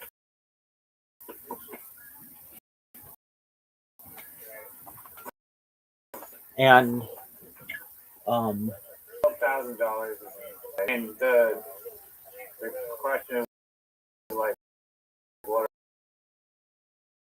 are like the actual margin of the business? That's true. That's true. That's what it's all about. But business from financial. I have to make a decision on. But you're also going to have business coming in. Yeah. You're also storing profile pictures and banners. That would cut the cost.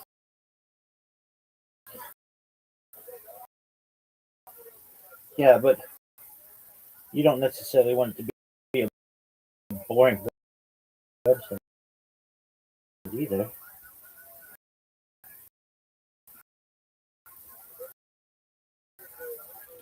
Yeah. I mean, I don't think many businesses go bankrupt. It's like Cloudflare, pretty expensive. But Cloudflare, like, you're going to Cloudflare so that people won't be able to DDoS you. That's going to be a few $100. What did you say? What was the second one?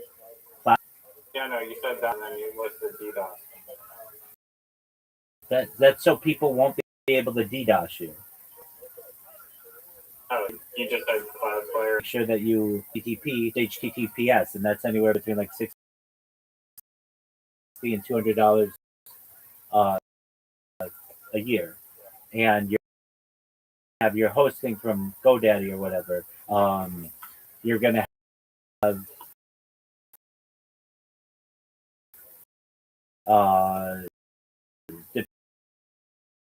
depending on like how you're going to store the data. How are you going to see Amazon or Google or Yeah. be careful about that. Like you're looking at Amazon Web Services, and to just create an account, you have to have like it connected to your, and you're going to be looking at a couple $100 a month just to like get into the game.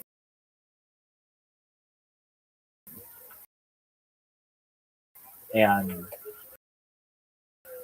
so, and then it just goes up from there. What else are you guys like to connect, like someone or any of that stuff? So, I think that or something, but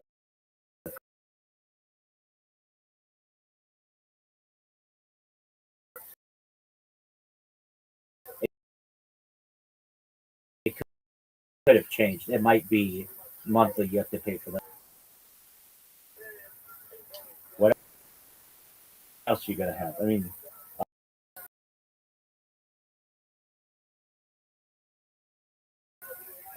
you have to make sure your website. Who are you hosting it through? Can it get? Is it as like it's one thing to have a website that gets 15 hits a day. You know, like you can put okay, here's a person who's in your website. But you need some kind of protocol to be able to detect malicious links, or generally, yeah, you can't put in custom links. It has to be from one of the big places: Linktree, YouTube, X,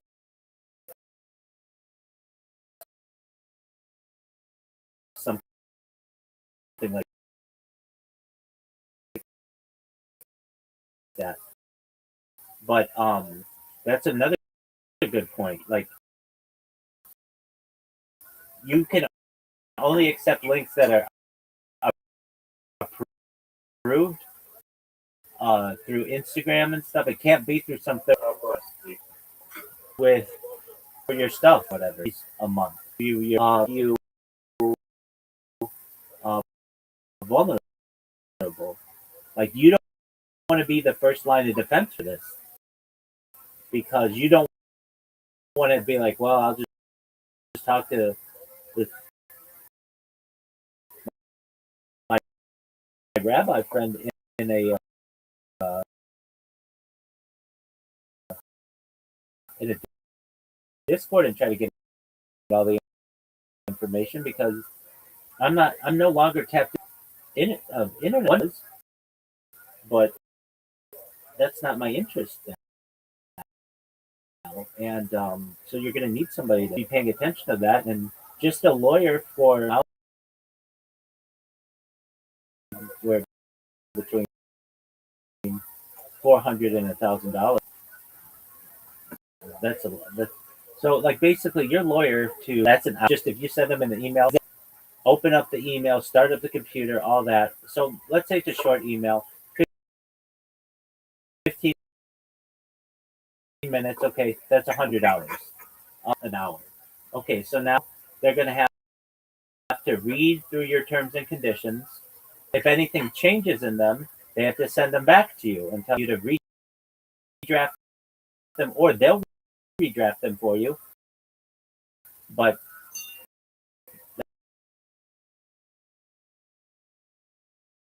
that's going to cost money. Like that's so.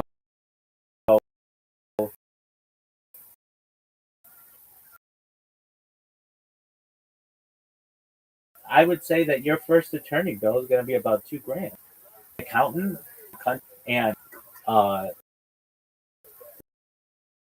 like, do you have to pay taxes in the U.S. on your website? No. Do you get what I'm? I mean, I'd imagine if it's a Canadian company and this business thing strike. I don't know. I'm not an expert at companies from all over the world.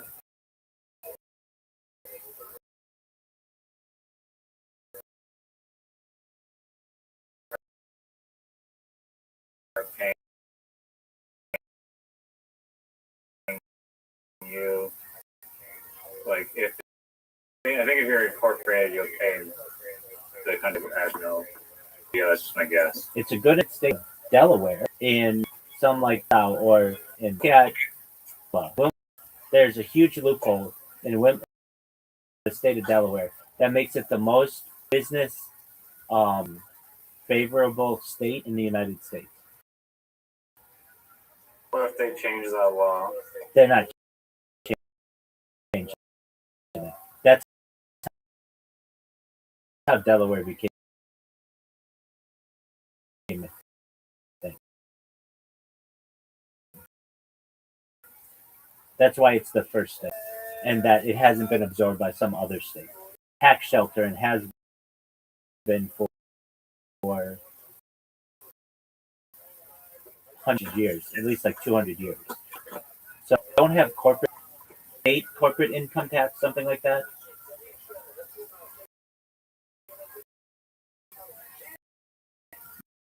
But that means you're going to need a U.S. bank account for that. Oh, for sure. You also need to be a citizen to open up a bank account. No.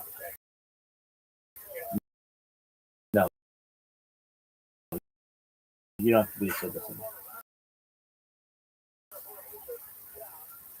But it may mean that you're going to have.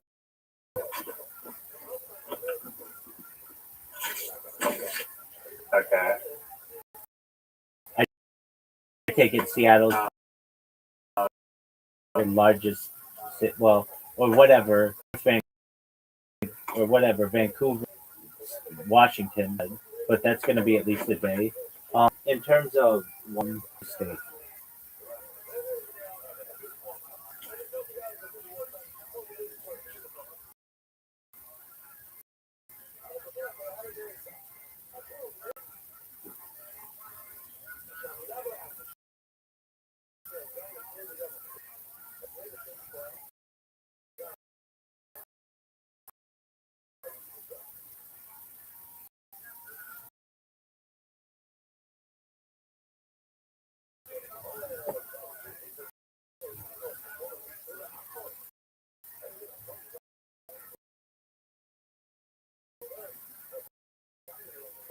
Delaware is considered the most corporate-friendly state due to its specialized Delaware General Corporation Law, which equal predictability and flexibility. Not because it's a tax haven, but because its legal infrastructure offers stability and expert adjudication. Yeah, but it's very tax-friendly as well. If I say haven, maybe I miss. It has a lot of advantages to it, and they still have some corporate tax. The most advantageous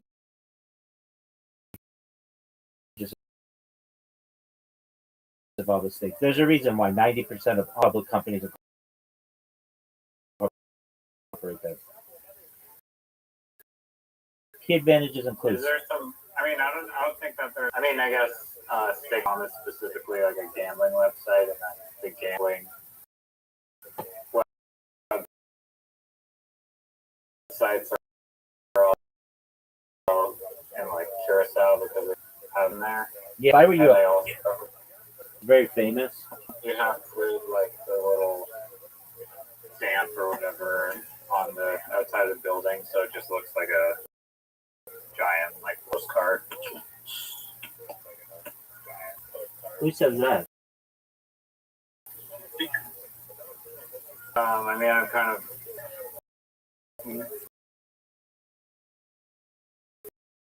you have to like include something on like the outside the building, like an address or something. And then like Who says that? to the outside. I watched it. Not yeah. It's the name of a Kyle. Cayman Islands. Thank you. Yeah, Cayman Islands. Okay, that's fine. All could differ. Building that I'm thinking of is just like white building, but has a bunch of businesses there. I would incorporate there. Um, you can do all of that virtually because you're outside of any kind of U.S. law. Oh yeah. So if there was an error in like then Quebec can't do it, but if I'm incorporated Canada, then they'll like can sue you now. Right. Yeah, it's all incorporated in Canary Islands, and you just, or not Canary Islands, Cayman Islands, then you can just tell them to pound sand. I mean, as so long as the Cayman Islands internet privacy laws are not altered to make hair. Exactly.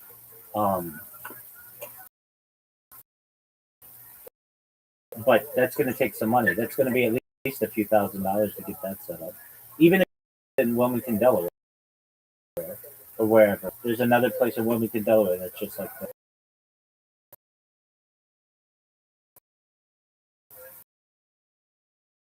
It just has a random name of an address. And it's like, well, okay, what if I don't want to do that and I just want to do Canada? Okay, then you're going to Canada and the other thing too. American companies trust, they're not going to trust Canada as much. And they're definitely not going to trust Cayman Islands as much.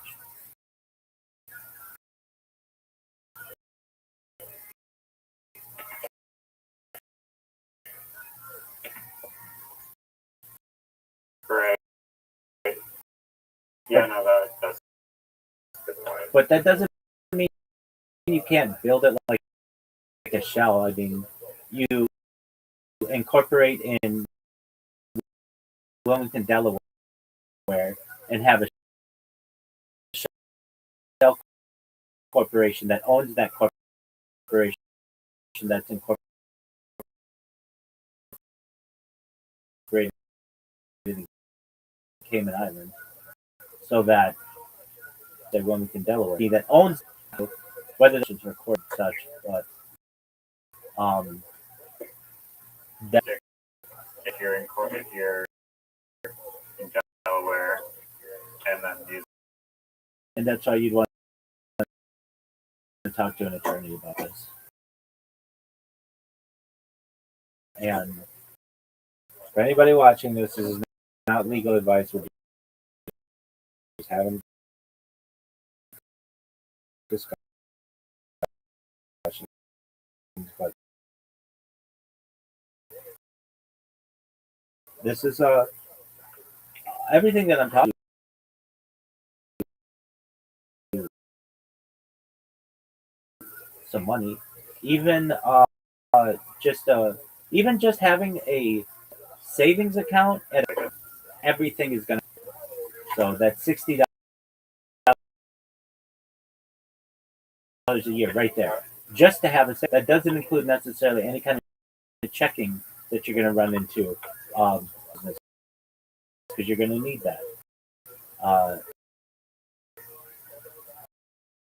Why do you need checks? Are we doing anymore? Because a lot of things are you can e-pay, but they may be free, but the service is a cost or something. Why would you need a check? That's a great virtue. or connect with the business. You can get online for free, at least my RBC account. There might be some ways around it. Right now, it's more than a website, more than $10,000, and you might be able to ground a loan by yourself, or you might need an angel. If that happens, you know, you're gonna have to prove to them, hey, this is an idea that could take off. We need a little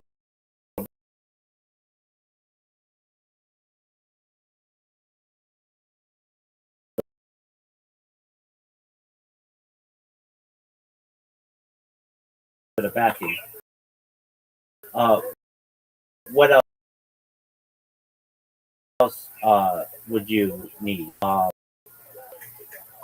the top of my head, how much like data inquiries a day? Web services?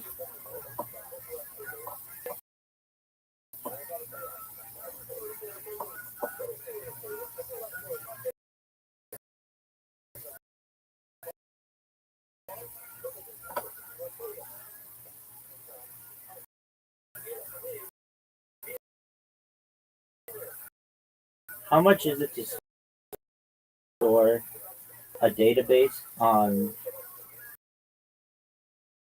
services that is going to be queried like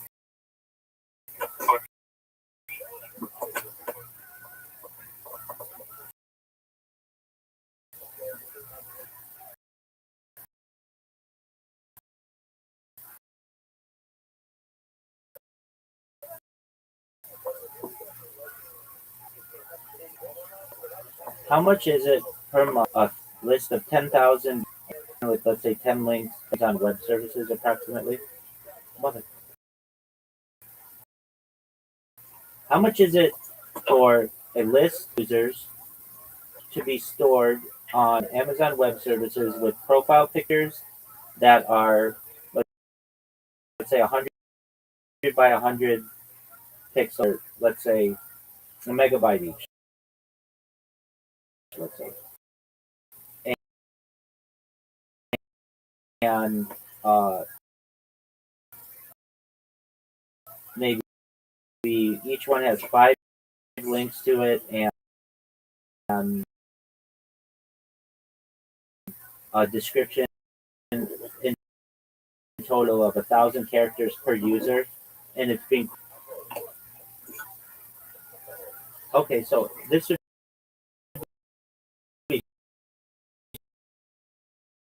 small, $5 per month, but just be careful because it can get really expensive really quickly. You're storing it. Scales to the cost of data storage typically go down. They increase. They way increase. So like with each, I don't want to say it's exactly based on different tiers that corporations have, or like these services have. So if you have 10,000 users, you're on level 10,000 to 100,000, a million if they're considered a small customer, a medium customer, a large customer, size customer, usually. Right. I mean, the good news is it's not a video. Yeah.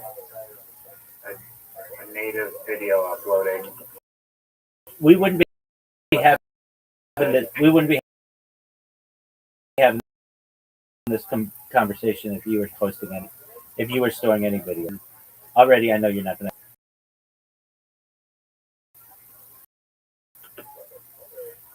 Yeah. It'd be like a lot of videos. If you want to store any like large quantities of videos, you have like conglomerate giant company. Yeah, agreed.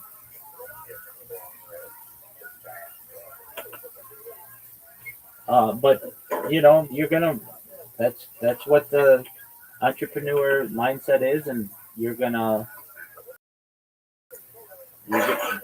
find though that if I had to predict, you're gonna run out of money within the first 5 months or so, and you're just gonna say, I was never able to get enough users or enough people to do a contest, or just the cost became too much, and now I'm at a point where I have to find an angel investor, or I've got to. Nothing against you. I would say this thing to myself if you said I had a $10,000 budget to do this. I would have to be sending out emails to people. Would be creating user lists. I'd be getting on podcasts if I needed to. Just startup mindset podcasts, small business podcasts, to be able to get free advertising to my website.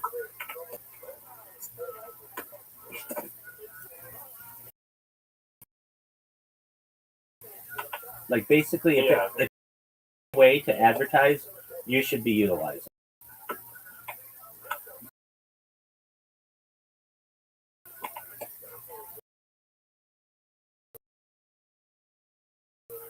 Yeah, no.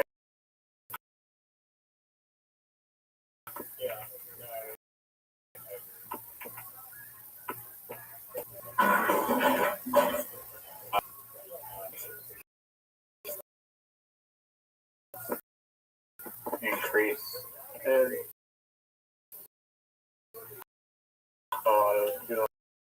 lot of social media.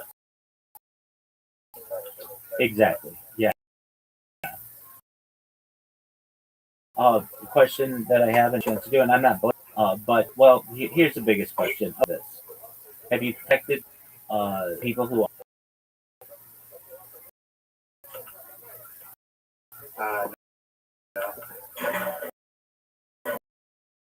So that's something you've got to do, and I need approval from the city to do my mural, and I'm going to be focusing on that. And enemy in this, you want to get this going. So, my first thing I would do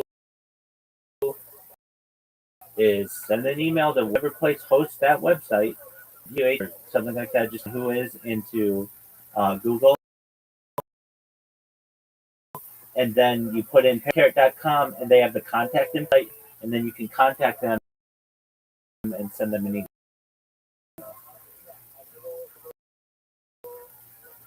Yeah, they have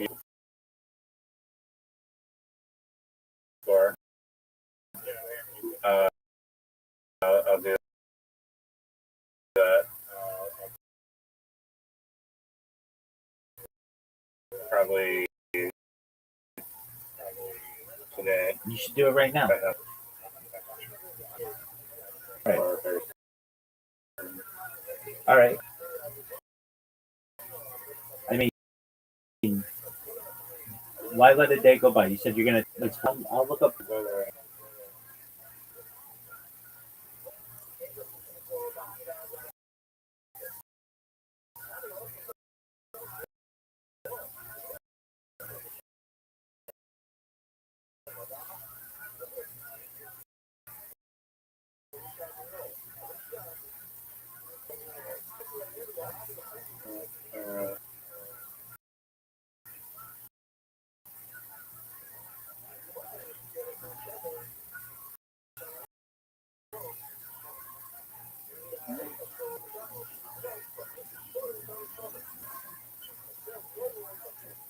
All right, it says it's unavailable, and I can't click thing to get information.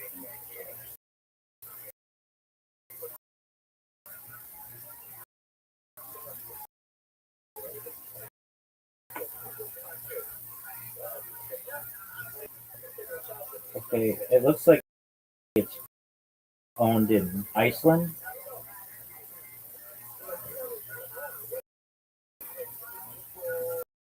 And they're keeping it pretty secret. Not a I ican.org. ICANN.org.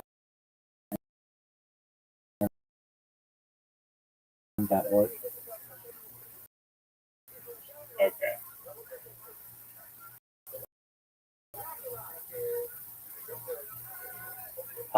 Contact them. So they have a text. You go to that email, abuse info or whatever. I look up their real email and I see if it's available. That's why they do that.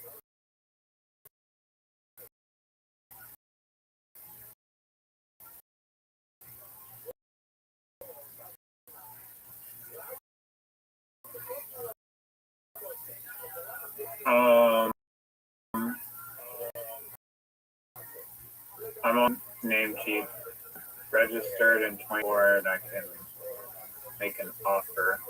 If I click that, it just says submit offer, may be for sale. Exactly. But I like it just says make. You got to learn to just not be satisfied. You type in what is Namecheap's contact.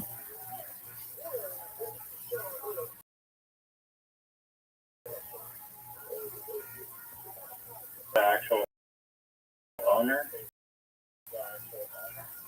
So they chat, email ticketing system.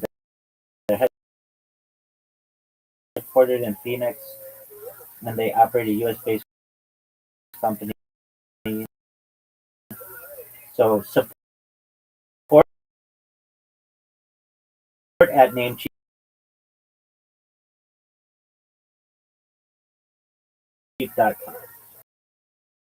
That's what you have to do. You cannot satisfy this. Be set by saying, "Well, I looked it up and there's nothing there." If you need to be aware, I'm going to make it my who it is to contact them and see what their price is. Everybody on Earth has a price, and if when you say, "I don't know, I can buy it for $100," if they know that on, but also look up an AI. How does Namecheap bid? Is it good to like bid low, or is it insulting or whatever? But I would ask AI a lot of the questions that I might have, but like it doesn't have a contact information. You can't be satisfied with that. You have to go to just on the web when I searched it and seeing it immediately. okay. I wasn't gonna just give up. Absolutely. So they have account access, payment, Namecheap, domains support at Namecheap, hosting support at Namecheap. But here's a good riser: the fact that they have it and it's not somebody else's website. It's of things. So that's really good news.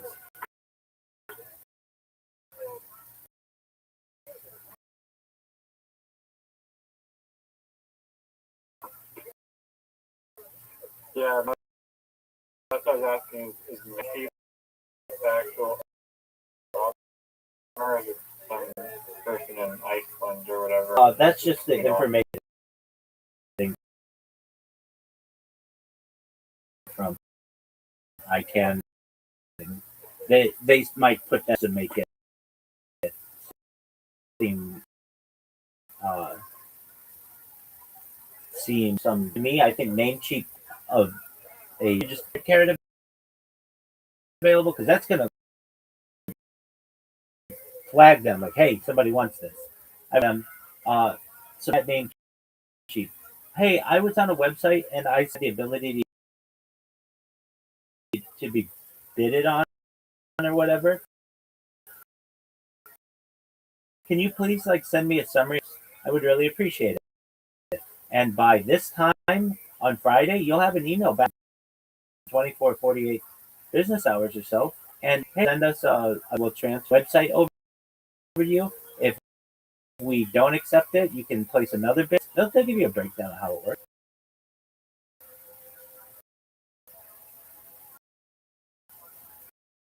Okay.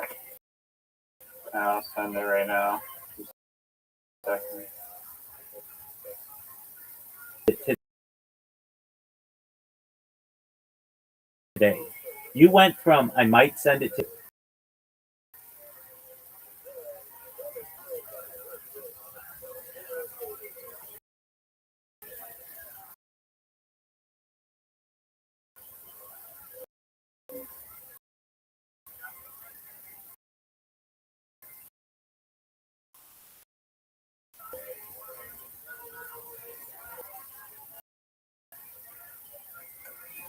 Okay. Thing I'm gonna know is what website does this person want. You don't want to give that up.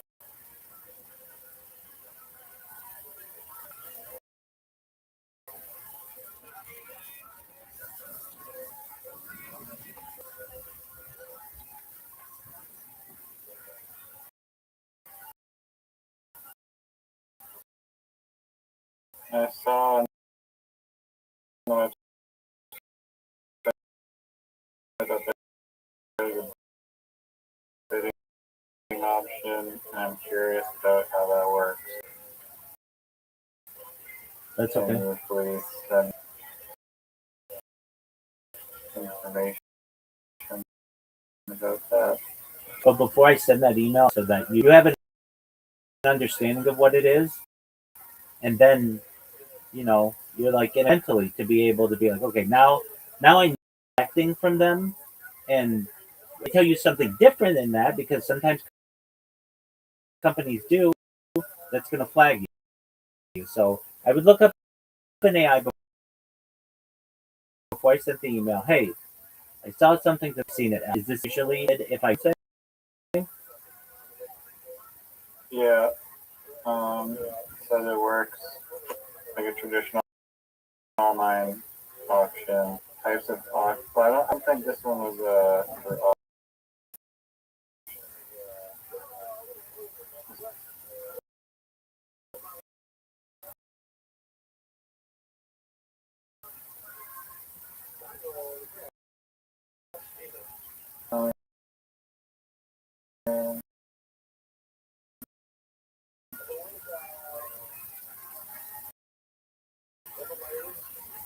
Make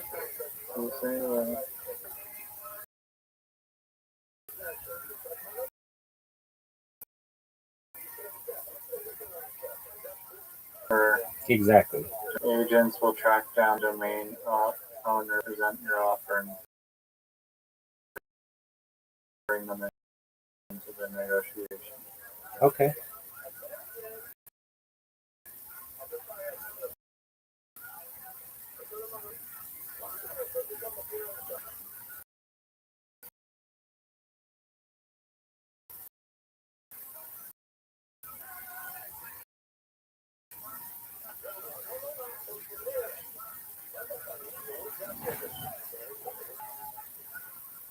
I don't think this is it's not an auction.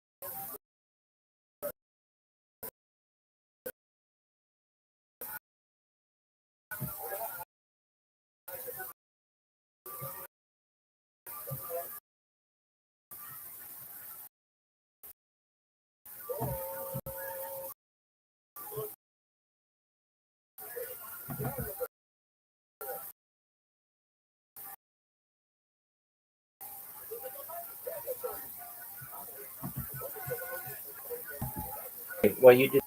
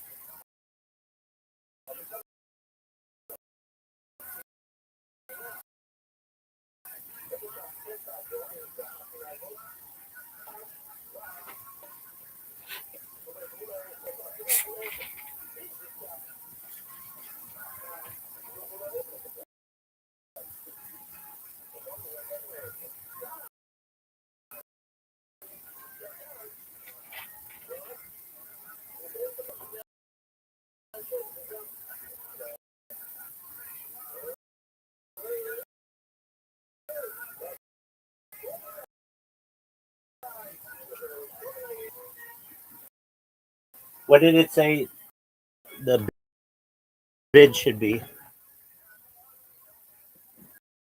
Conservative baseline offer like 150 or 200. And then I think that's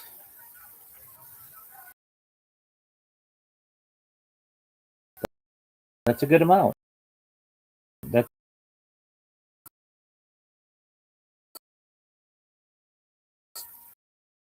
conservative.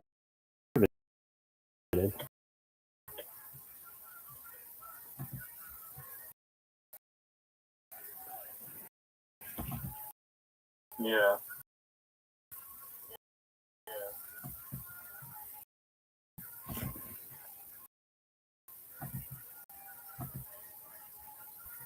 Yeah, hopefully can get it for $150.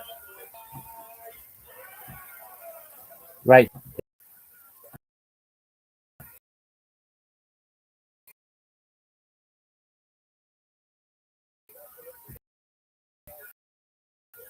Well, you're not taken.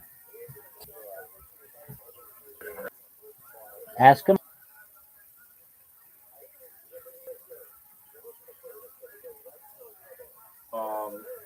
But like the broker that called domain agent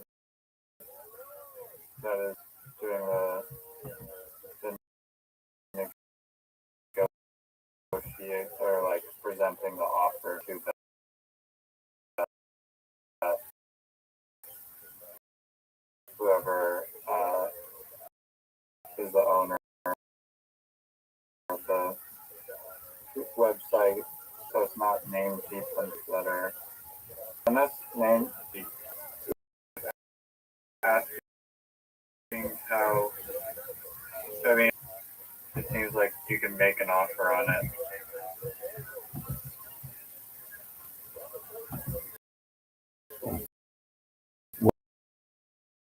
What are you asking?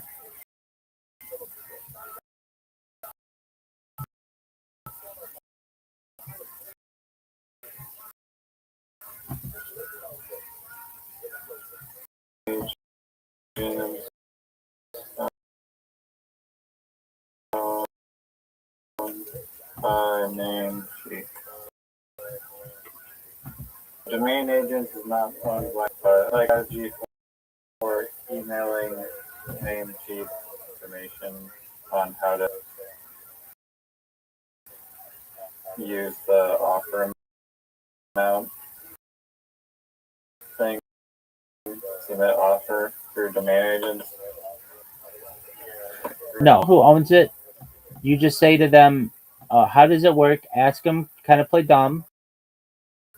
And they'll say, Well, it depends on the website. You can provide them with the website at that point, and they're going to pay. Domain agents owns it. We can be the third party though, and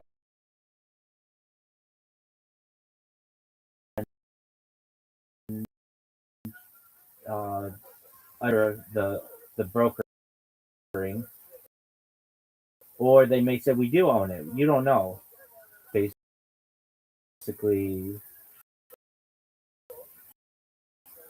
you're going to play dumb at first, like open it. They're going to ask for the and then they will. They don't, and they're going to. Well, you're a customer now, or you're a potential customer. So they're going to say to you, yeah, it's $350. Okay, cool. I'll buy it right now. And then immediately thereafter, you go to Linktree and get Parrot Carrot and all that other shit that we talked about, and you start building out your social media. Now you've got a business.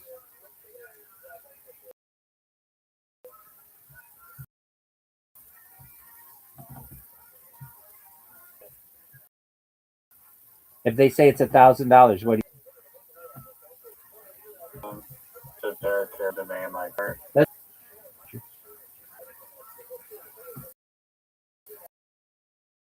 Yeah. I mean, I think you'd be able to get the money before someone sees bparrot.com and then buys the website for $50,000. you could just get parrotcarrot.ai or parrotcarrot.io or something like that too. It's not the end of the world if you don't get that time. Ideally, you'd like it, but if you don't have the money, I would say if it's more than that, then you hold off. Yeah. Shout out to come back tonight, God willing. Thanks.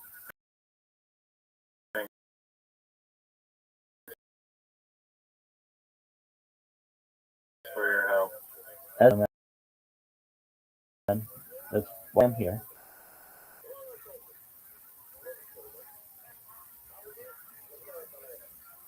Peace. Peace.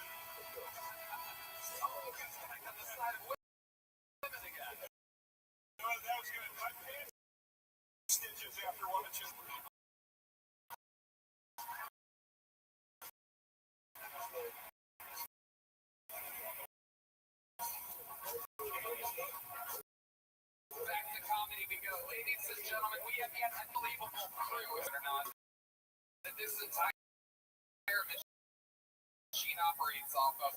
Yet another one of them are born in motherfucking Dallas, Texas. You've seen her on this show multiple times.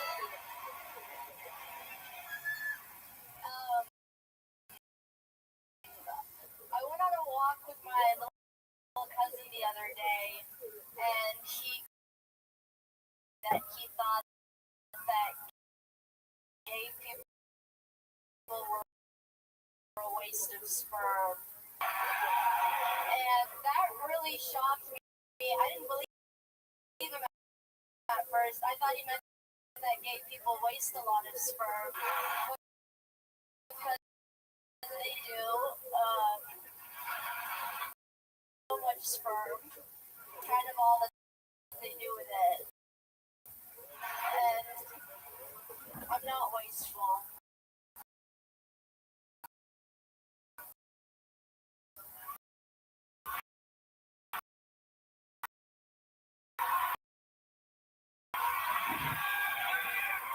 I recycle.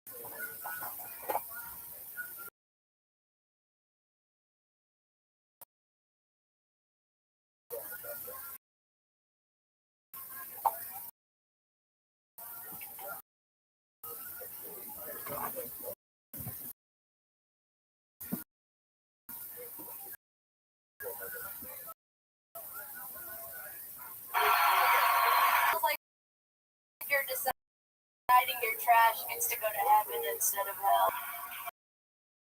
And sometimes that's too much pressure, so I'll just litter.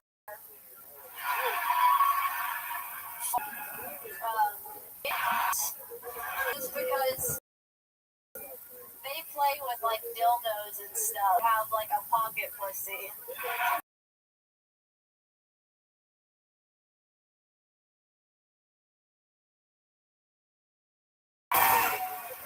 Hey Tony. Hello.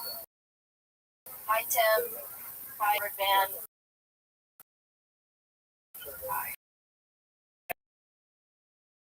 Hey, I had a great job. You too. Really good. Thank you, Joe. You're Arab, aren't you? I'm sorry. You're Arab, right?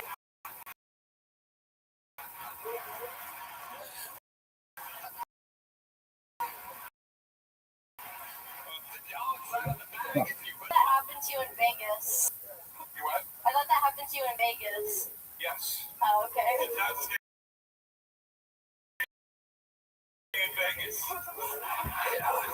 Joe, you're Egyptian, right? I am Egyptian mostly. Wow. Yeah. Wow. Yeah. But I don't exploit it, so I get nothing out of it. Right. Yeah, I just walk around with them white. And get me nowhere in this career. I always knew you were Egyptian because anytime you would weave the men through Dick Sphinx. Someone that's actually kind of gay. Speaking of which, Tony had a fruit platter in his green room because it would have been cannibalism.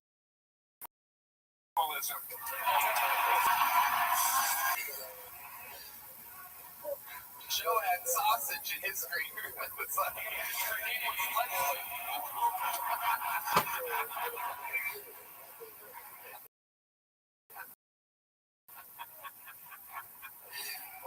feels like home. I love it. We're so always. You are just really you. You are. For those of you that might be one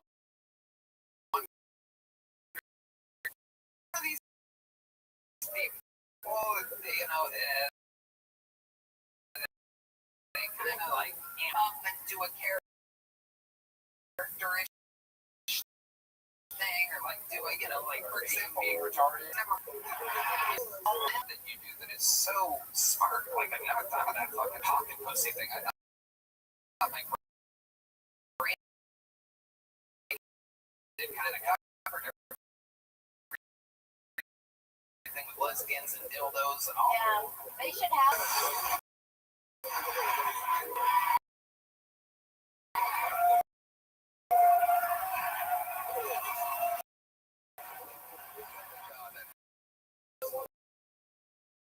The very best lesbian. And a couple of more if you want one of them. Okay, cool. Great. No, she's not jumping you fucking animal. Yeah, How many goddamn did somebody? Dallas and Houston are two of the weirdest. They're like their own fucking states. It's very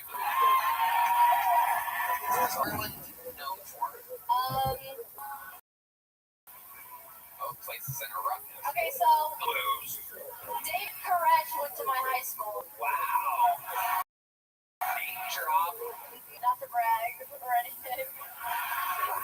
In the end, you both ended up burning down the house. Oh, okay. It's like a good thing. You had a good set. I thought you were being racist. Right. Better rush work down. Yeah. This house was done. Yeah. I think everything right. Nobody's reacting. Okay. Hi, anything else crazy we should talk about before getting you back? Okay, I had a question for Dean Madness, actually. Ooh, very exciting. I love this. Okay, Yeah. hey, Dean. You have a mic for me? Is that one? Do you watch? Good question.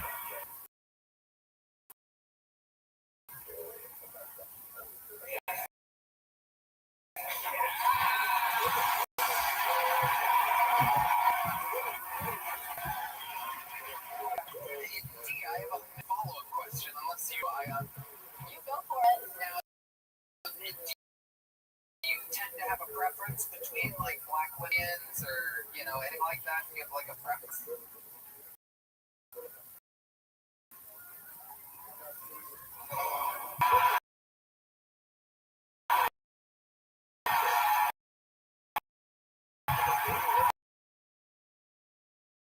Unbelievable. Turquoise is like black.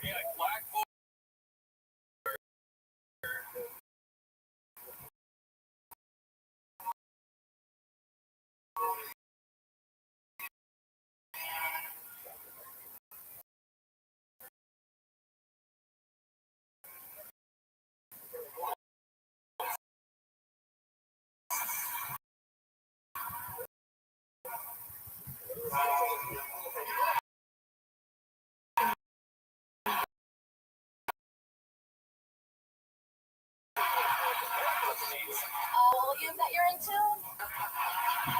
The humor you're into? I can't believe there's no preference point. Audio wise, I think black porn's a lot. It's got a lot more. Oh, man, you ain't putting it there. That can't even fit back there.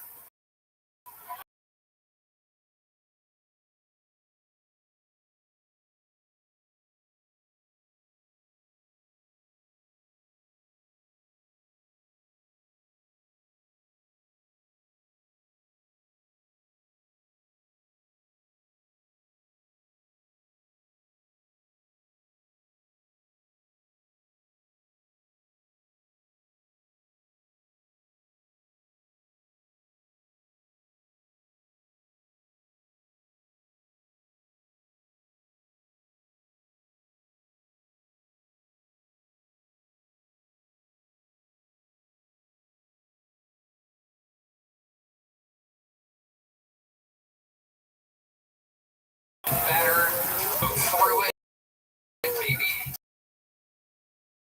have a tough set, get drink back to the buckle when your next fucking pulls and eat this Tomac Cola. Sounds familiar.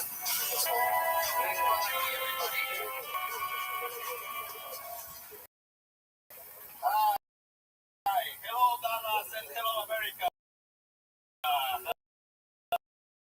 Hi. I'm Paweł Korecki. I'm from Poland. I just arrived to this country 1 week ago, so I have very strong accent, and because of this accent, it's hard to get pussy in America, Be sexy Borat, With this accent, my pickup line is very nice. How much? Only a prostitute, not works. Yeah. I need to have my accent though. I need to because I want to trick Latinas into believing.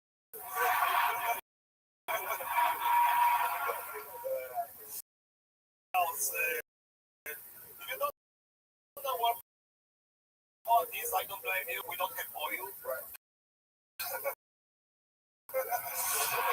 You all know where Venezuela is, right? In Poland we call it America because we are not the important, For you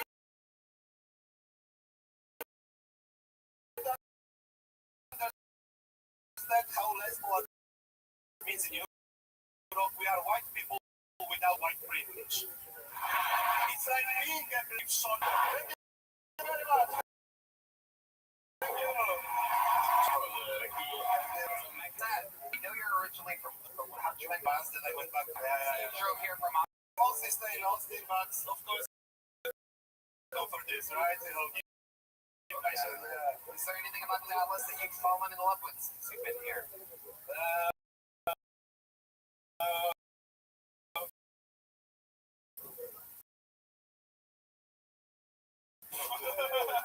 It's a nice city. It's from Poland. Every city in America is nice, Yeah. It's nice.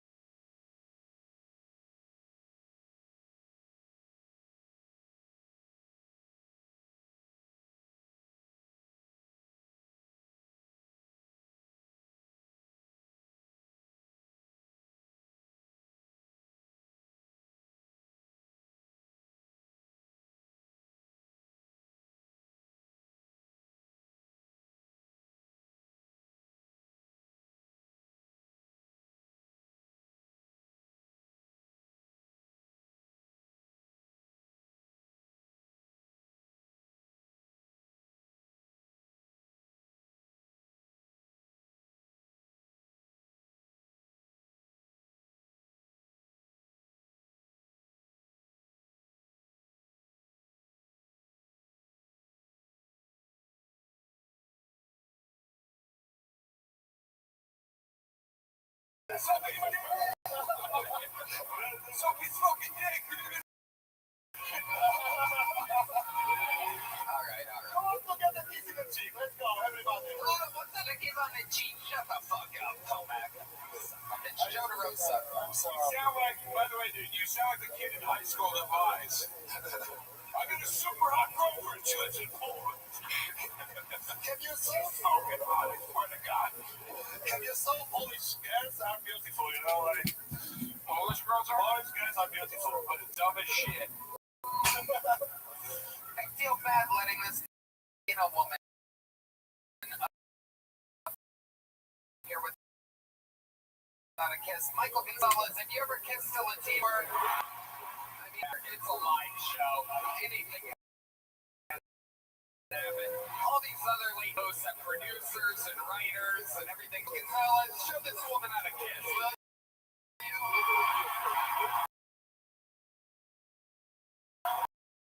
Oh my God, yeah. Oh shit, now that's incredible.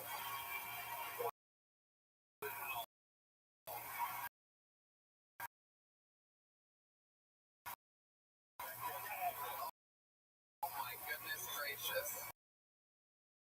Again, the bad guy from Indiana Jones on the Temple of Doom is gonna let you down. Orlo Shiba.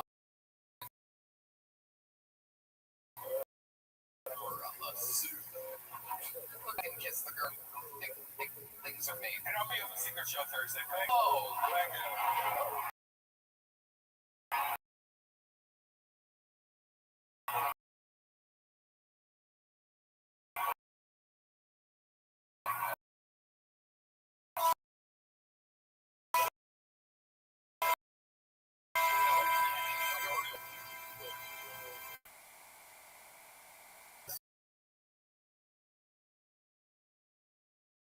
the smartest. There he goes.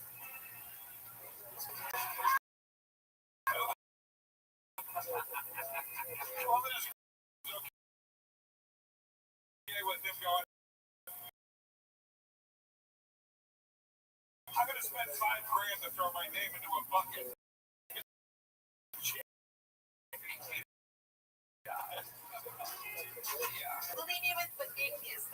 Another one-word name. You guys still having fun out there? Is the noise spirit that cool and most Skill is next on Kill Sony.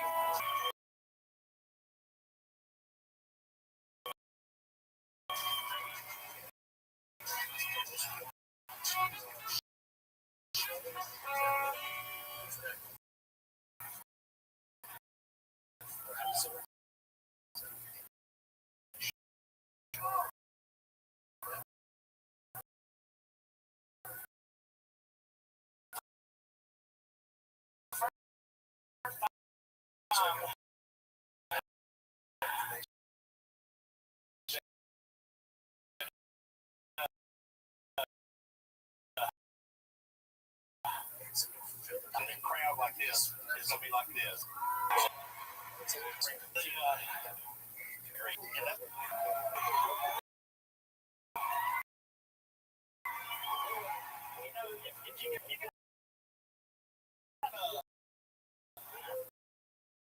If you commit incest more than once, is it re-incest?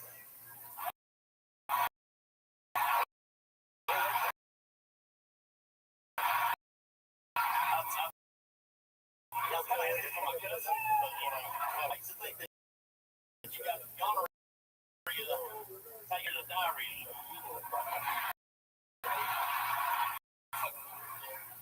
Alright, there's a crotch. It took you a while to get cement, and I want to hear more of these jokes. One over again. Let's go, Gil. Okay, there's this crocodile. He's caving. You know, my girlfriend, she don't have sex with me because she said I love you. I'm thinking if I got that EBT on my damn internet, they're chatting EBT.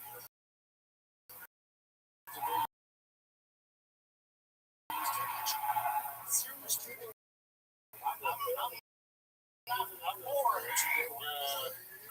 surgeries, but I am all furries to be stated in there. Hell yeah.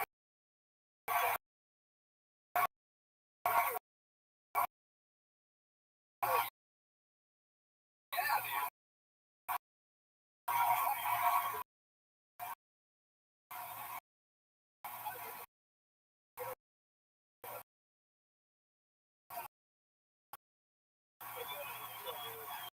Never seen a set where it gets more later in the first 30 seconds about how crazy. That means, you know, nothing like injuries and all. She flirts with me. She gets something, she goes back and forth, and she rubs my leg now and then. I told my girlfriend, she don't quit. I'm gonna fuck that kid.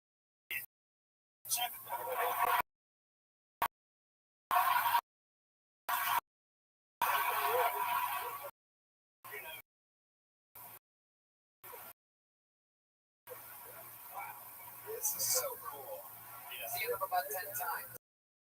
About 10 times. About 10 times. This is an honor. Hey, man, you do the shit, man. Whoa, look at that. That's a legit kill Tony tattoo.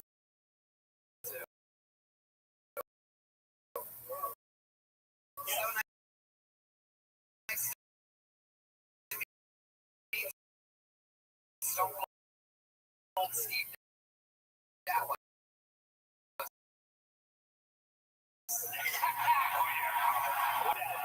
I know it works though. It's from Atlanta, but I'll see you later. Fucking handlebar mustache. Look at that. Isn't it? Yeah, exactly. Okay, what did you do before that? I moved to Panama City to Atlanta, so I just quit and said, fuck it, get there. Oh, is that what you heard? Yeah, Okay.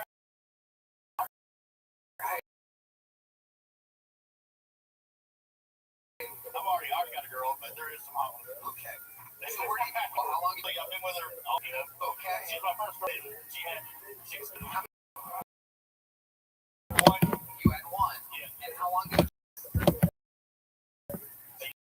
Year ago. and then when did you start banging this again? Oh, okay. Wow. I see what you're saying. Yeah. If you see my ex-wife, you really know. I bet.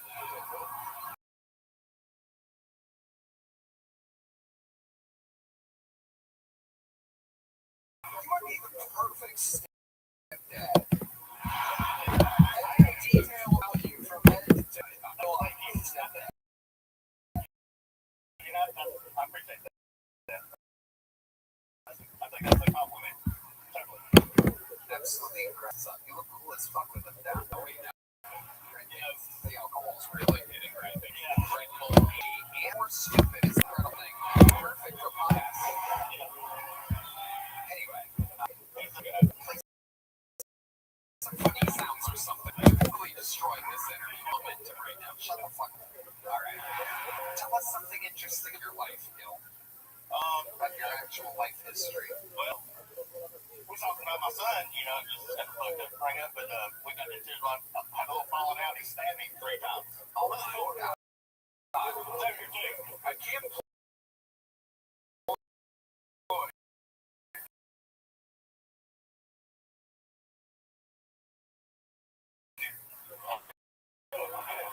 What exactly happened to Staffy? What were you guys arguing about?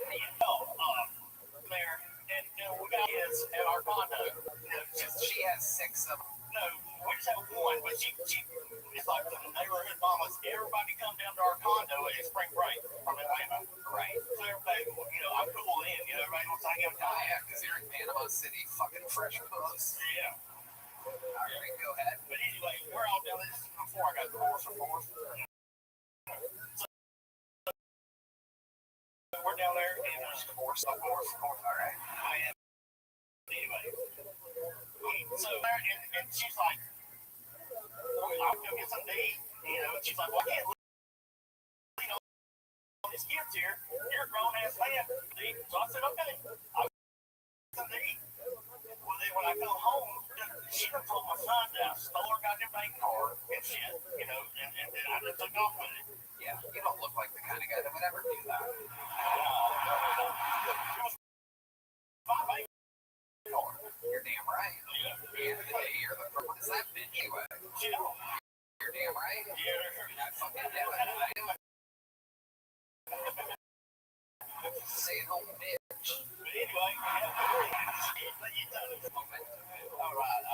sucking. I put this shit right now.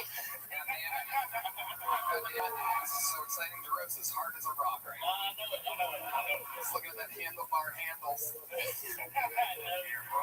must have you on a lot of cum.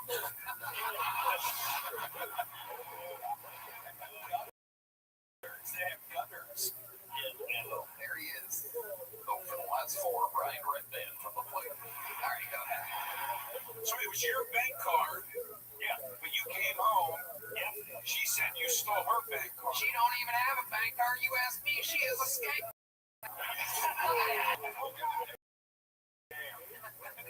Anyway, she got it all around.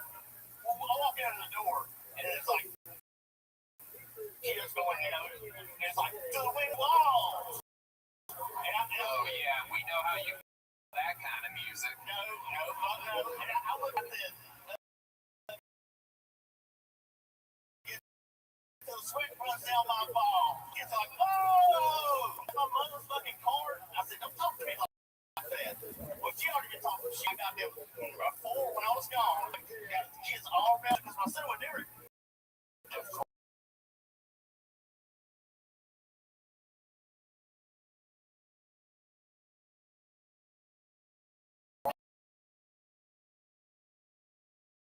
And once she starts, you know, we're a happy family.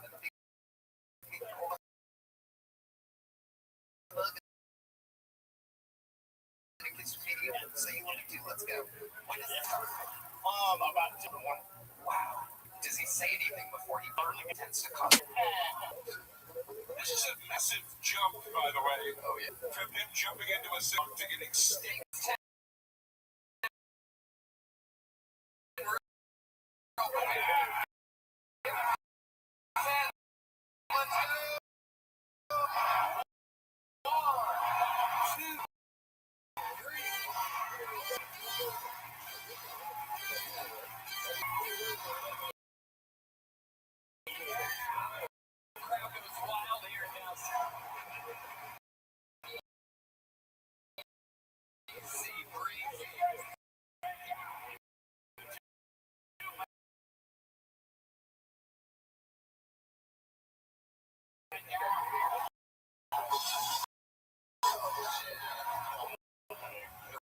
Is about to get forced.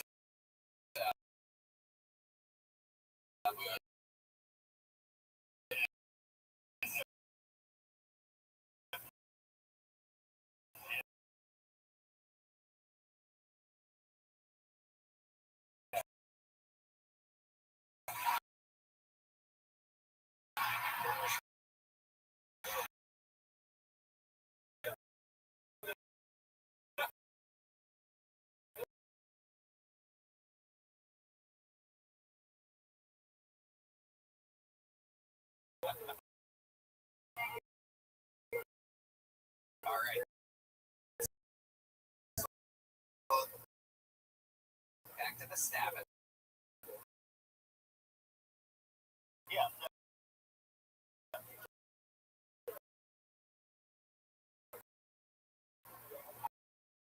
Got stabbed. I fucking got separated.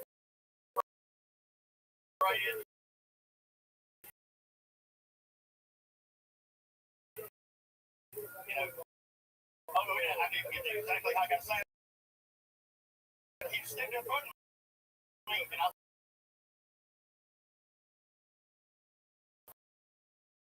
like, the fuck? He had a knife. He's like, No. He just like, I'm trying to get goddamn friends. I'm like, what the fuck? So I'm just like, let's fuck.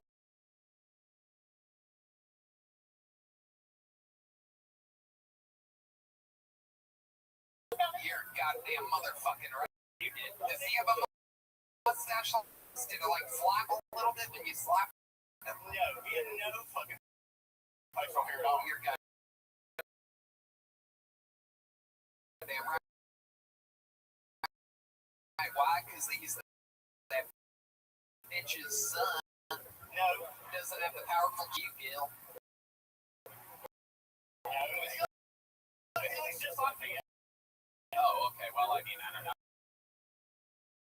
guessing. Yeah, no, yeah. All right, go ahead. Then what happened? Well, when they after so I'm like, they go crazy and they're all standing there like, what am I climbing? What the fuck you slapping? Did you tear up at all sometimes when you get slapped? Yeah, natural. Tear up at all. I was like, what the hell? Because you wear those sunglasses 24/7. You slap this man all day, you won't see a sign of motion. No. Especially from a kid. Fuck your friend. Yeah, right.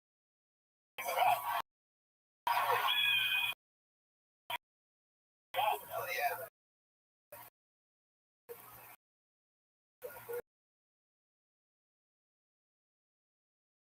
If you want that clap back, I'm gonna slap back. You know what I'm saying? You got a lot of sayings down there. I have them all tattooed on my forearm. Okay. So,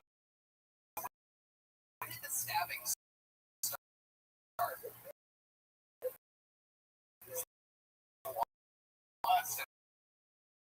I think it's damn well worth it.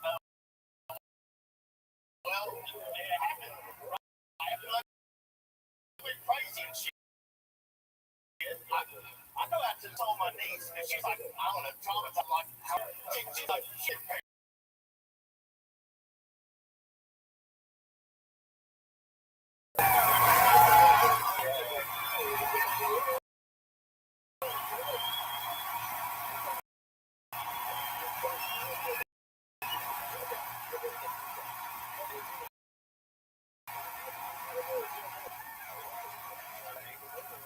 See, after the show, never be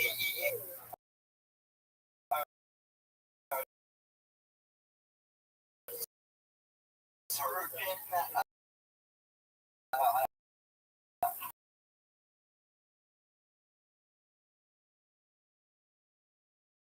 For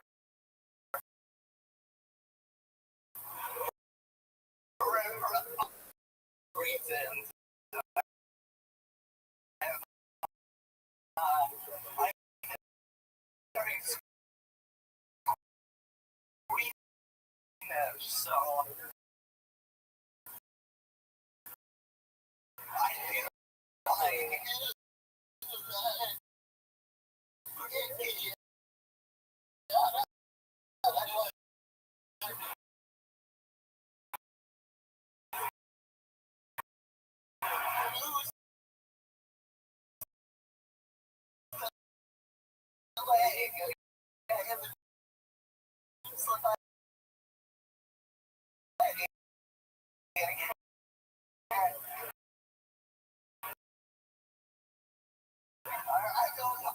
I trust, you know, you have help. And I was like, what are you doing? For you, I know, it's cool out. Hell yeah. And clearly, you're the best player ever in Texas Rangers baseball history. Nolan Ryan, at least. I'll give Nolan Ryan some credit. Oh, shit.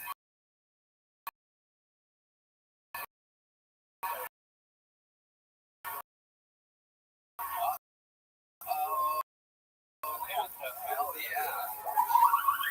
The buns over here. Did you try any sports as a kid? Yes, I was the water boy on our football team. Okay.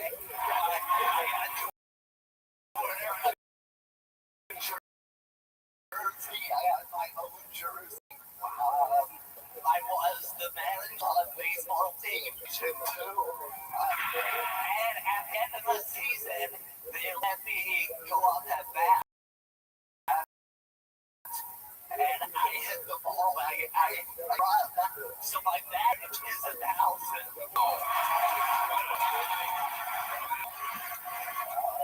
Incredible. Fun fact. He's the first first person to ever dribble on a baseball field? Well, you know, actually, I brought something special today. Oh my goodness. So in the past, I have at the show, you know, but then I realized a lot of people can't afford to have shoes. And so for all kids out there, I have made my made at home have shoes myself. Oh my God, I'll make it at home. Oh. So all we have to do is get full sneakers, crush some soda cans. Your shoes. You've done that here today. Yeah, can we get a it sounds just like regular business. You can do it at home, okay? Bill Nye or something. I call them Texas tap shoes. Okay.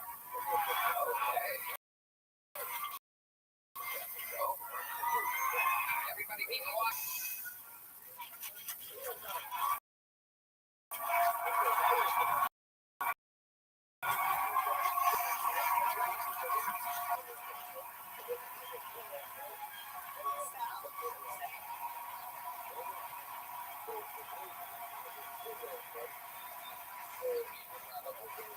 Anything can happen here on Kilto.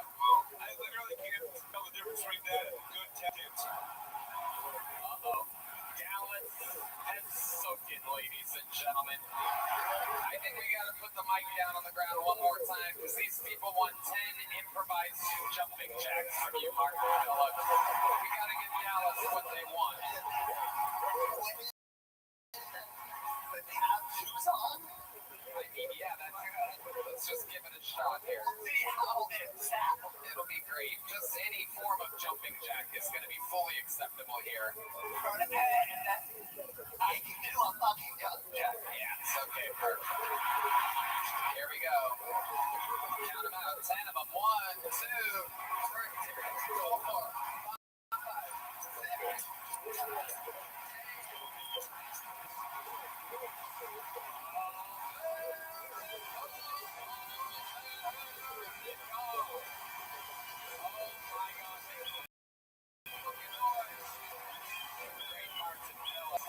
Ladies and gentlemen, wow. Another great set, another great interview. He's batting 1,000 on Kiltony as well as his Little League career. All right, back to the bucket we go, ladies and gentlemen. Make some noise for another Dallas bucket pull. This is Stephen Taco, everybody. Stephen Taco is the name.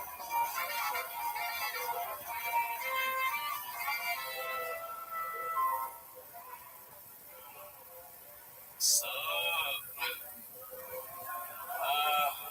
I'm a beekeeper. Keep bees. Interesting thing about bees though is I didn't know that not all of them make honey, right? So I beekeep the Western European honeybee, right? Makes honey. But then there's like the Africanized killer bee that make crack cocaine.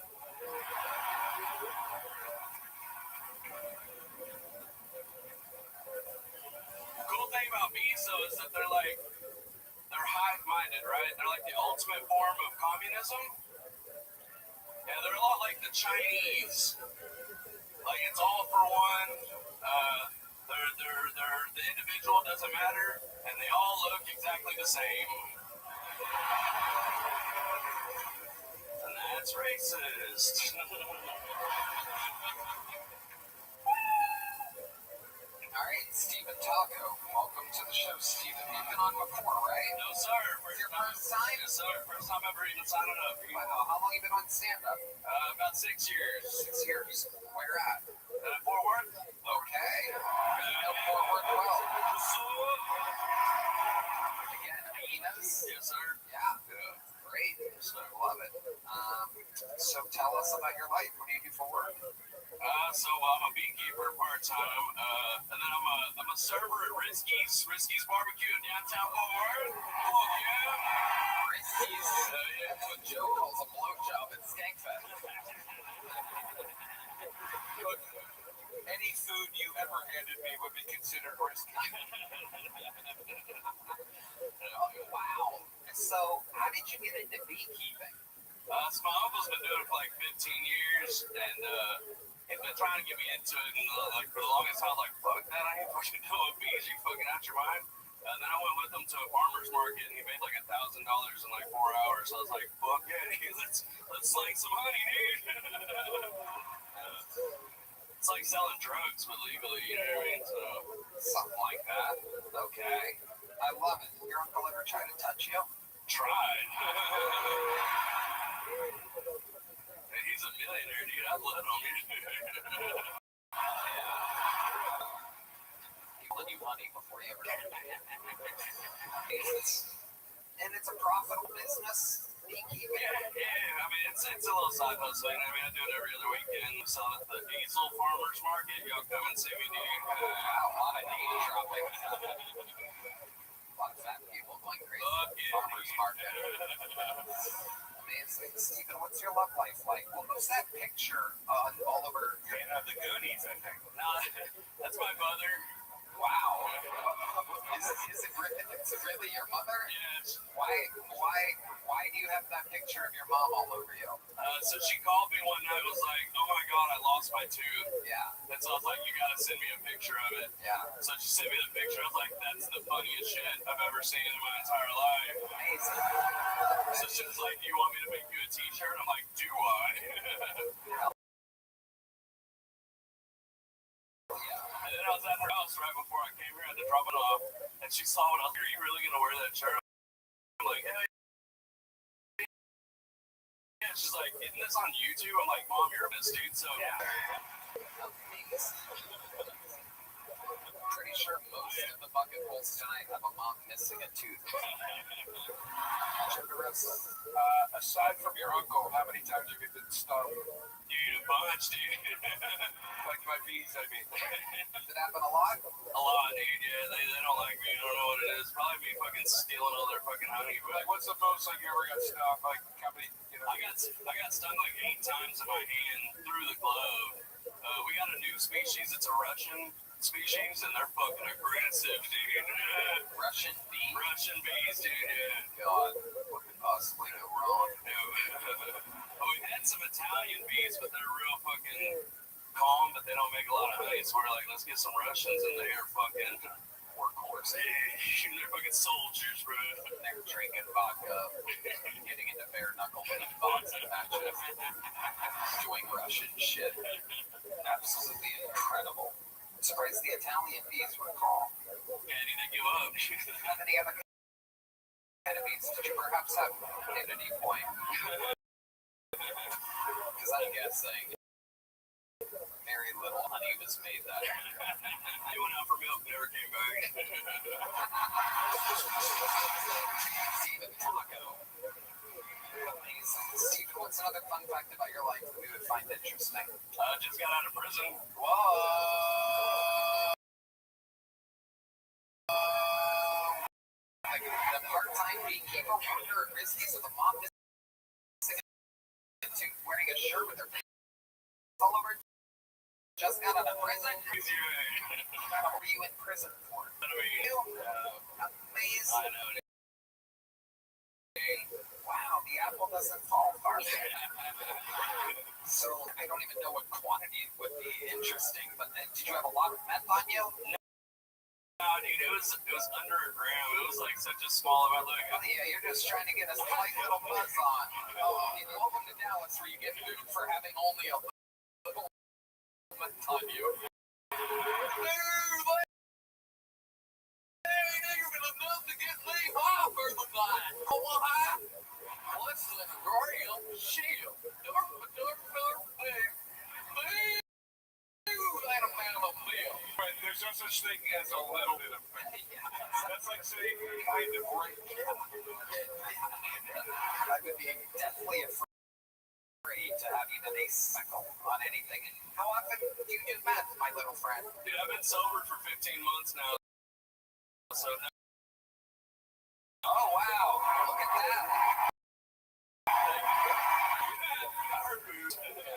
Was jail for here. Okay, so that's what sobered you up. Yeah, people ask me, like, how'd you get sober? I'm like, it's this nice state-funded rehabilitation center called the Texas Department of Criminal Justice. Hell yeah, that'll do it. You have cellmates or anything like that? Yeah, I was in a 68-man dorm.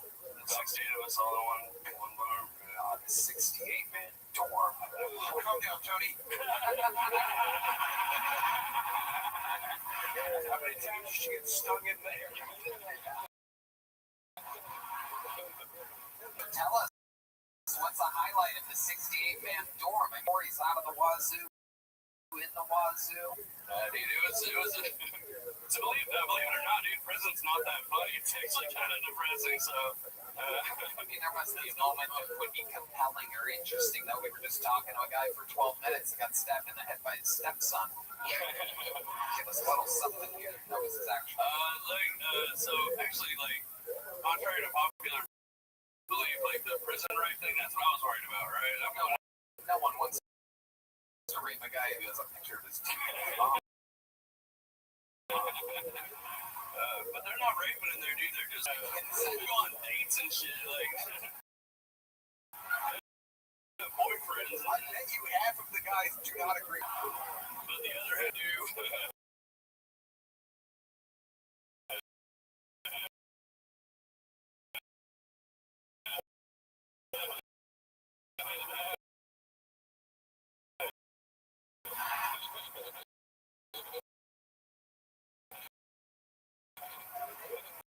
Did you have an anal orgasm? Me, no.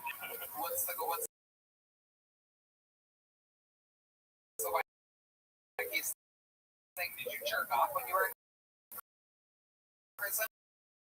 All the time.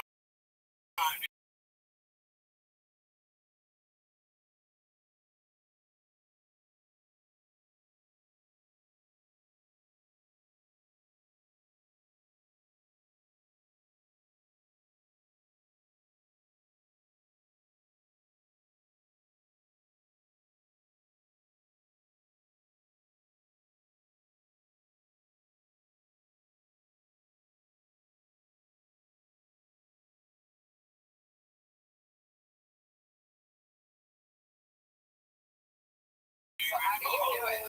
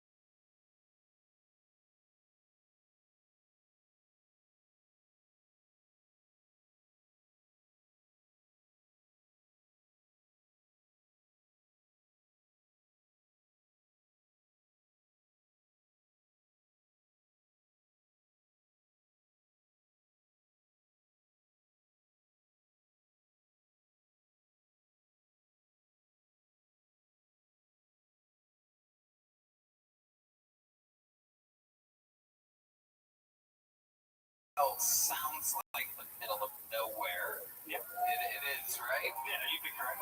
And that's where you're born and raised? Yes, sir. So, like, what's your family like? What do mom and dad do? So my dad just got fired after 27 years.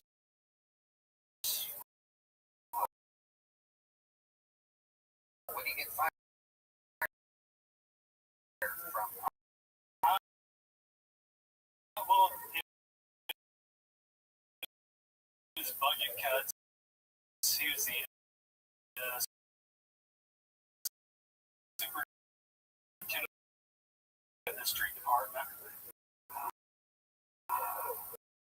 And then my mom's a drug and alcohol counselor.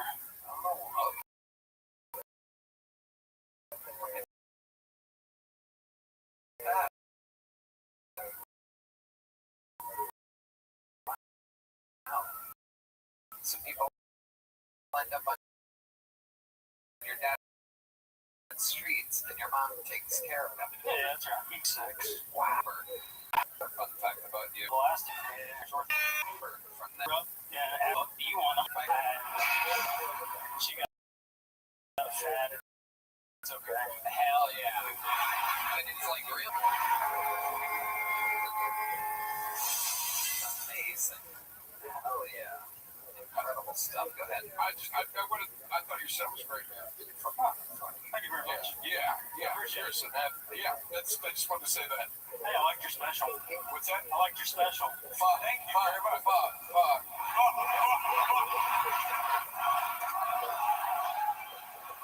Trenton, I'm going to be honest with you. They love it when people do 10 jumping jacks for some reason. Is there any chance we could get to do 10 jumping jacks real quick?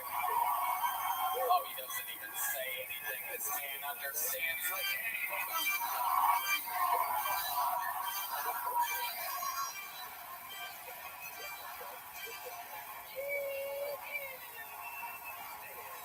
Little Tony.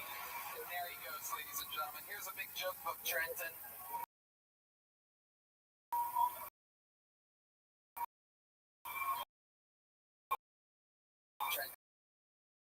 TiVo. Ladies and gentlemen. Wow. And now, unbelievable experience we have. There's always just one to begin. Ladies and gentlemen, what can I say that I haven't said more than I've ever said anything about anyone in the history of the show? For this man is the Hall of Famer with the record for most appearances ever, and most interviews ever. A living member of the Kill Tony Hall of Fame, who many people refer to as the Vanilla Gorilla, the Midnight Strangler, the Goliath of Green Prairie, the mayor of Mineral Wells. Ladies and gentlemen, this is the Big Red Machine. William Montgomery.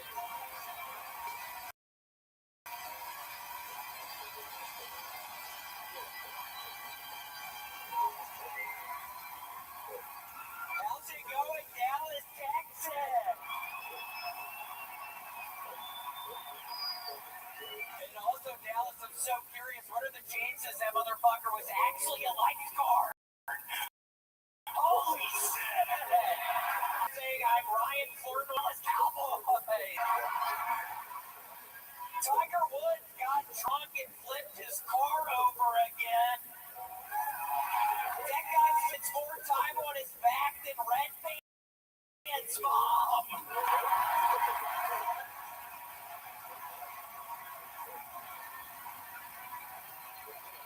And by the way, does anybody know, does the Easter Bunny support Israel? Don't make me call my lawyer. That's an impression of me after my teacher asked if my dad signed the field trip permission attention slip. Knock, knock. Prince. Prince doesn't have a last name. Man, I missed the whole BET. Sources in Iran say that the new Ayatollah is both stupid and gay. Redman, I told you your ass is qualified for the job. Okay, that's my time, Tony.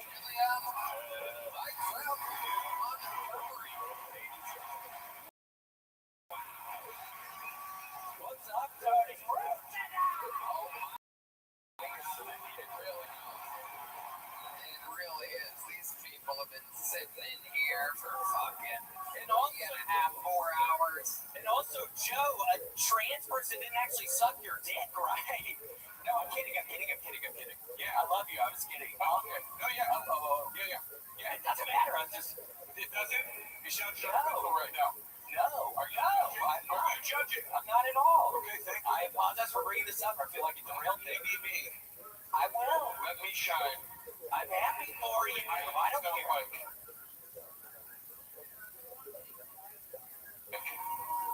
How's it going,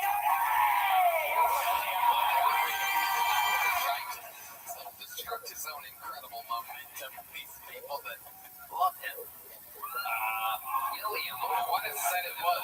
Somehow the first person tonight to cover the Tiger Woods accident. A lot of topical, very fun jokes in there, whereas normally you're making references from the 70s, 80s, and 60s. I know you've been getting on to me recently, Tony, so I switched up just a little tonight. And Tony, I think secretly you like it when I have the old references. I think you secretly like it. I do. I love everything about you, William. You can do no wrong with me. We've watched you do more sets than any other human in the history of the show.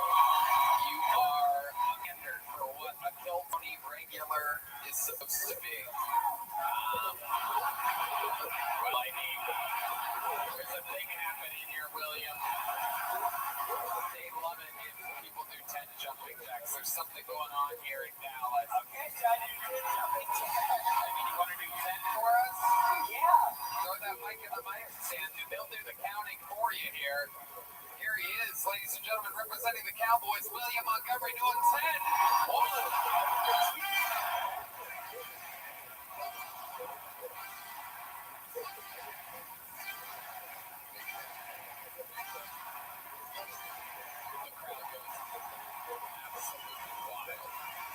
This show is insane. Childerosa. Somehow your jumping jacks were worse than Martin's. I know. Well, I got told on the way over here, we stopped at a Buc-ee's, and for those that don't know, you actually get the beaver nuggets, and if you want to really get dessert, you put a bunch of whole milk in a thing, and you put the beaver nuggets and eat them like cereal. Just a little tip for anybody. It's the best kind of cereal there is. Yeah, And I'll be doing it tonight, Tony. that is a great tip. Yeah, put your beaver nuggets in cereal. Tonight I'm going to mess around with the cinnamon sugar version, so I'm really excited about that. Hell yeah, that's actual advice. I think it's going to be a little bit like Captain Crunch, Tony! You have the humans on your side when you amp up like that. What else at Buc-ee's excites you that much? Shit, probably a little beef jerky! Tony, you know my ass is talking about the pepper beef jerky! And also the dark chocolate raisins, Tony!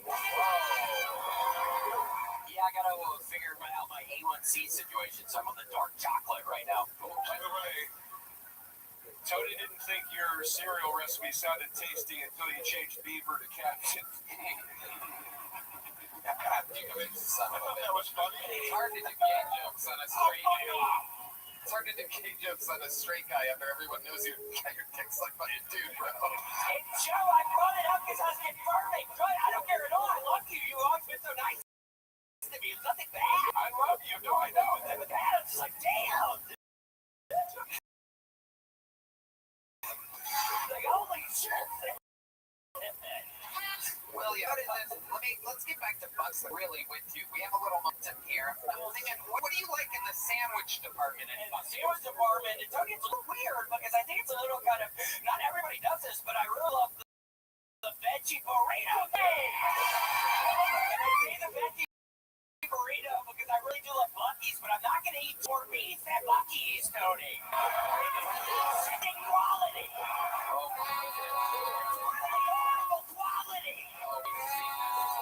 He is turning on the crowd. He's like anti-meat in the heart of Texas. Take the meat from there, Tony. And the vegetables are just so poor. I don't even really like it there, Tony.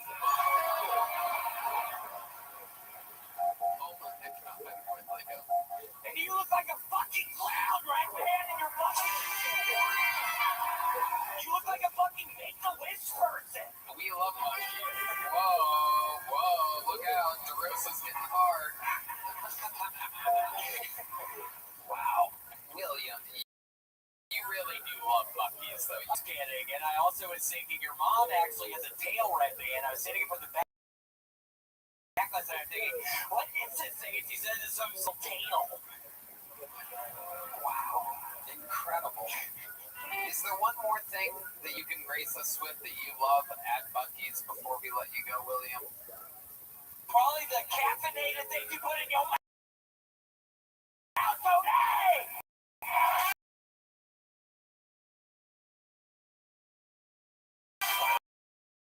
I don't know what they're called. Very broad answer.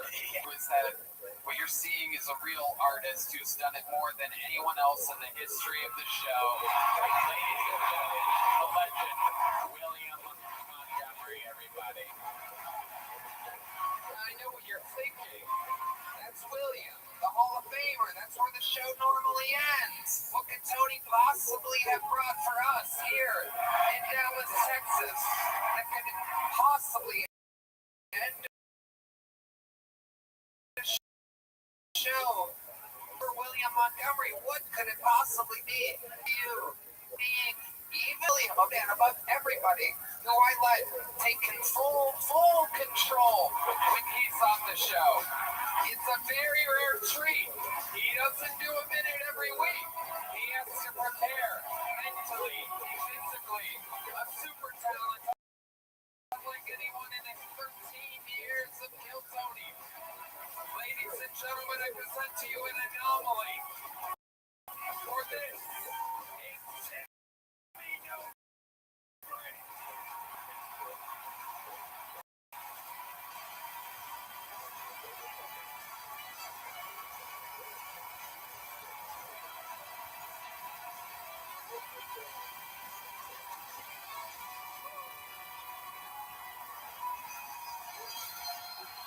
Relax here, guys. Jesus Christ.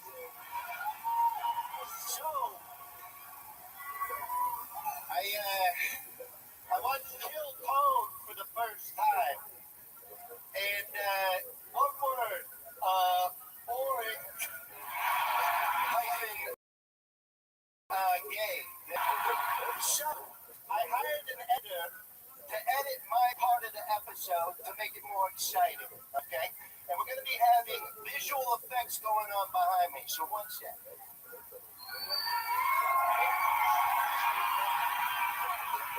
So everything I described during my minute, pretend like you're seeing it, because we're going to add it in post.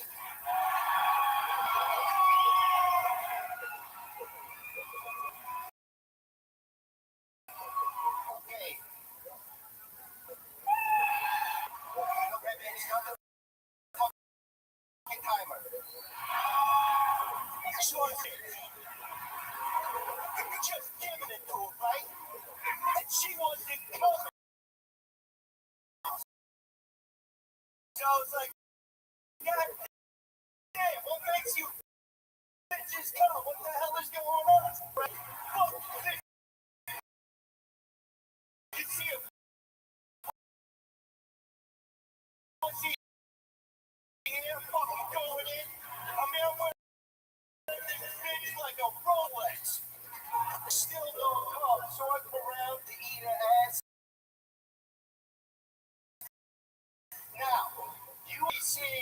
CGI Avatar James Cameron level asshole.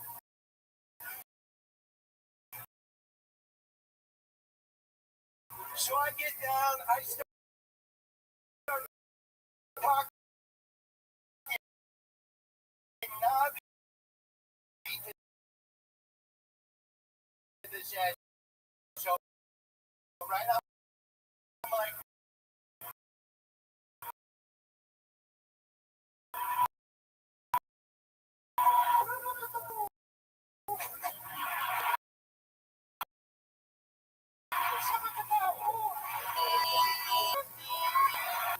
so I'm like, hey, we gotta set the mood, right? So I throw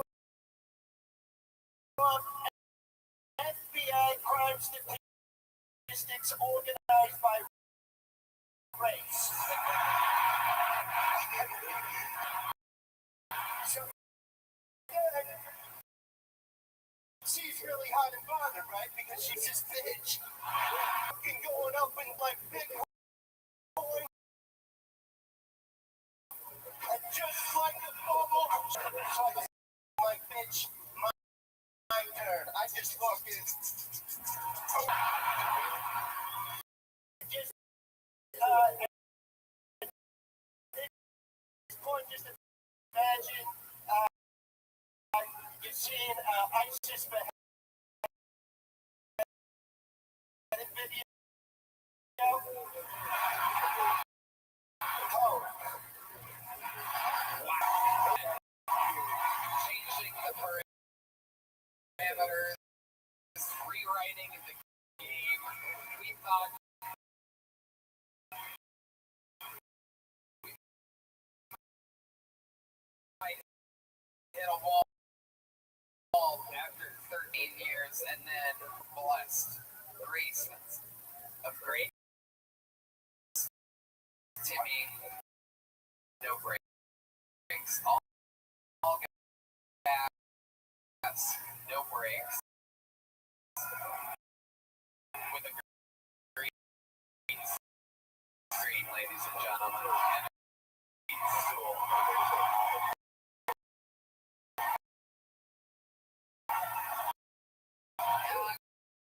Keep it up. No, keep it up. No, keep it up.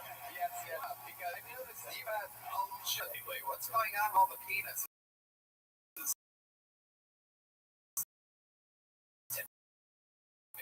I don't know what's going on with you having the same guess every fucking episode. No offense, guys. Honestly, no offense. But you gotta. You want to do panels sometime? Yeah, I'll do panel. Okay.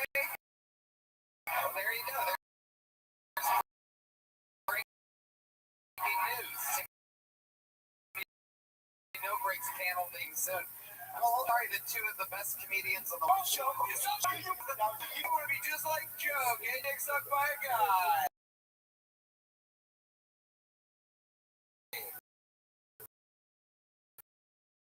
There's a trans person walking up right behind you right now, Tim.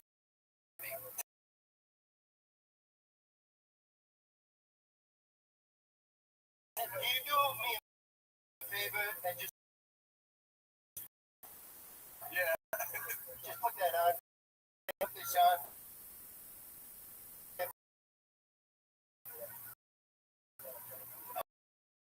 Just throw that on, Tim. We need a more. Holy shit! It's Kevin Hart. Holy fuck! Whoa! How did you bang Kevin? That's fucking crazy. Say something, Kevin. No, you gotta sound more. In your chair.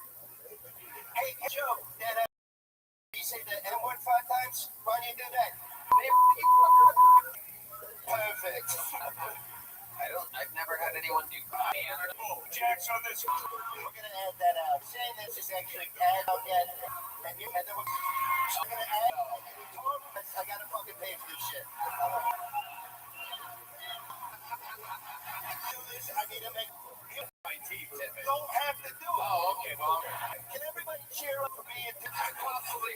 Inch to 10 inches. So just get in your mouth.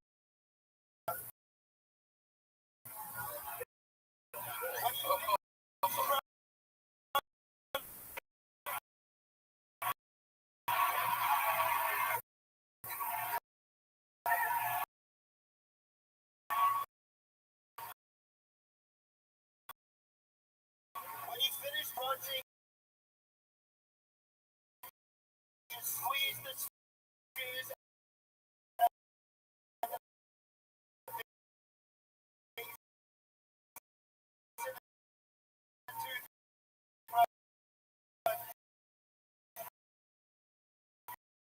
To ejaculate.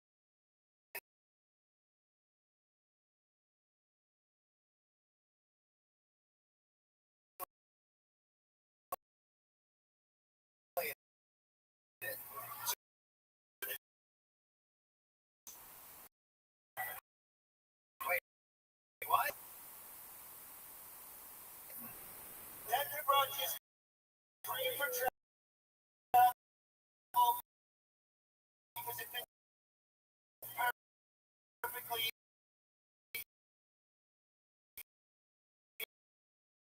in your ass.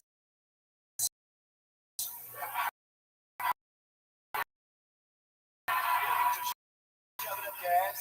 Okay, all right. Dr. Brock, blood blown out. Beautiful. We're doing it all. Atlanta did? Oh, yeah. Dallas, Texas, before we get her, give them some parting words here. Okay. Get the fuck out of here. Just say your ex-girlfriend. Okay. Suck at that hot pot. Oh, Oh, yeah. Just take it jealous. hold on. That's I can't put out my. oh my God. I'm fucking getting it with your girl. That's crazy. I love you, baby. I miss your pussy so much. Oh my God. She's happy with me, Colin. Make sure she doesn't trip over the green screen that's right here. Yeah. Yeah. Hey, man, what?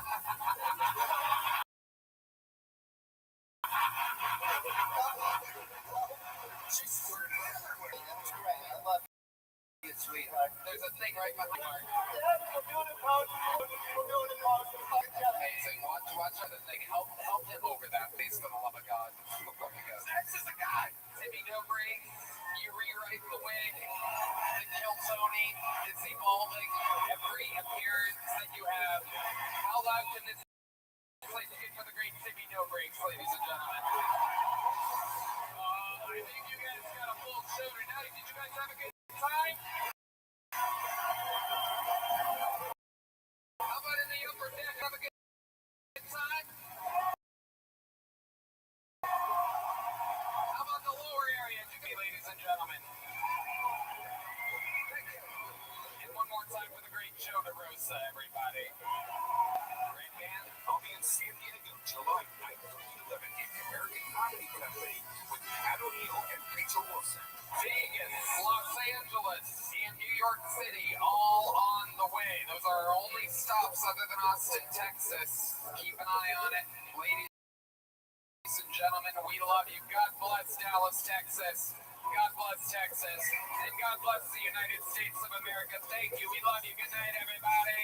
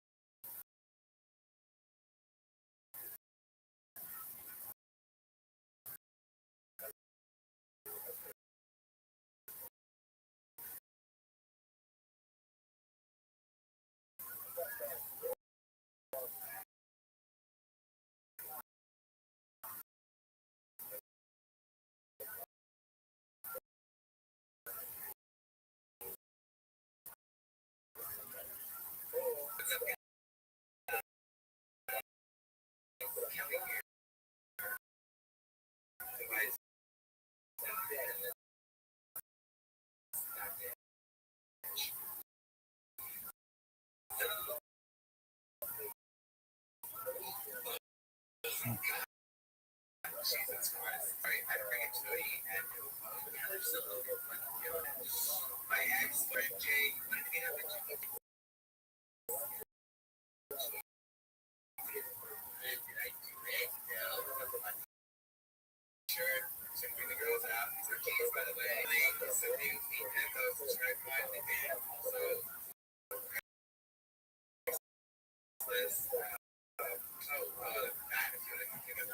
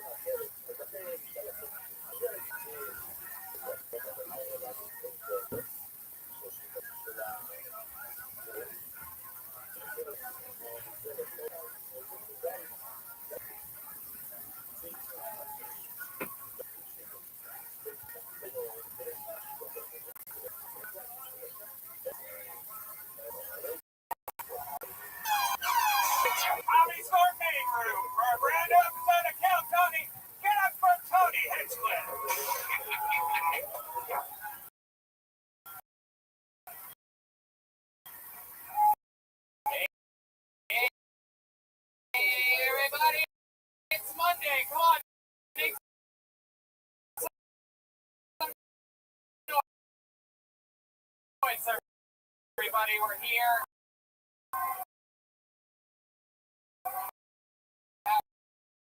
Exciting.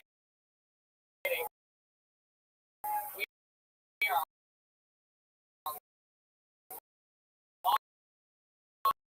live streaming across the world on the internet at YouTube/KillTony. Hi.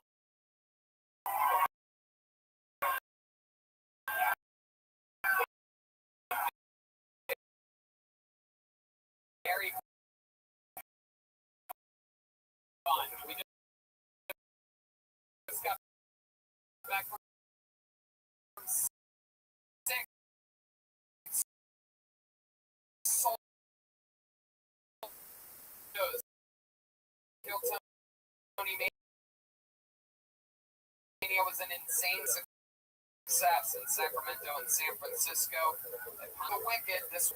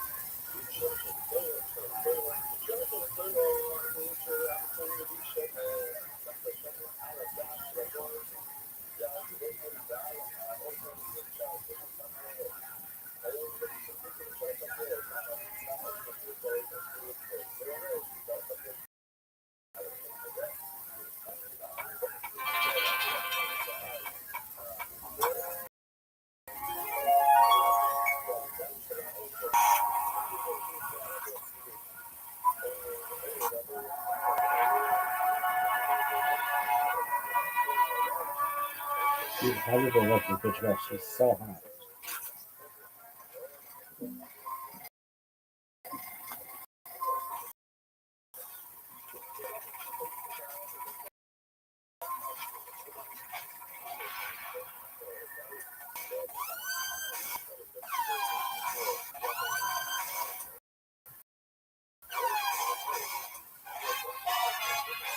Hey, this is Ribbon coming live in the room fitting room for a brand new episode of KillTony.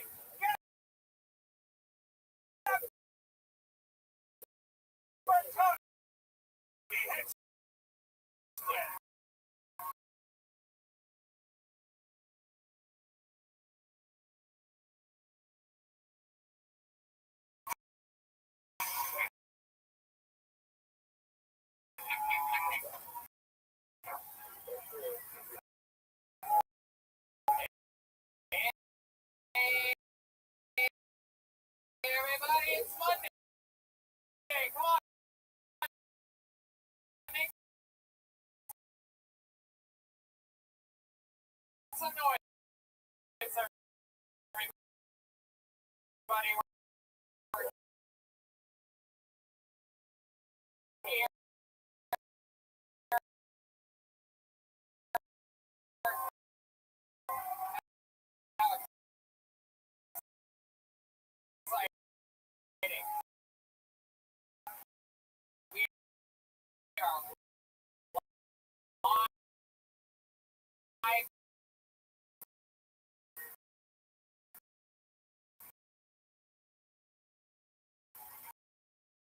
Streaming across the world on the internet at YouTube /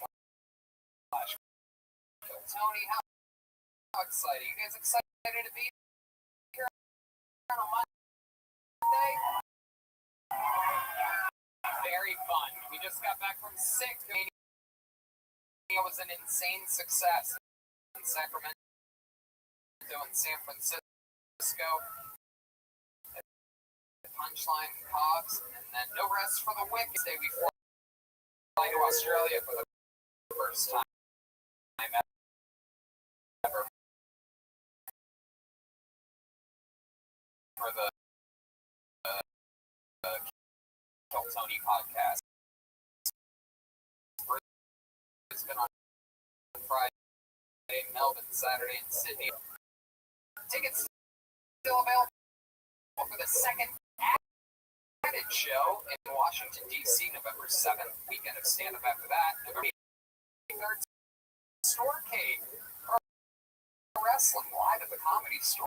My other podcast, The Sportsman. How exciting is that? A wrestling ring. On the 5th of December in Pittsburgh, and the 15th of December in Cleveland at the House of Blues. We go back to Ohio. How exciting. The road. And that's going to do it for 20 artists. Sure, 6 successful shows in San Francisco this weekend, and he has extra posts. Sign it, take a picture with you, whatever. Jeremiah Watkins still has a classic big gay calendar with featuring the band.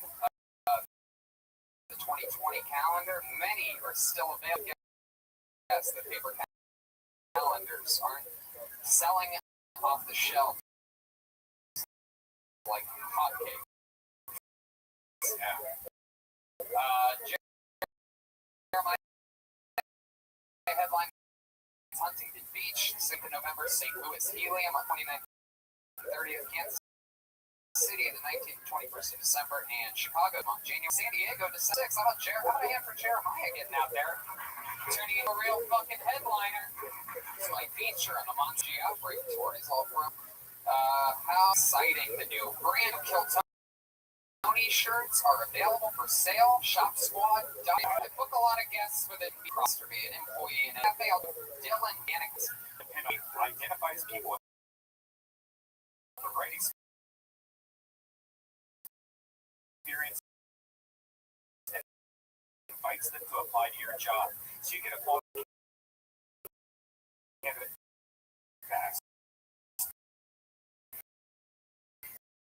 Dylan posted his job on ZipRecruiter, and he said he was impressed by how quickly he had great candidates applied. He also used ZipRecruiter's candidate rating feature to filter his application so he can focus on the most relevant ones. And that's how Dylan found his new director of copy in just a few days. With results, it's no wonder 4 out of 5 employees who post on ZipRecruiter get a quality candidate within the first day. See why ZipRecruiter is effective for businesses of all sizes / Kill Tony. You guys ready to find out it tonight? It's 2 of our guests in the history of the show. I present to you the Purple. Wow! On a Monday night, the great Dara. Welcome back, hell yeah. The host of the show. Substitute was a podcast. Prince and left up on favorite. I used to go to pop ship right to my door. Use the button. Delicious. We have a band on this show. How many of you know the show at all? How many of you know about the band? The band is the secret weapon of the show. show. Absolutely hilarious. Some of my funniest friends.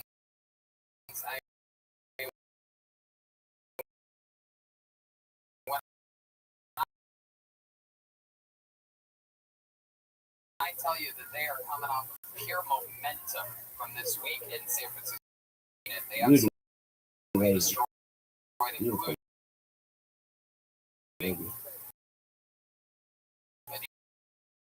undeniably greatest Mexican mob of all time. This happened in San Francisco. You guys. The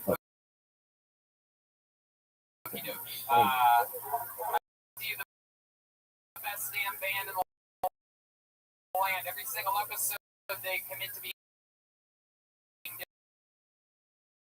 different characters. We never know what they're going to be. They have a separate room than us, so maybe it's characters that we've seen before, the return of some legendaries, or maybe it's brand new for the section still. I'm not saying I'm old. Tons of stuff. And I go nice Spanish. You got all one of these? Hey, beautiful. Let's find out what the band is tonight. Some of the funniest people that I know. It's the best damn band in the land, the Kill Tony Band. Jeremiah Watkins from Christmas.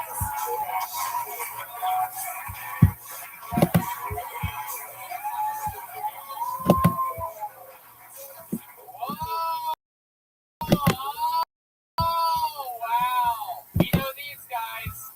These are the 70s, everybody. These comedians, I got corrected very quickly there. Not 70s, definitely 80s. We've seen these guys before. Very, very fun guys to have on Kill Tony. This is very exciting. What do you call a blowjob while getting a call? Headphones. I didn't know. Oh, yeah. That is just a taste of some of the incredible comedy these comedians from the 80s have in store. Headphones. Look out. So that's Jeremiah. Remind me of this character's name again. Hey, Zippy, how you doing, everybody? Wow, It's Zippy. gonna be here. 80s comedian for sure. Next to him, wow, looking good now. What's your name? Hey, Tony. Hey, Tony. Can you believe this? Can you believe this? My wife said, I think our son is autistic. Autistic? Our son's drawings look like shit to me. Hey! Wow. Wow, that was a good one. Is this a show? At the very beginning, Dom, we're still getting into it. That guy, Howard Stern with Crohn's disease. That's exciting. Crohn's disease. And then back here, we have what appears to be a caramel macchiato in a suit.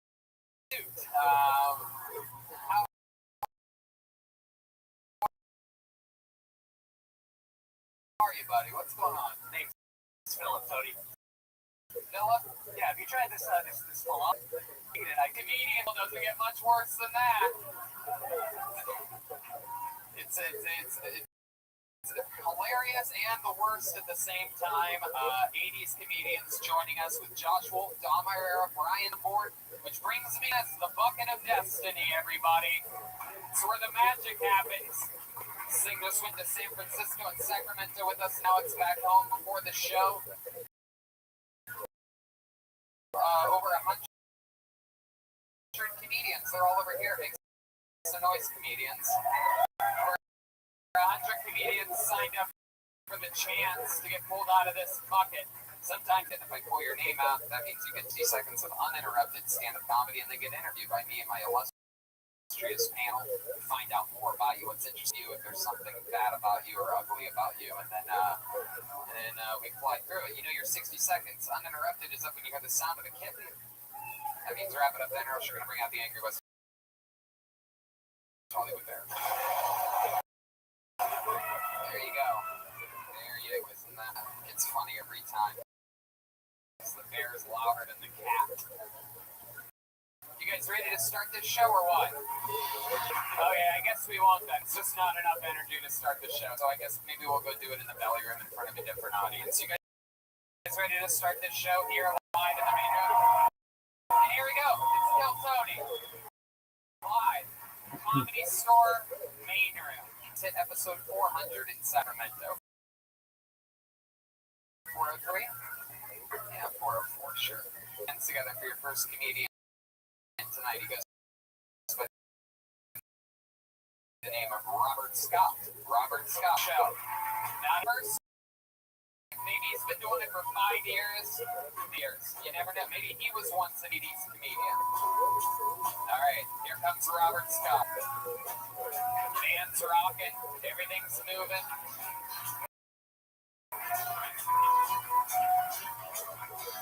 Here we go. One more time for your first comedian of the night, Robert Scott.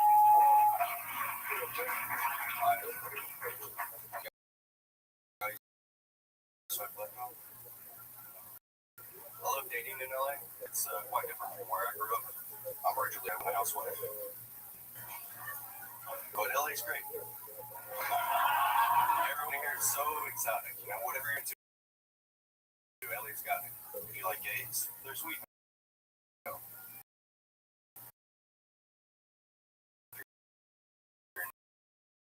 Asians.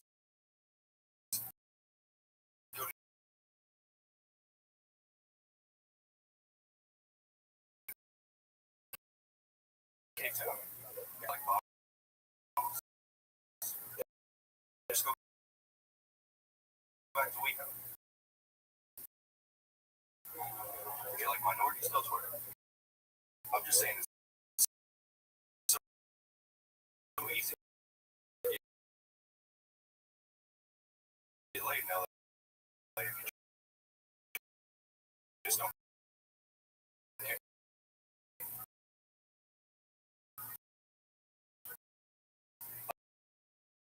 Last 2 years,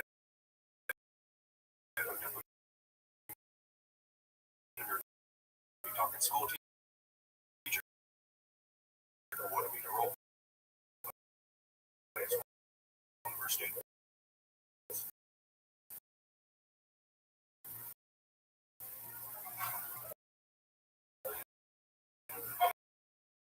No problem. I like learning. It wasn't until later I found out she taught special ed.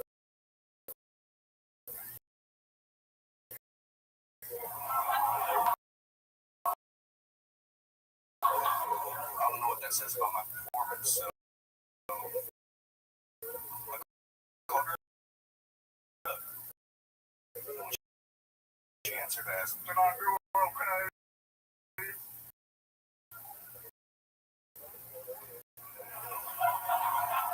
Feeling prickles.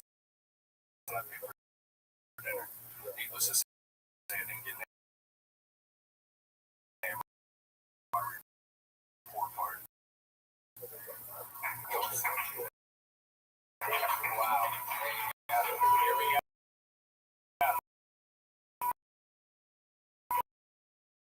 And the show has begun. Robert Scott shooting hot blanks all over the room. The show started. How long have you been doing stand-up, Robert? First time ever.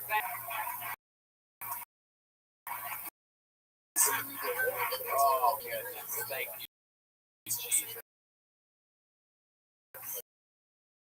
There goes my next question, which was, had you tried those jokes anywhere else? Heck yeah, in your living room? Did they work in your living room? No. Did your cat kill himself while you ran those jokes by it? Hey, was your specialty student here with the frog?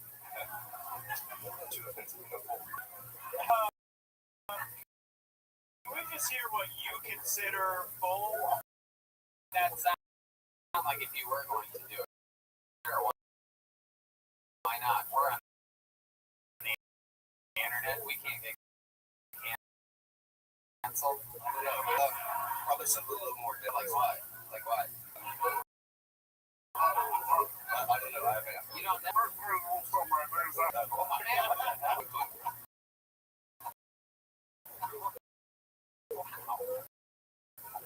So is that what you do? No, I'm a marketing manager for a house. No, I guess. There was a line basically opened up with black guy on a housewife. What did you mean by that?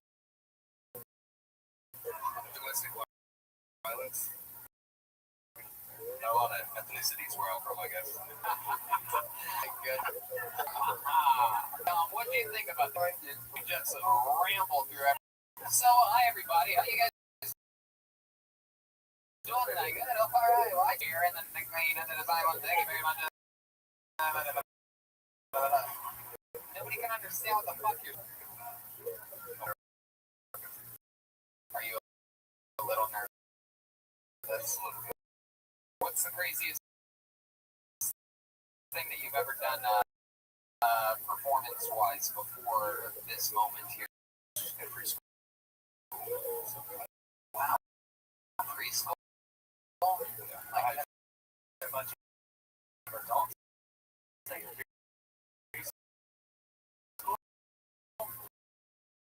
Yeah. I apologize to the whole school for stealing Soup Supper tickets.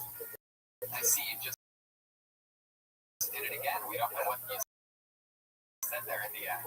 Probably got in a bunch of trouble. Stealing Soup Supper? Where are you? Place we're the only supper. Oh, that's how bad that joke was. Well, I get it.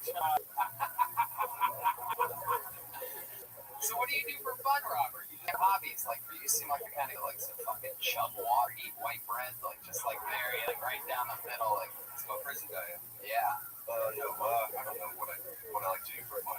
Come on, you play marbles or something? What are we doing? I like to make up my own captions for Instagram photos. Like you make memes. No, all internal memes. Internal memes. Memes. That's one of my favorite songs.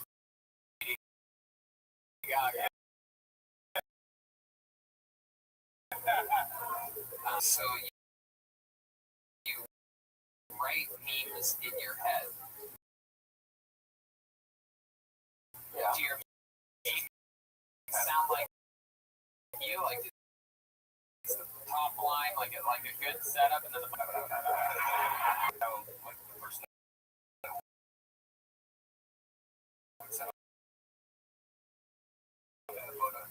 Oh, you did? No. Do you have any other special skills or anything like that? Good at anything? You ever win a trophy at anything?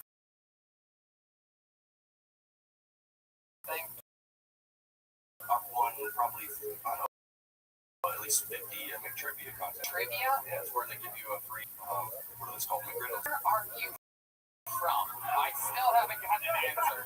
Well, Indiana, fucking nowhere. I got a place. We played some trivia. I don't know, my lady, girls here are so crazy. I'm sorry. Tell me about it.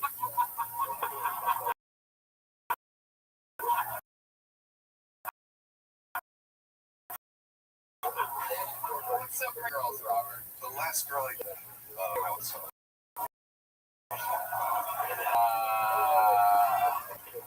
Was it here? Was the miscarriage yours? I think so. I don't know. She told me. She sent me a picture of like her bloody panties. That pile of shit. Oh wow! All right there. Sydney, shoot here. She sent you a picture of bloody underwear and said, "Hey, I had a miscarriage." Yeah, she didn't use those words though. Not for like a week. She told me like, He's killed someone for sure.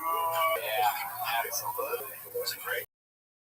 My goodness. See, the jokes that you make are the babies that you make out there.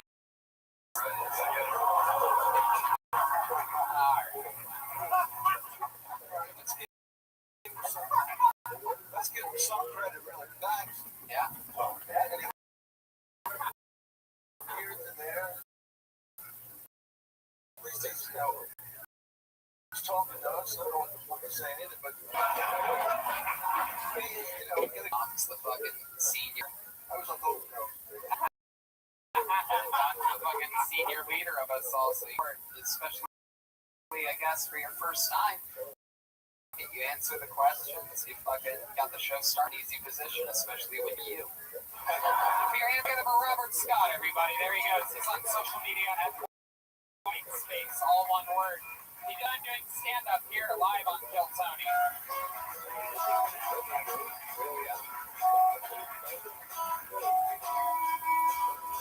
So there you go.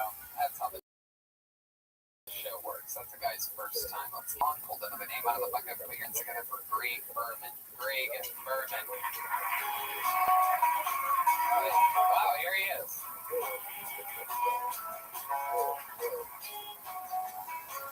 One more time for Greg Berman. Hi, hello.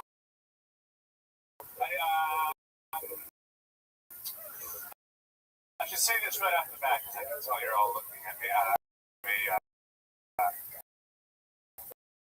a refugee in this country seeking religious freedom. Because you didn't know that refugees are white. They can. I am. To America from Ukraine.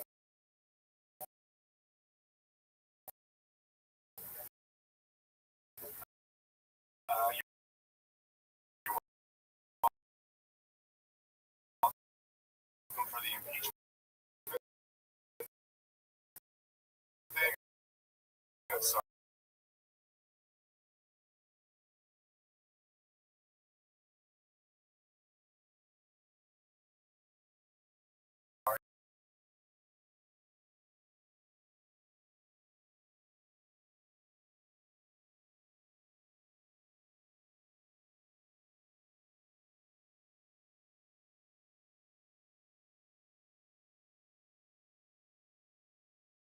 Chernobyl.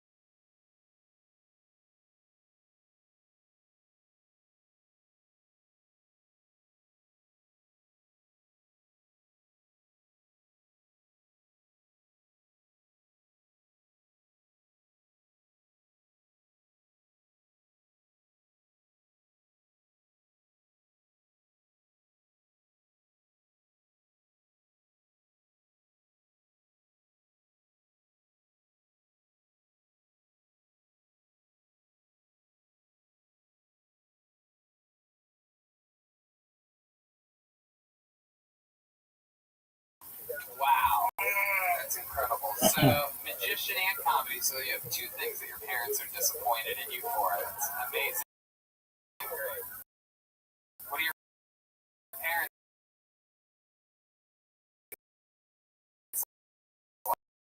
like? They still live in America?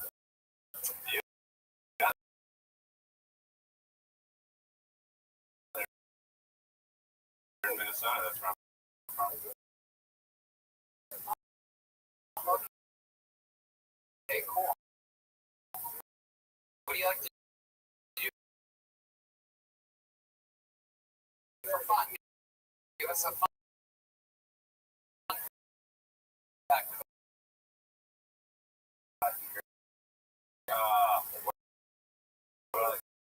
Super fun.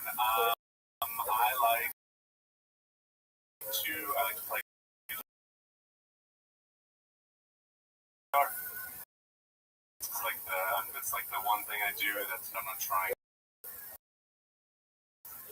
That's a bad thing to say.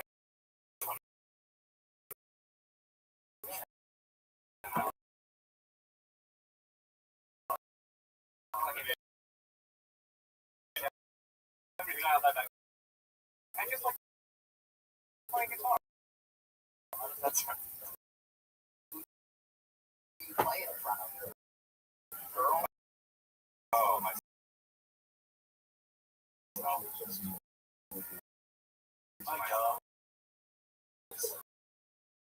My doves. Yeah. No, I have to get the other way out.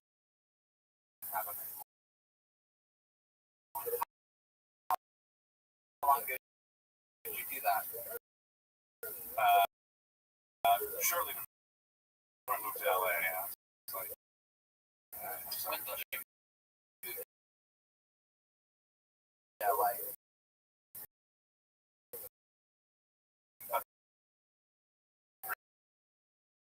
years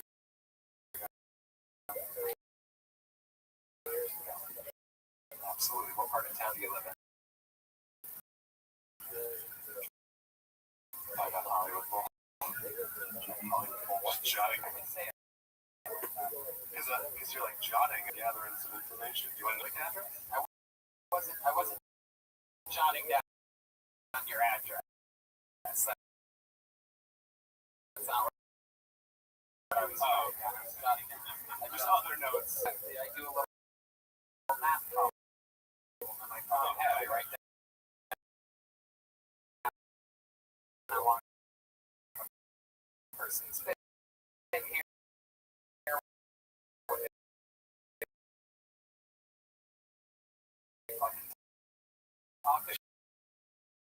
You got a fucking problem with my fucking notes, dude? No one's ever questioned me on this. He did get very rushed today. He said, I'm a Ukrainian Uber driver. It's true. It's absolutely true. He looks like if Dahmer, instead of eating corpses, ate cream before. Fun time. You got through it. We love to probably hear other jokes. Anything else, Dom? What do you got for this guy? I look close to home. Absolutely. Dom plays very well with drum your desk. serial killers, yeah. That's right. How about one more time for Great Berman, everybody?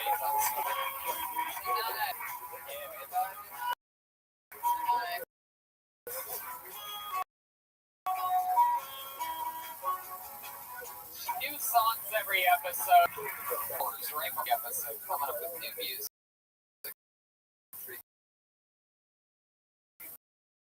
Guys, 3 times. All right, this looks like an interesting name. Mario Caballero. It's you. Mario Caballero. Mario.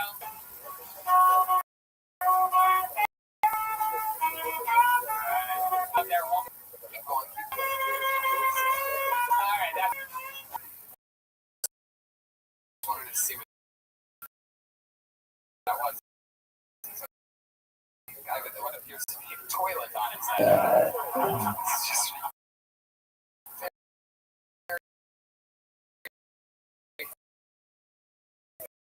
There it is. Right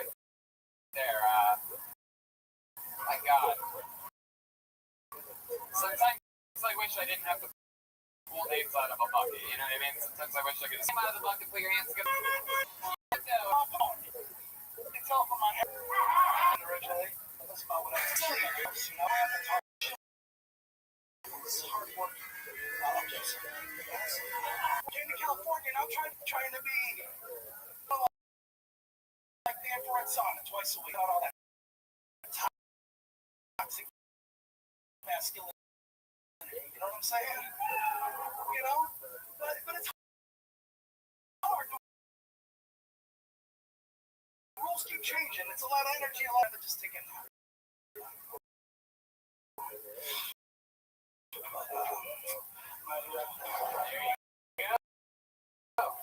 Everybody's pushing into the bear tonight, man. I'm here and I'm sorry. It's funny, man, because tickets just went on sale for our big Keltonian in Cleveland right after we go. I like Cleveland. People better get out. Just live. I'm originally Cleveland, so I gotta actually. How long have you been in Orange County? Well, I lived in the Bay Area for 10 years and moved to Orange County about 3 years ago. I've been in California about 15 years. Fuck out, the same old grind, the same old people. You mind? I was a roommate.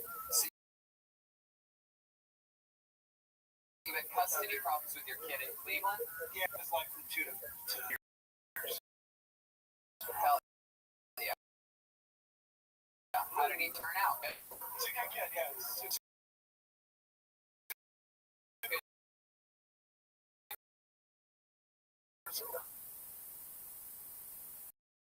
What is he up to now? fucking he in the fucking ass. He goes to work every day. Yeah, he turned out great. He's in Cleveland. He's not on opium. Man, like that anymore. It's bullshit. It's talk different. Things. And it would sound racist in LA for sure. But that way, you know. He's not like, my buddy will be like, oh my god, you should have seen it. I went to the grocery store the other day, and the Shine cashier was really sweet. Like, he meant it in a positive way, but it was so racist. What? What did you say? Shine. I said, oh, I don't know what to say. Wait, you said the N-word? No, wait.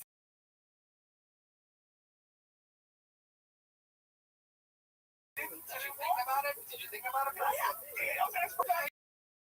You can be racist without thinking about the N-word. Good. It seems incredible. Wow. Like, were you ever suspicious of someone or something? growing up, let's put it that way. Yeah, So I'm all at the spectrum. I'm talking decisions, man, though. You Yeah, know, decisions. Yeah. The dirty guys kept the job.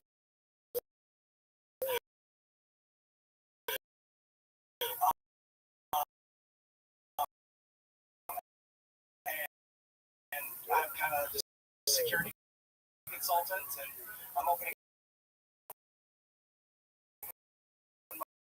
my spot in Long Beach. I signed the lease tomorrow. It's therapeutic.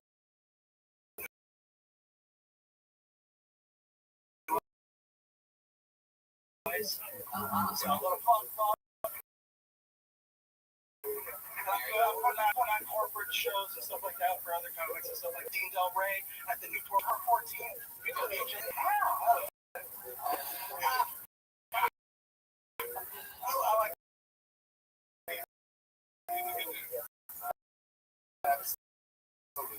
Anyway, my punks.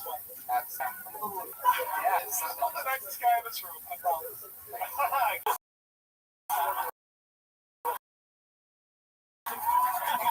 Josh, what do you think about this? Well, first of all,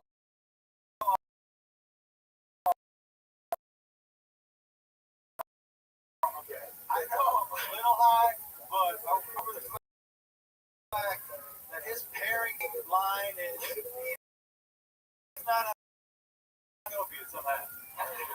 We're just gonna gloss right past that. And he was like, I don't know that I'm good from 2 to 16. But he's not shooting heroin, so I'm good.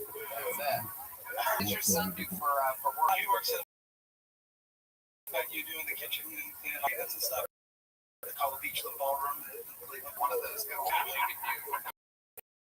The 80s. So it's very important to remember.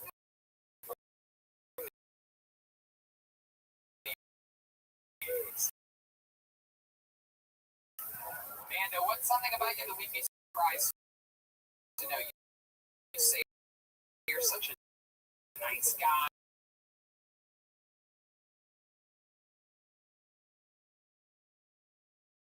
You have tattoos up to your knuckles. I'm married to a holistic behavioral psychologist.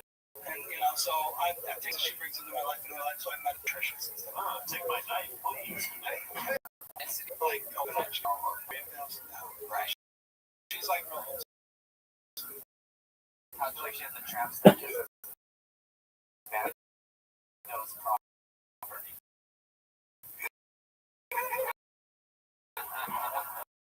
Not my old lady, she's my old wife.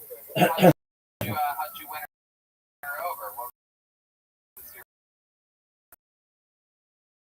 big move? Where'd you guys meet at? We met and we had awesome conversations. Clan rally.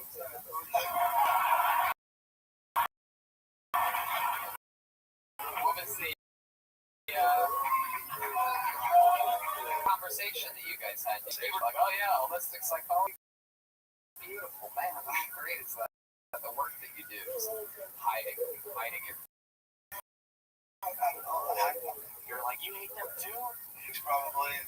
Wow, very is. She got a bus down in San Francisco. Hell yeah, pretty close. I love it. 60 seconds would be to, you don't have to say give it up for the band and the guests like they did that. I know, I am, man.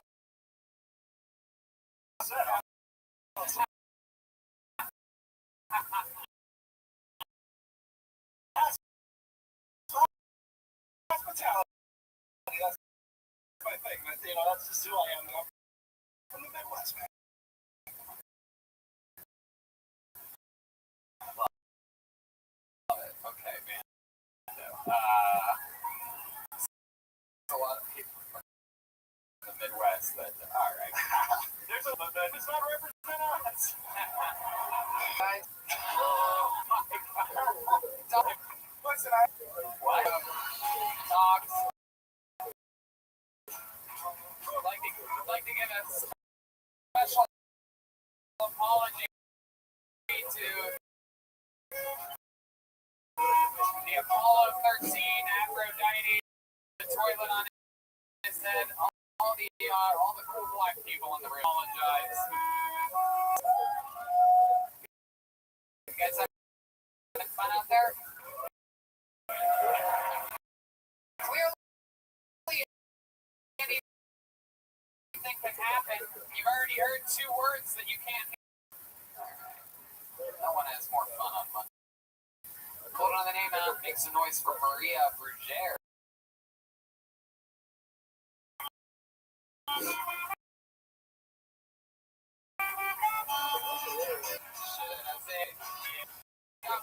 Maria Berger. Thank you. You guys, I was at a football tailgate over the weekend, and a couple of my girlfriends were talking about trying each other's breast milk. Because that's what you do at a football tailgate, right? Talk about breast milk.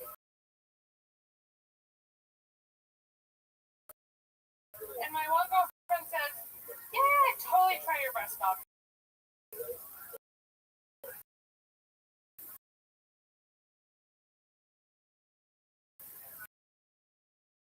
I heard it tastes like cow crunch, right? So I think maybe we go to hospital now, and with the new mothers, we just ask for a sample, right? And then the other girlfriend goes, breast milk and dairy for the cow. It's nice so far. Absolutely. Jokes. Did it. That's it. Everybody see that?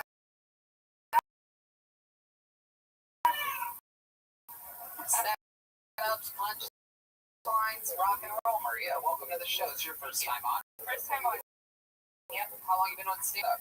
I'm in my third year. Third year. Absolutely. All here in Los Angeles. I started in Portland.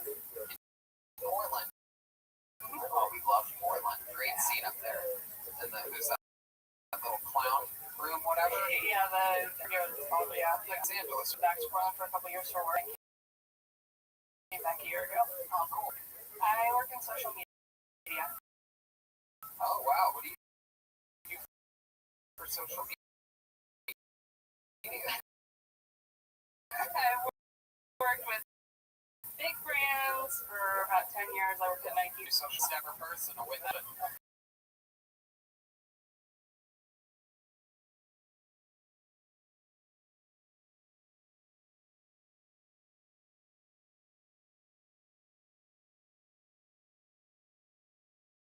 All the time. So, Everybody back there. that's goddamn right. A lot of you might not know. Comedians fuck like they and she's all the time. And they're masturbating aggressively after not succeeding in job. So, I mean, comedians, have you fucked? Zero. Absolutely. You have a steady first comedian that's been on this stage tonight to have a rabbit at some point in their the magician show. Got absolutely nothing. A rabbit is a tiny vibrator that women have, and there was a bit for those of you keeping stat for everybody. Wow. So Maria, how do you, if you don't mind me asking, how do you satisfy men in your life at all whatsoever? You just Try to sleep when I can. try to sleep when you can. What does that mean? Something a lot of people are laughing at. I don't get it.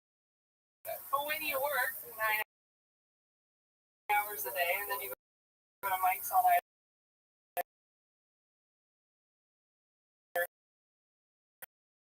shows, you don't sleep a lot. So Tony was trying to ask how you come, and you're like, a good day. Whatever, like you might pleasure yourself or something. Maria, what's some more information than other people? Do you have any crazy parts of your life story or anything? I had a breast reduction a couple years ago. What? Why? Yeah, I get food a lot. they didn't do that back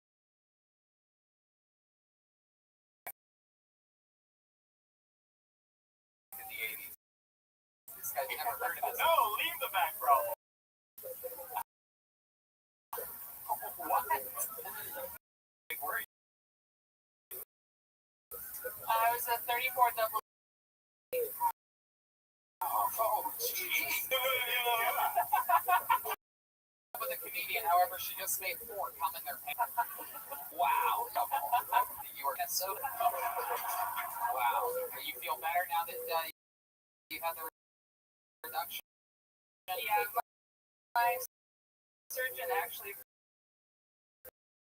fell and broke her ribs the next day because it was such a treat. Your surgeon broke her ribs? Oh, yeah. Oh, that's like really, really big. That's like tinnitus. Tinnitus. Yeah, elephant titties. Too funny for Katie's. Even into the 90s. Oh! A friend of mine actually had it where her boobs actually hang down to those.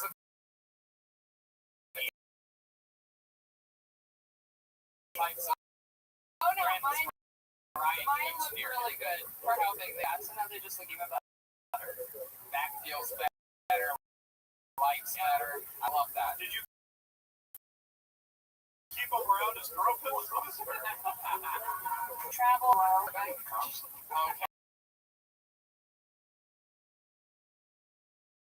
Brian. Brittany. red, man. Yes. Wow. You ever go to the saddle? No. No. Wrong, yeah.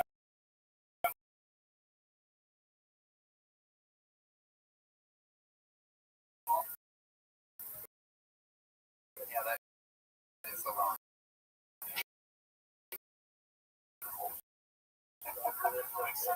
My goodness. Shit together. Yeah. Right? It really is good. Well, my gymnastics. Yeah, it's better. You should have seen her at 34 double G. She was like the guy from the Mighty 300 that turns on him. Yeah, that's so. He's out wrong. Wow. Have you ever tasted that breast milk? Okie dokie. This is my Brian. Trash can. Alright, Maria. I mean, I'll tell you this. Unbelievable set. I don't think I'm hating on the ladies, but it's a comedian's in, and then a woman comes in and fucking shows everybody how it's done. So very impressive. One more time for Maria Brugere on social media at Brugere, all one word, BRUGGERE. Now it's fun. Brugere. He thought it was a Brugere.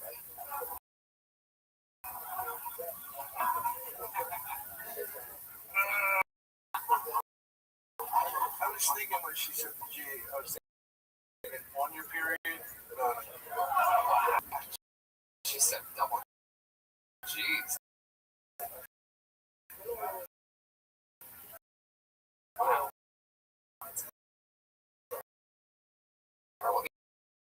The old Kennedy Golovkin over there.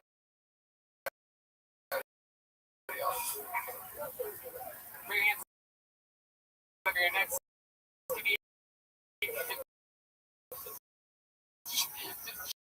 Jasmine Hour. Jasmine. One more time. As a child, I was fondled by a woman who now works in the therapy. Well, the massage she gave up my ass therapy. This one time I went to this damn life coach.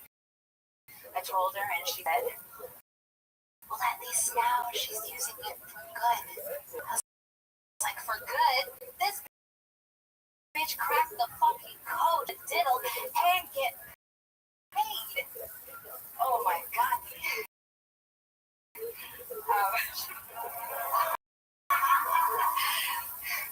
Fuck. Jesus.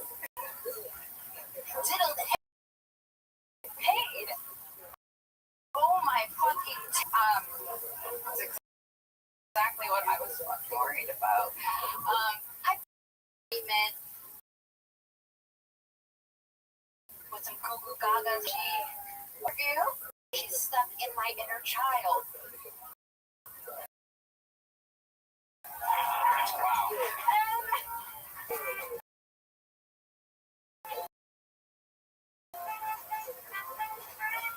Welcome to the show. This is your first time, Brad. Welcome.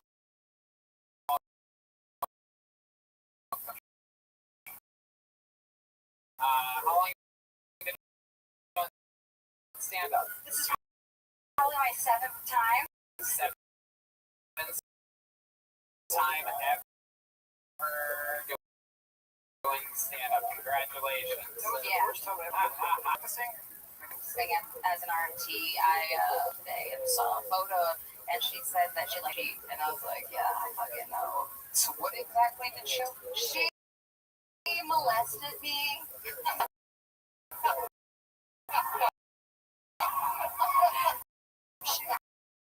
Yes. See, I totally practiced and wrote this fucking bit, and then Let's just talk about what really happened here. So then, what happened? I went in. No. I didn't actually go to see her. what I was trying to say is that I looked her up today. I Confront my abuser your that I know the child. See, I missed a real big chunk of the story. You don't have it though. You still Okay. have it. Okay, so when I Let's just go through the story. Let's not Okay, talk thank about about what you were gonna do. Let's not talk about what the fuck you're talking about. This is the saddest Nancy Drew novel. okay, well, and my neighbor girl, she came in as a friendly face and tricked my entire family and would touch my pussy. Your babysitter or We didn't babysit as an Indian family. It's usually friends of the family come in. If I need help, you need to take care of what happens. So she's like, kick it with my siblings, and then we're the I'm just curious, Jessie, why you would pick this subject as the first half. You know what? It would be good in my mind. I was so much yesterday. during the moment.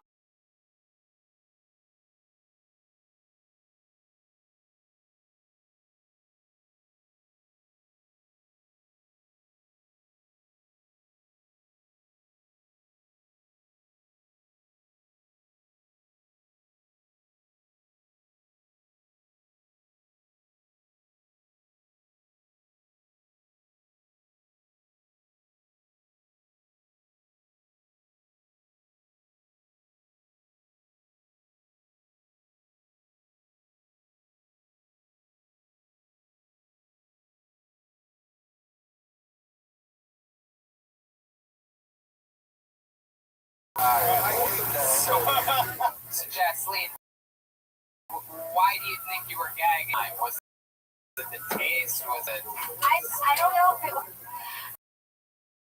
I don't know if it was actually. All right, get me over here, buddy. Sit. There you go. Now, yeah, the show continues. There's a whole thing going on. Jasleen, so what do you think happened there? Also 51 years old, though. She's really young. She just wanted it pretty fucking cool. Wow. Oh, yes, my goodness. If you're going to be an Indian, it should at least be in a Cherokee, am I right? Thank you. I've waited 12 years to do that joke. I've been waiting to find an Indian girl talking about getting her pussy or some guy. I always said when that moment happens, shave. Hell yeah. Boys. And then what? She's your turn. Yeah. Well, not really your turn. I was like, okay, I'm here. We're hungry. Let's try it. And We hungry. My God, you actually eat the pussy? You swallow?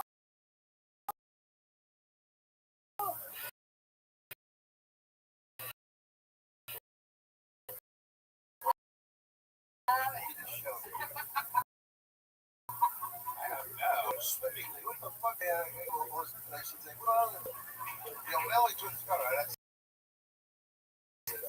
He's got the ends on these. Wow. So, Jasleen, tell us about you. What do you do for work? I am.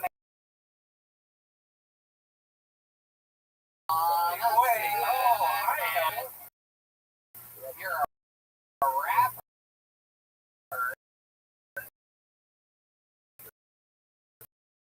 Yeah, it's Howard. How long have you been rapping for? 27 think I've been writing poetry. And, Let me ask you a question. Drummer told you think you give us power? I'm a little psychotic, man.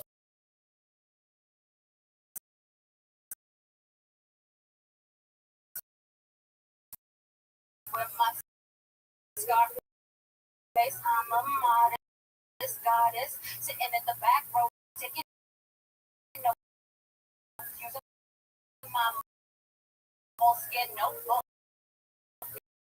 Get a all of this bullshit. You're trying to fill my mind with, but I ain't got time to listen to you. Why? Listen to me rhyme, bitch.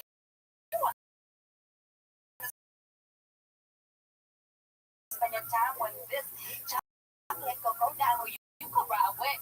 Pull up to the scene in my man green field, and you start fairy tale. Hell. My goodness. Yeah, you're like M minor. Yeah, oh wow. So you're sort of like two It's not on my channel, so I'm on also my YouTube channel. It's like my music shit on my. Yeah, I like to eat. We here, we hungry. That's for real.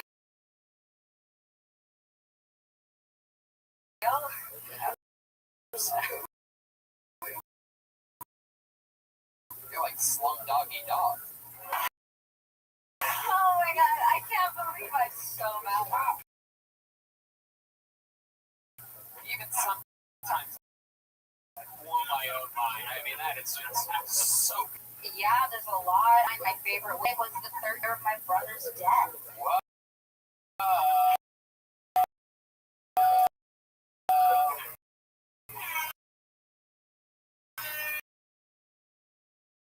R.I.P. We just killed the club.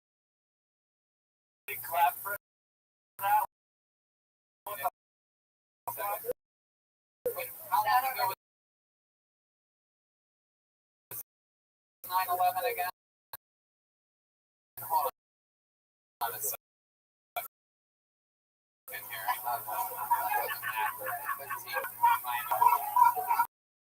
Janceline, I find you to be so charismatic, so interesting. For 7 times on stage, I mean, I believe my very first time on stage.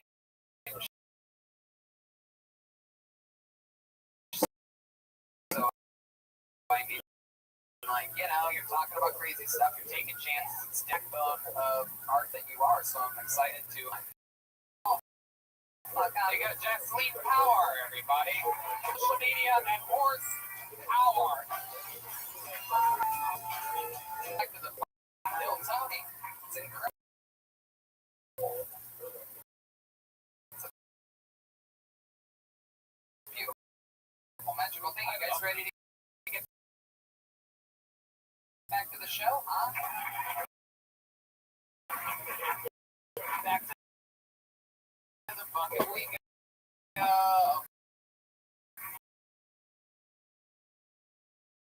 Where stops, nobody knows.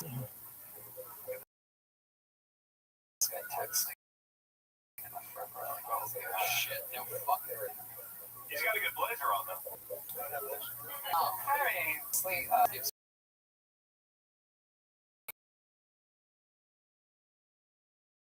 very refreshing energy. Gonna make some noise for John Daniel. Lucky Porter. Oh,